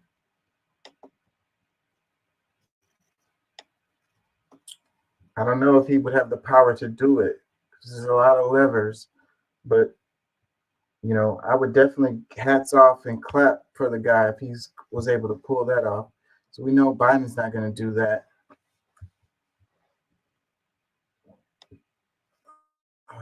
It says, yes, like Vietnam and others, you got to talk to military men on the ground. They have said they can't fight back unless they get permission from the higher ups. Not there. How can this be allowed? It says laundering. Another one, it says, it's time we the people close that checkbook. It says, wow, can see true democracy now. Hilarious. It says, remember when Bush and Cheney became super millionaires after the war in Iraq?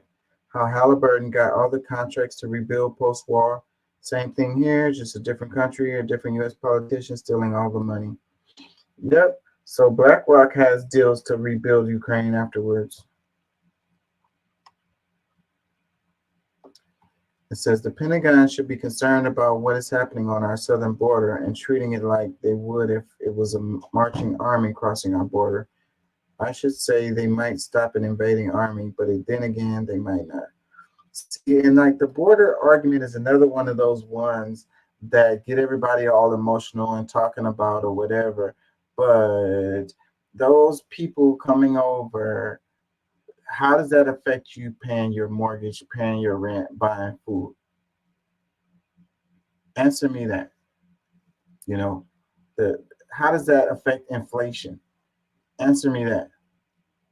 You know, the real issues is that, not that. Not to say it's not a problem or something that shouldn't be dealt with or whatever. It's just that it's put up higher in the priority. You know, it's triaged much higher than it should be, you know, because again, the corporations continue to win. You know, we're arguing about and putting all our energy in this thing going on at the southern border instead of putting our energy against these corporations and stopping them from screwing over us.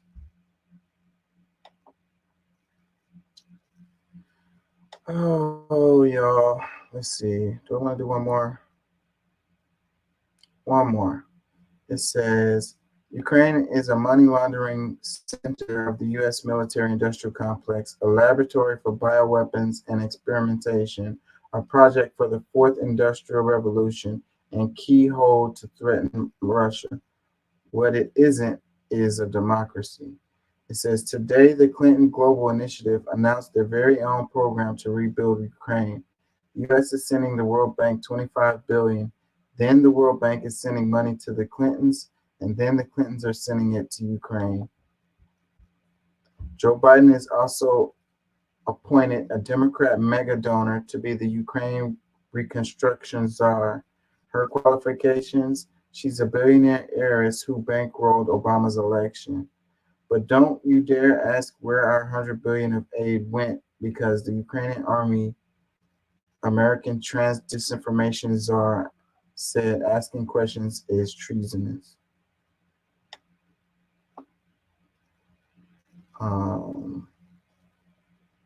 This is the same Julian Assange clip. It's got to be an old clip because he's talking about Afghanistan, and it's like Afghanistan is not a thing no more. So, but hold on. What are they saying? The true winner in any war is always the war machine. But we're just not talking about defense contractors. War profiteers come in different shapes and sizes. WikiLeaks founder Julian Assange says endless wars are the goal. The goal is not to completely subjugate Afghanistan. The goal is to use Afghanistan to wash money out of the tax bases of the United States, out of the tax bases of European countries, through Afghanistan, and back into the hands of a transnational security elite. That is the goal, i.e. the goal is to have an endless war, not a successful war. War can be noble, but also a business opportunity. So today, Ukrainian President Zelensky told the United Nations what it wanted to hear. Humanity is failing on its climate policy objectives. This means that extreme weather will still impact the normal global life, and some evil state will also weaponize its outcomes. When islands and countries disappear underwater, and when tornadoes and deserts are spreading into new territories, and when all of this is happening, one unnatural disaster in Moscow decided to launch a big war. What country is disappearing underwater? And his country's getting shelled to death, and he's begging us to buy electric cars? Sounds like he's just trying to consolidate Western support for Ukraine by speaking their language and appealing to their green god. Joe Biden approves this message. I asked the United States Congress for additional funds to expand World Bank financing by $25 billion. If you allow Ukraine to be carved up, is the independence of any nation secure? I'd respectfully suggest the answer is no. It's not only an investment in Ukraine's future, but in the future of every country. So we have to save the future of the world by saving Ukraine. That is the message. Save democracy, the environment, and the children. And once you say those magic words, the Clintons appear. Today, just 5 minutes from the United Nations, the Clinton Global Initiative announced their very own program to rebuild Ukraine. In other words, the Clintons have found their new Haiti. Do we really believe we can make the future better for ourselves and others or not?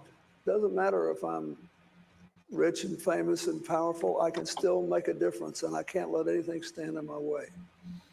Then came Hillary, 1-2 punch. I believe their fight is our fight, their fight for freedom. So we have to stay with the Ukrainians, and it is really important not to push them to negotiate when, number one, the person you negotiate with is not trustworthy. You cannot trust anything he says.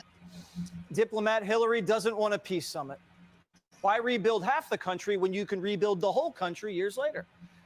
They're calling it the Clinton Global Initiative Ukraine Action Network, in a salute to Al Sharpton, whose charities never dodge taxes. Early investors include actor Matt Damon. Hold on, let me address these comments on Rumble. He said, Trump will stop the Ukraine war. I hope so. He says, inflation is simply an increase in money supply. The more you borrow, the more you print, the less money is worth, hence inflation. Anyone that buys DC's BS on inflation is a fool. So so the more you borrow, the more you print, the less money is worth. And so it's like, strapping us with debt is like another way to control. Debt is control. The more we're in debt, the more they can control us, and that's part of what they're doing. And then it's making the money worthless. It's not backed on anything. It doesn't have any it's like, and that's probably why they spend so much money on the military, because the strength of our military holds up the dollar and forces people to use it, and the money flows into these other countries or whatever, and that's what gives it its strength and its value, So, but he said the cost of war in Ukraine is a lower standard of living for the entire world. It's criminal bullshit. Lower standard of living for the entire world. Yeah, so that's what's happening. I mean, we're all having a lower standard of living. My whole thing I've been crying about the past hour is about how much it costs for us to get groceries. So, that's a lower standard of living because, we're living check to check and we're just making enough just to pay our bills or whatever. It's like, oh, you live in the greatest country in the world, the richest country in the world, but you can't even go to a restaurant and, get dinner. You're eating sandwiches and peanut butter and jelly and tomato soup. So yeah, that's what they want. They want this totalitarian state. They want to control us. And, that's why we're in debt. That's why I owe on my credit cards. That's the reason why I owe student loans. Not that I could have made better decisions. I can say that, but overall, they control the hell out of us with this debt. We don't have any way. We can't move. We don't have any autonomy. Liv Schreiber, the Ford Foundation, and of course, Airbnb. Also, the World Bank is in bed with the Clinton Ukraine Action Network. So what did Joe Biden just tell us? The U.S. is sending the World Bank $25 billion, and then the World Bank is sending the money to the Clintons, and then the Clintons are sending it to Ukraine. Now, if you think the Clintons are the only profiteers feasting on the proxy war, you're wrong. Yeah, man. So that sounds like shadiness, like I was saying, with the damn money laundering, and you have all of these hands in the pot. So when all this money is moving around, going to Ukraine, going to the military industrial complex, all of my buddies, the independent contractors, all of the the NGOs, all of these different organizations making freaking loot out of it. And it's really just coming out of the pockets of the American taxpayers. We're funding all of these people to get rich. That's where the money is going. And, that's what's happening. Joe Biden just appointed a Democrat mega donor to be Ukraine reconstruction czar. We are pleased to extend a warm welcome to Penny Pritzker, former Secretary of Commerce, who was named by President Biden as the special representative for Ukraine's economic recovery. So how is Penny Pritzker qualified to rebuild Ukraine? Well, she's a billionaire heiress of the Pritzker family who founded Hyatt Hotels and who bankrolled Obama's election. And in return, Penny was named Commerce Secretary, where she just happened to travel to Ukraine at least 3 times, hand delivering the billion-dollar loans that Biden leveraged to get the prosecutor fired. Guess who she brought with her to Ukraine? Hyatt Hotel executives, the company she owns. Also the DuPonts, the Delaware chemical tycoons who sponsor Joe Biden. Penny is the perfect czar.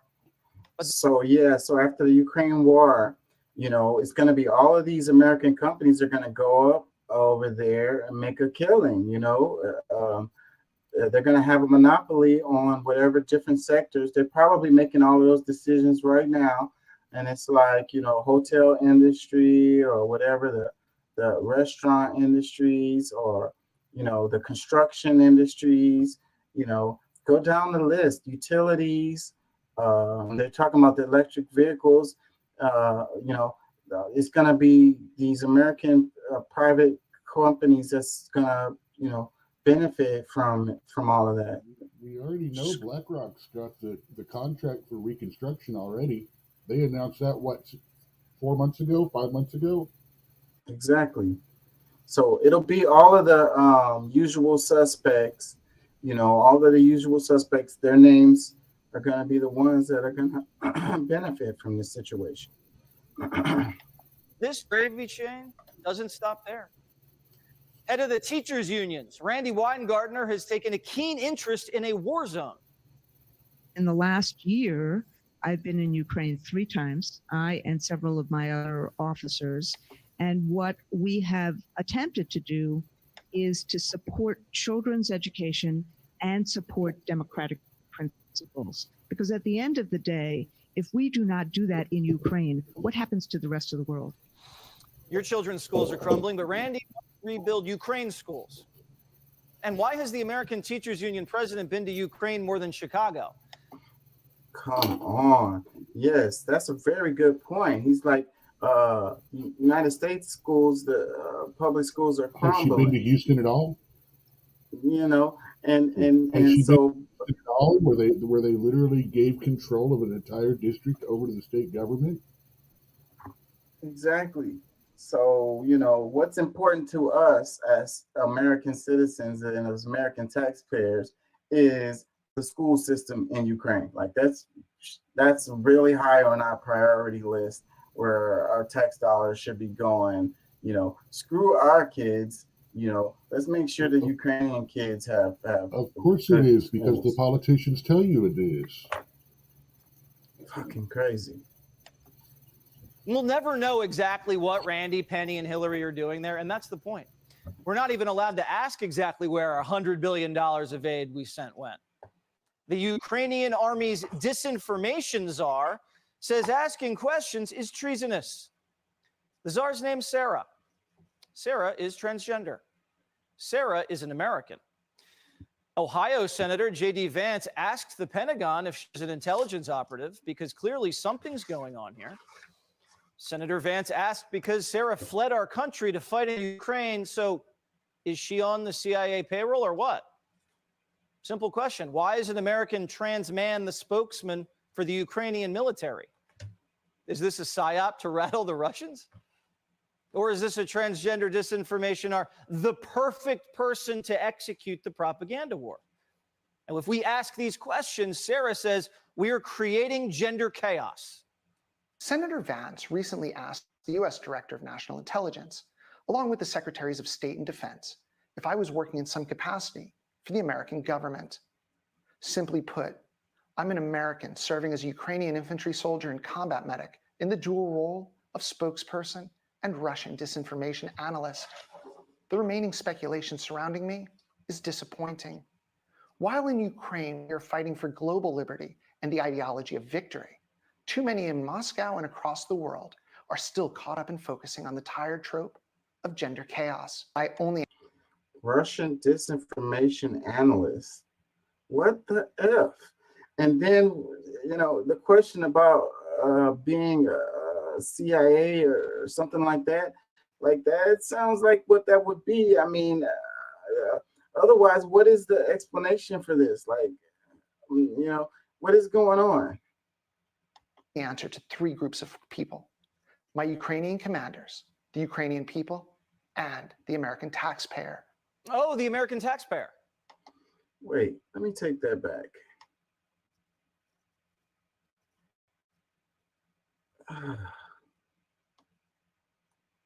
Asked the U.S. Director of National Intelligence, along with the Secretaries of State and Defense, if I was working in some capacity for the American government. Simply put, I'm an American serving as a Ukrainian infantry soldier and combat medic in the dual role. I'm an American serving as a Ukrainian combat medic. How does that work? Of spokesperson and Russian disinformation analyst.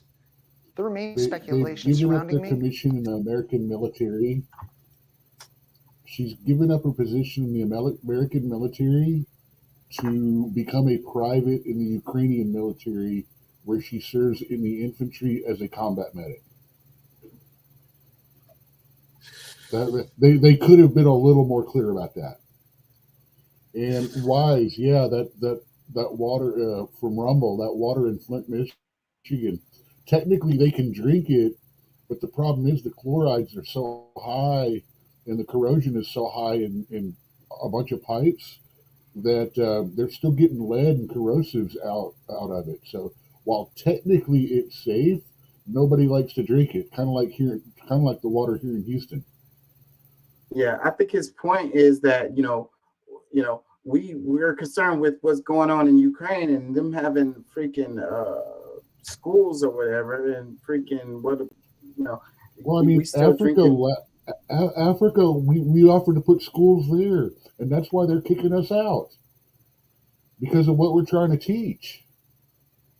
It's like, we don't care about who goes to what bathroom. We care about teaching our kids how to build factories, how to build wealth, how to, become better, more financially responsible, more independent as people and humans and a country.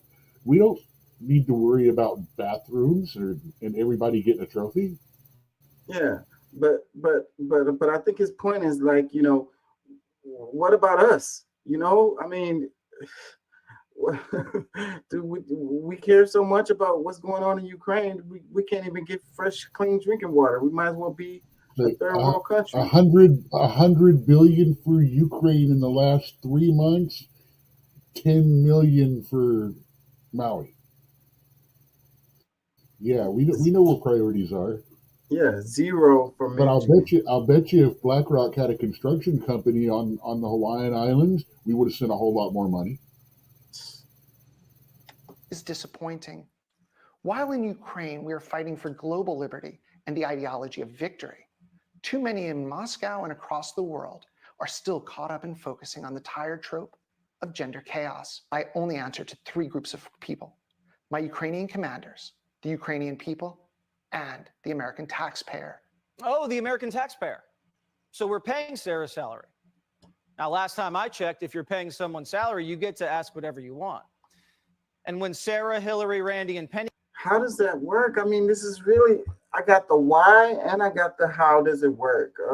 So, she's working as a disinformation analyst or whatever for Ukraine, a medic for Ukraine, but she's paid by the United States.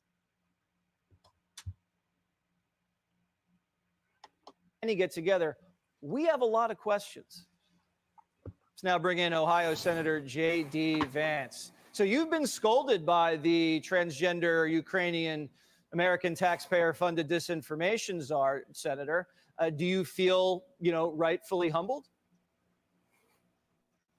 Well, okay, they're going to go into I think we got the information now. I don't care about them talking heads' opinions, and then they're focusing on the transgender part of it. But this whole thing is a fucking mess. That's just one more factor of the mess.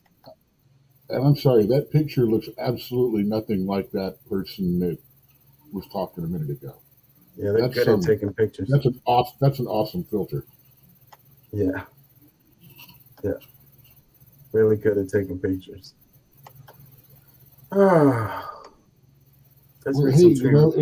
It's the perfect kind of spokesman situation out there, because anytime any fact is going to be questioned about that person right there, well, you're questioning what they've got to say. Oh, well, you're a transphobe.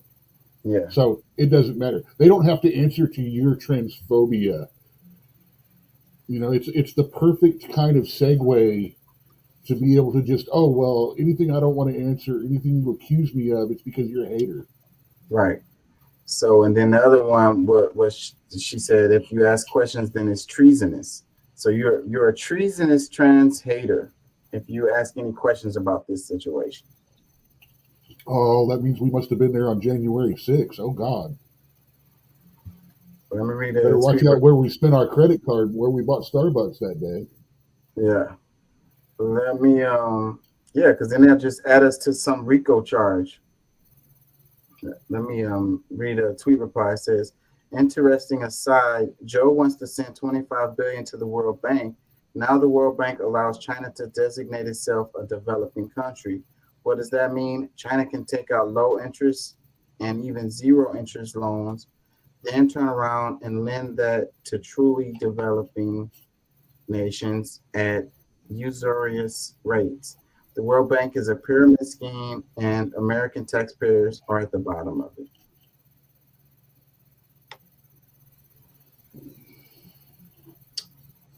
Yeah. Shady. Let me see. It says massive global corruption from fiat confidence game. BTC is the solution. I don't know about that. It says just another camouflage way of acquiring moving money. Same old song and dance to buck the game. It says Joe China Biden protecting his interests or just making money. This one, it says you can see the transfer of wealth in any city in China. This is Shenzhen 1980 versus 2013. So what are they trying to say with this? They're trying to say the United States funded this? No way. How come it couldn't just be China developing their own country? I don't get that. Another one that says, why do we need a World Bank? Can we not just print our own money and say it's valued this much against your currency? Where does the World Bank get its money from to give to other nations? Is there a universal bank? Yeah, the World Bank is definitely, like that other guy said, a pyramid scheme.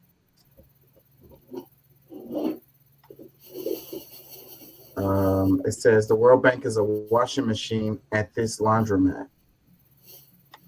Another one that says, I have no proof, but I'm convinced we are working with China, Russia, and other countries. How else could all these leaders pronounce New World Order if all countries weren't cooperating? Treason. Also, countries like Turkey who refuse to cooperate get earthquaked. I mean, that's a good point, but it's not the government that's working with these different countries like that. It's not the government of these countries working together. It's the private capital that's working together. And what I be saying all the time, these multinational corporations don't give a damn about a country. They don't give a damn about nationalities or whatever. It's wherever I can make the most money, wherever I can do the best deals, wherever, I can get the most profit. They don't have no loyalty to the United States or to China or to Russia or whoever, That's the thing, and that's what I think people forget. They sell this nationalism to us, and we are all on this nationalism boat. And at the same time, these corporations are not. You know what I mean? They'll take the money from the United States. They'll take the money from the taxpayers or whatever, and say we're looking out for the American people. But at the end of the day, they don't give a damn. That's the reason why they can ship the jobs to another country, ship the production to another country or whatever, sell to another market and wherever. It doesn't matter. Like, yes, they're working together. You have this new world order or this global thing that's going on, but it's not the governments working with the other governments. It's private corporations working with other private corporations who don't care where their home soil, their home base is. It doesn't mean anything. I know people that will beat you down or even kill you if they know you got a few $100 in your pocket and they think they can get by with it. Who's going to stop these people from fleecing everyone for when millions are on the table? And these guys do it way better than someone walking up with a gun. They come walking up with a pen and a lawyer. Mm-hmm.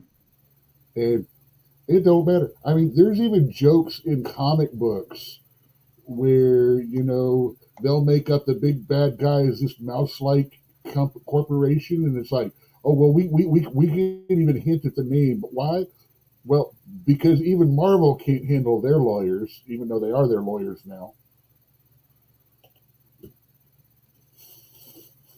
I mean, and in the long run, it's, if you notice the people that are getting rich, a lot of them are lawyers because they can help manipulate the laws in their own favor.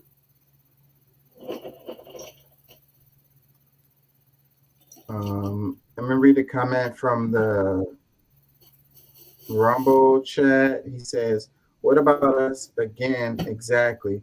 The federal government's primary and only responsibility is to us. This is more than a failure of civic responsibility. It's criminal negligence. Yeah, I mean, for and by the people is what the government's supposed to be, but it's not. And then what happens is they have really good what do you call it? Like how they sell it to the American people that it's good for us to send money to Ukraine or whatever. And then the people believe it, they go with it. They're like, this is good for the world and this is in turn good for us and it keeps us safe and it's democracy and all of this, keep America safe, a bunch of bullshit. And, they make it seem like they're working for the American people when they're absolutely not, they're not. They're looking out for themselves and their buddies And that's the reason why these people move from being a politician to being a lobbyist to being a CEO of a corporation, like, and back and forth again. You know, that like let's say your job was I don't know, Secretary of State or something like that, and you were working with China's whatever, the foreign minister related to literally whatever. And then after you get off of your job as Secretary of State, then you go work over there in China with the same people that you had developed relationships with when you were in office. And that's how it goes. The whole time they were looking out for their themselves and their friends and their family. It was never looking out for the American people. They didn't get that job to represent the American people. Like, and they sell us the bullshit, and the people believe it. It's so sad. It's corruption. You know, get some people the hell up out of there. Get some people in there that really do care. Right before she left for Taiwan, her husband dropped a very, very large chunk in two major tech companies and chip production companies. And then she goes over there and swings some sort of chip production deal for the government, that all of a sudden the things that he invested in just happened to get a nice little 20-30% jump.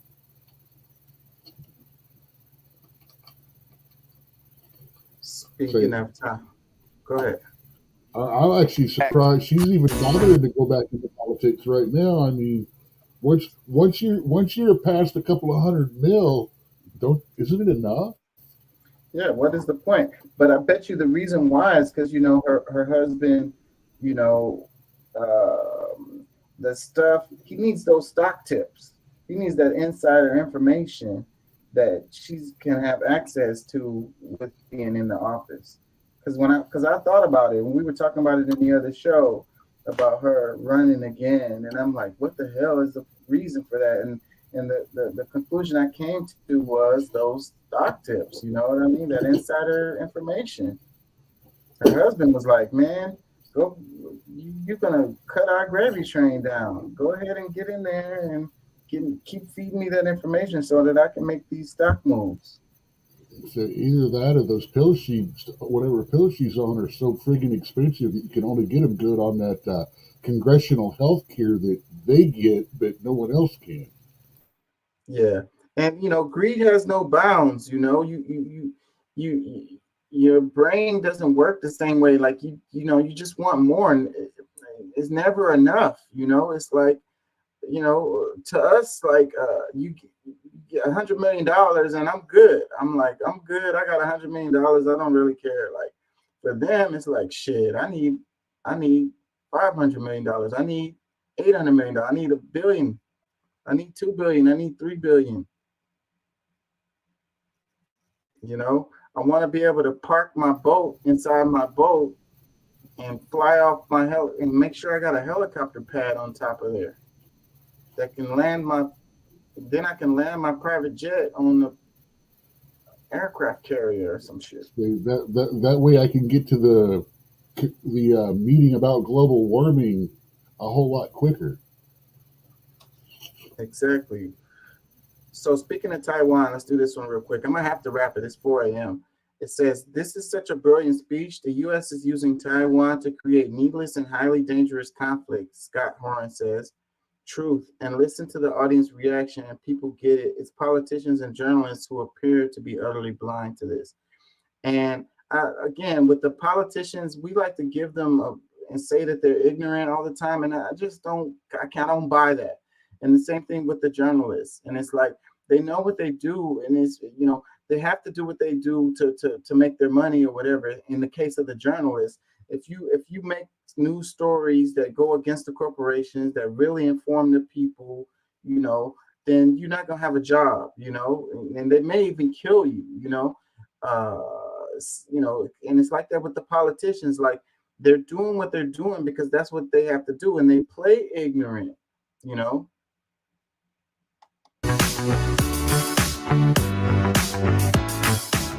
We are picking a fight with China. It's the same thing over Taiwan. The same people that say that Ukraine has every right to invade and conquer their breakaway provinces in the Donbass, and that Russia has no right to protect the independence of the Donbass, are the same people that say that China has no right whatsoever to retake their renegade province, Taiwan, and we have every right to play the role of Russia in guaranteeing the independence of that breakaway province, which just goes to show you that the rules-based liberal international order of law and cooperation is a lie.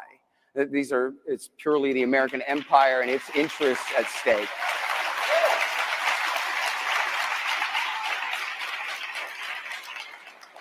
And, you know, people talk about the threat of somebody like Xi or Putin using nukes. What about somebody like Joe Biden using nukes? I asked you to imagine the loss of a few battleships or even an aircraft carrier to the bottom of the Pacific. And what do you think Joe Biden or even, you know, Marco Rubio or whoever in his same position would do with the loss of thousands of sailors? The loss, a war that would make Afghanistan and Iraq look like nothing, where we're losing thousands and thousands and thousands of sailors and airmen and aviators every day. We would go to nuclear war, and it would be the end of the world. Over Taiwan, you've got to be kidding me. It's wrong. It's crazy, and it's wrong. And the more that we arm up Taiwan and create this situation, again, we're calibrating the weapons to deter China from invading. No, we're provoking them. America's arming up Taiwan is why China has armed up now an invasion force and is prepared to invade. We need to back the hell out of there now. Yeah, you can't speak, you can't talk all logically and shit. You know, there ain't nobody trying to hear that. That's not how you make money. You know, it's like go hard or go home. It's like, you know what I mean? Yeah, I'm trying to make money. All this stuff you talking, all that logic stuff you talking is like, you know, I ain't trying to hear that. Let me read the comment from Rumble. He says, do we elect or uniparty? I can't read this because, okay, it says, the system purposefully is a barrier to entry for all but their chosen, complex, anti-constitutional, and controlled by corporate money. I agree with that completely.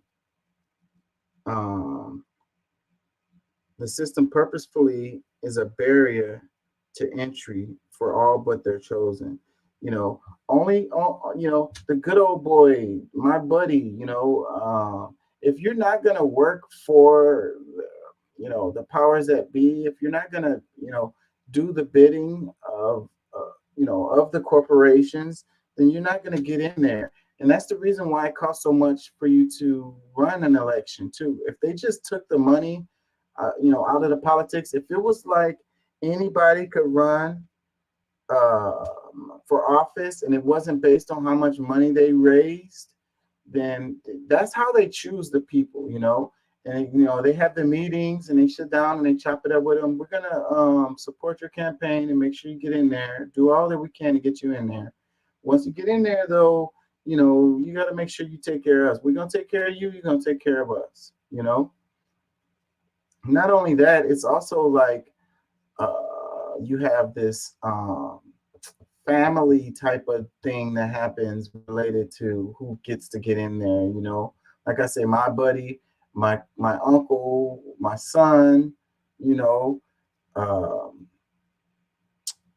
it's a lineage thing that's related to that also, you know, because certain people are part of a class and certain people are not. So if you're a part of the class, then you can be involved in it.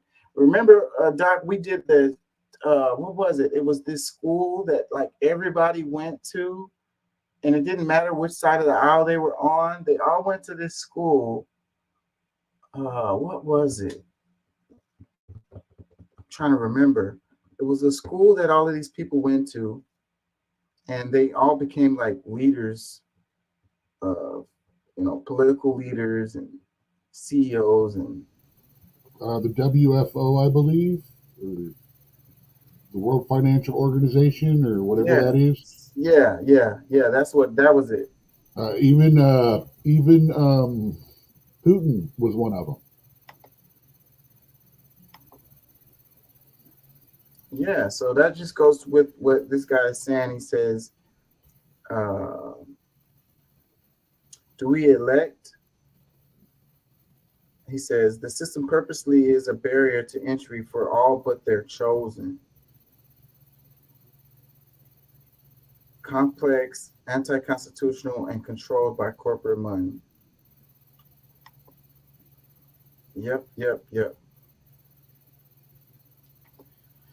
Anyways, man, I gotta get out of here. You want to make some, let's see, is there some tweet replies on this? It's worth reading.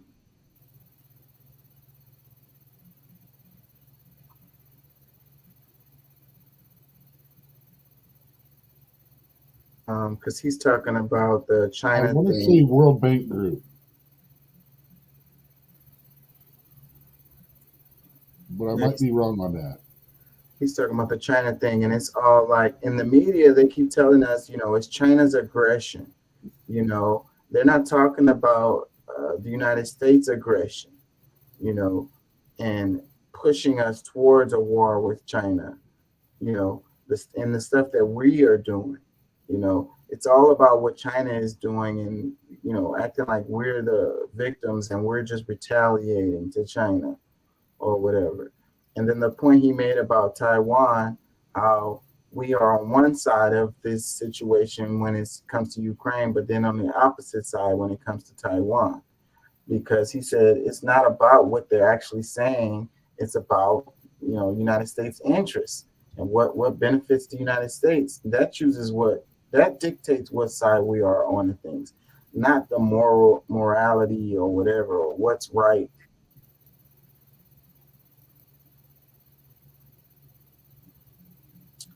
A couple tweet replies. It says, Nuri, they're not blind to it.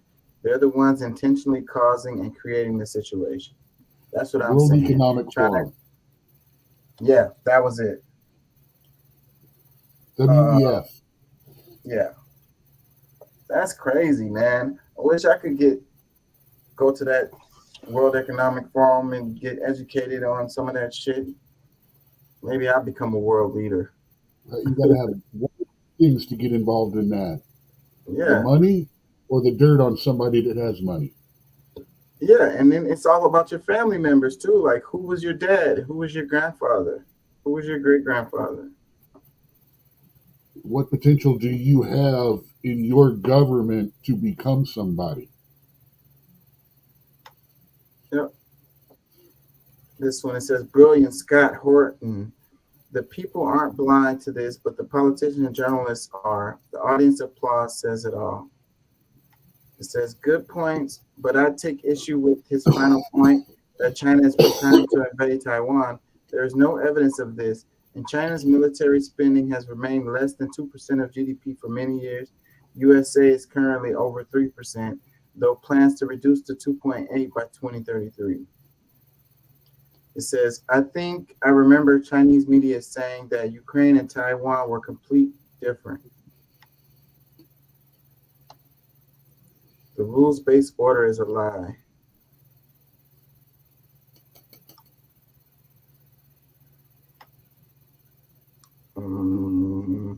Another one says, it's a money laundering scam like their healthcare, education, and real estate. The rich inflate the prices until every dollar of disposable income of workers are spent on their assets.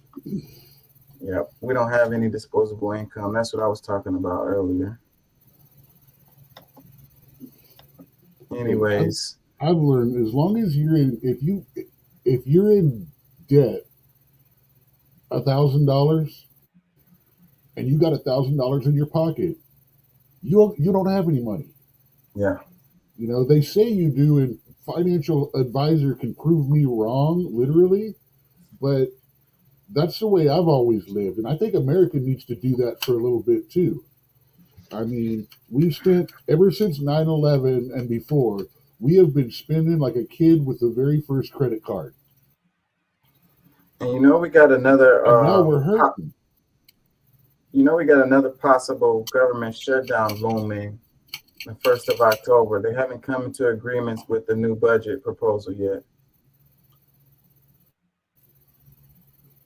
It's looking like we're definitely heading to another one of those fights, and they're going to have to make some deals. The two sides are taking turns screwing the whole thing over. I mean, one side go, oh, well, we want this and we're not going to budge. Okay, well, we'll budge on this, but we're not going to budge on this anymore.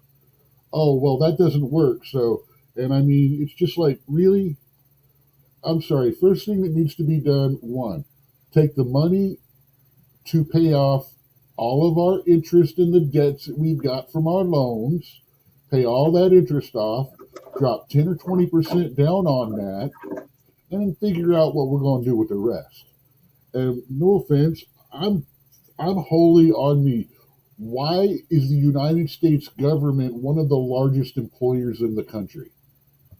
That does not make sense to me. Well, and none of them gonna get their checks if the government shuts down. Yeah, they will. That's not what that's. There's a lot of stuff that goes on when all of that happens, but it's a long time before people don't get checks.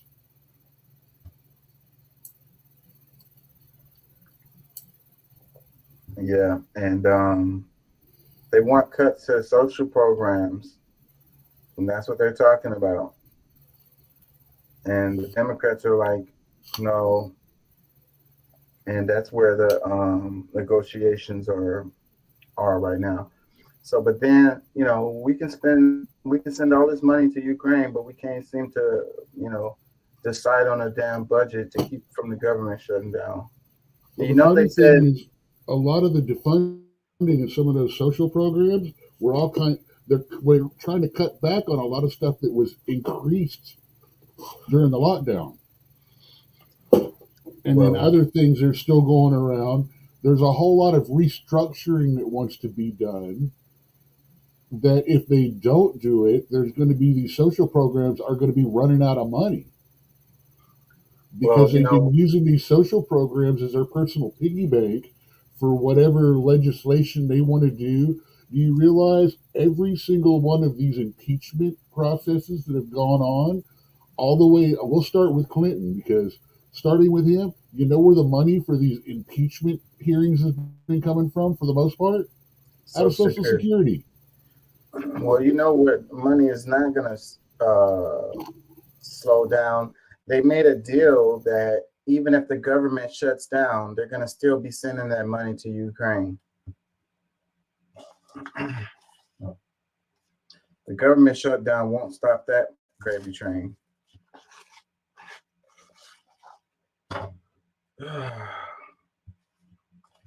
Anyways, y'all, I got to get out of here because I work all day tomorrow. We're at just about 5 hours. And it's after 4. I gotta try to get some sleep. I'm probably gonna chill for a few minutes and wind down. I got pretty damn emotional when we was talking about the profit over people stuff. I mean, the people over profits, like the everybody's struggling to pay their damn bills, and that's not even what the media is talking about, like, at all. Well, you know, at one point in time, the corporations realized that long-term profits were better than every penny possible. And now that they've wiped out half of the middle class, or 3/4 of the middle class, and probably 40 to 60% of the mom and pops across the country, now it's a race again to get all of that loose money, to get all that money that people are spending underneath the corporate banner instead of the mom and pop banners. Yeah, I don't know what their end game is. When people can only pay for utilities and they can only pay for rent and stuff, like, that can't be good for the economy, you know?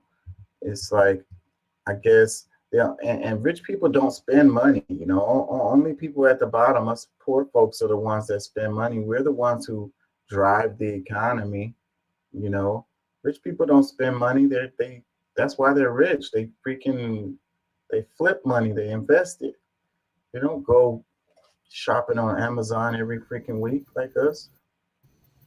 No, they borrow money at 2 and 3%, invest it in things that give 8 to 6 to whatever percent, and then they pay it off slowly as they're banking that 6% on those millions of dollars and stuff like that. So all they're doing is making more money to turn around to borrow to make more money. Meanwhile, everyone else is paying and this is where they get into, they're loaning all this money out like banks and stuff for higher interest than they're borrowing against. So it's literally free money to them. And we have a consumer-based economy. So who's going to buy all of this stuff that they produce? If everybody is struggling just to buy groceries. Well, China's sure not, because that's where it's all being made right now. And they don't want to buy their own products. Because it's trash. Freaking yeah, I don't know what they're planning to do. Like, what the hell? Like, what is the end game?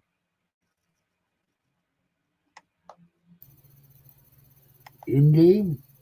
Financial slavery for the common man. Instead of earning a salary, you will be working to pay off your debt, which you accumulate when you're born, what you owe the state. And you'll have money detracted from your salary and anything you make, taxes, until the day that you die. And then everything that you make along the way is going to be taxed, both when you get it, then when you spend it. I mean, that's how it is. And at some point in time, when you're in your older age and stuff like that, you finally break even. If you're lucky, you've got a house, a car, and hopefully enough life left in you that you get to do a couple of things. Fucking slavery. Everybody gonna be a slave. Literally everyone. If you're not part of the owner class, then you're a slave. Anyways, y'all, peace and love. Thank y'all for joining. Thank y'all for listening. Yeah. Good comment, Wise. Good comment. Yeah, great The comments. end game is sinister. They think the world is overpopulated, and they're hell-bent on downsizing the global population. So I guess that's what it is. They want us to starve to death. We don't have enough money to pay for groceries, so that's one way to get us up out of here. Make less people. Anyways, y'all, thank y'all for joining. Thank y'all for listening. I think the second half of the show was actually pretty good. It started off kind of stale. I'll be back tomorrow. I've been driving 10 hours. I was driving 10 hours straight today. I was sitting there nodding before I got on, like, oh, wait, shit, I need to be on there. Well, thank you for joining. Yeah, so how's that working for you? You got the new car and all of that. Making It's some cool. money. It's neat. I make about the same as I do on an average night as a server. $15 an hour, give or take a little bit. I'm going to have to pull like 20% off the top of that to cover taxes and gas and stuff like that. So, about $12 an hour, give or take a little bit. But, this is my first couple of days. I'm not efficient. I'm not good at it. I'm only working Lyft right now. Yeah. But I'll tell you, man, I'm avoiding downtown like crazy. Yeah. You pick up a ride every couple of minutes. I mean, it's just bam, bam, bam. but you got to drive around like 18 buildings to pick them up, even if they're like a block away. And then oh man, I was wanting a cigarette. I was wanting a cigarette so bad while I was driving. Yeah. See, I smoke about 5 cigarettes a day, all at the end of the night. Yeah. You know, while I'm doing stuff online, and I'll tell you, I cut off a piece of straw and was chewing on it after about an hour of being stuck downtown. Otherwise, they were going to hear the fact that I can cuss in multiple languages. All right, man. Let me get out of here. I'm going to be back tomorrow. All right. Cool. Looking forward. Peace and love. Everybody.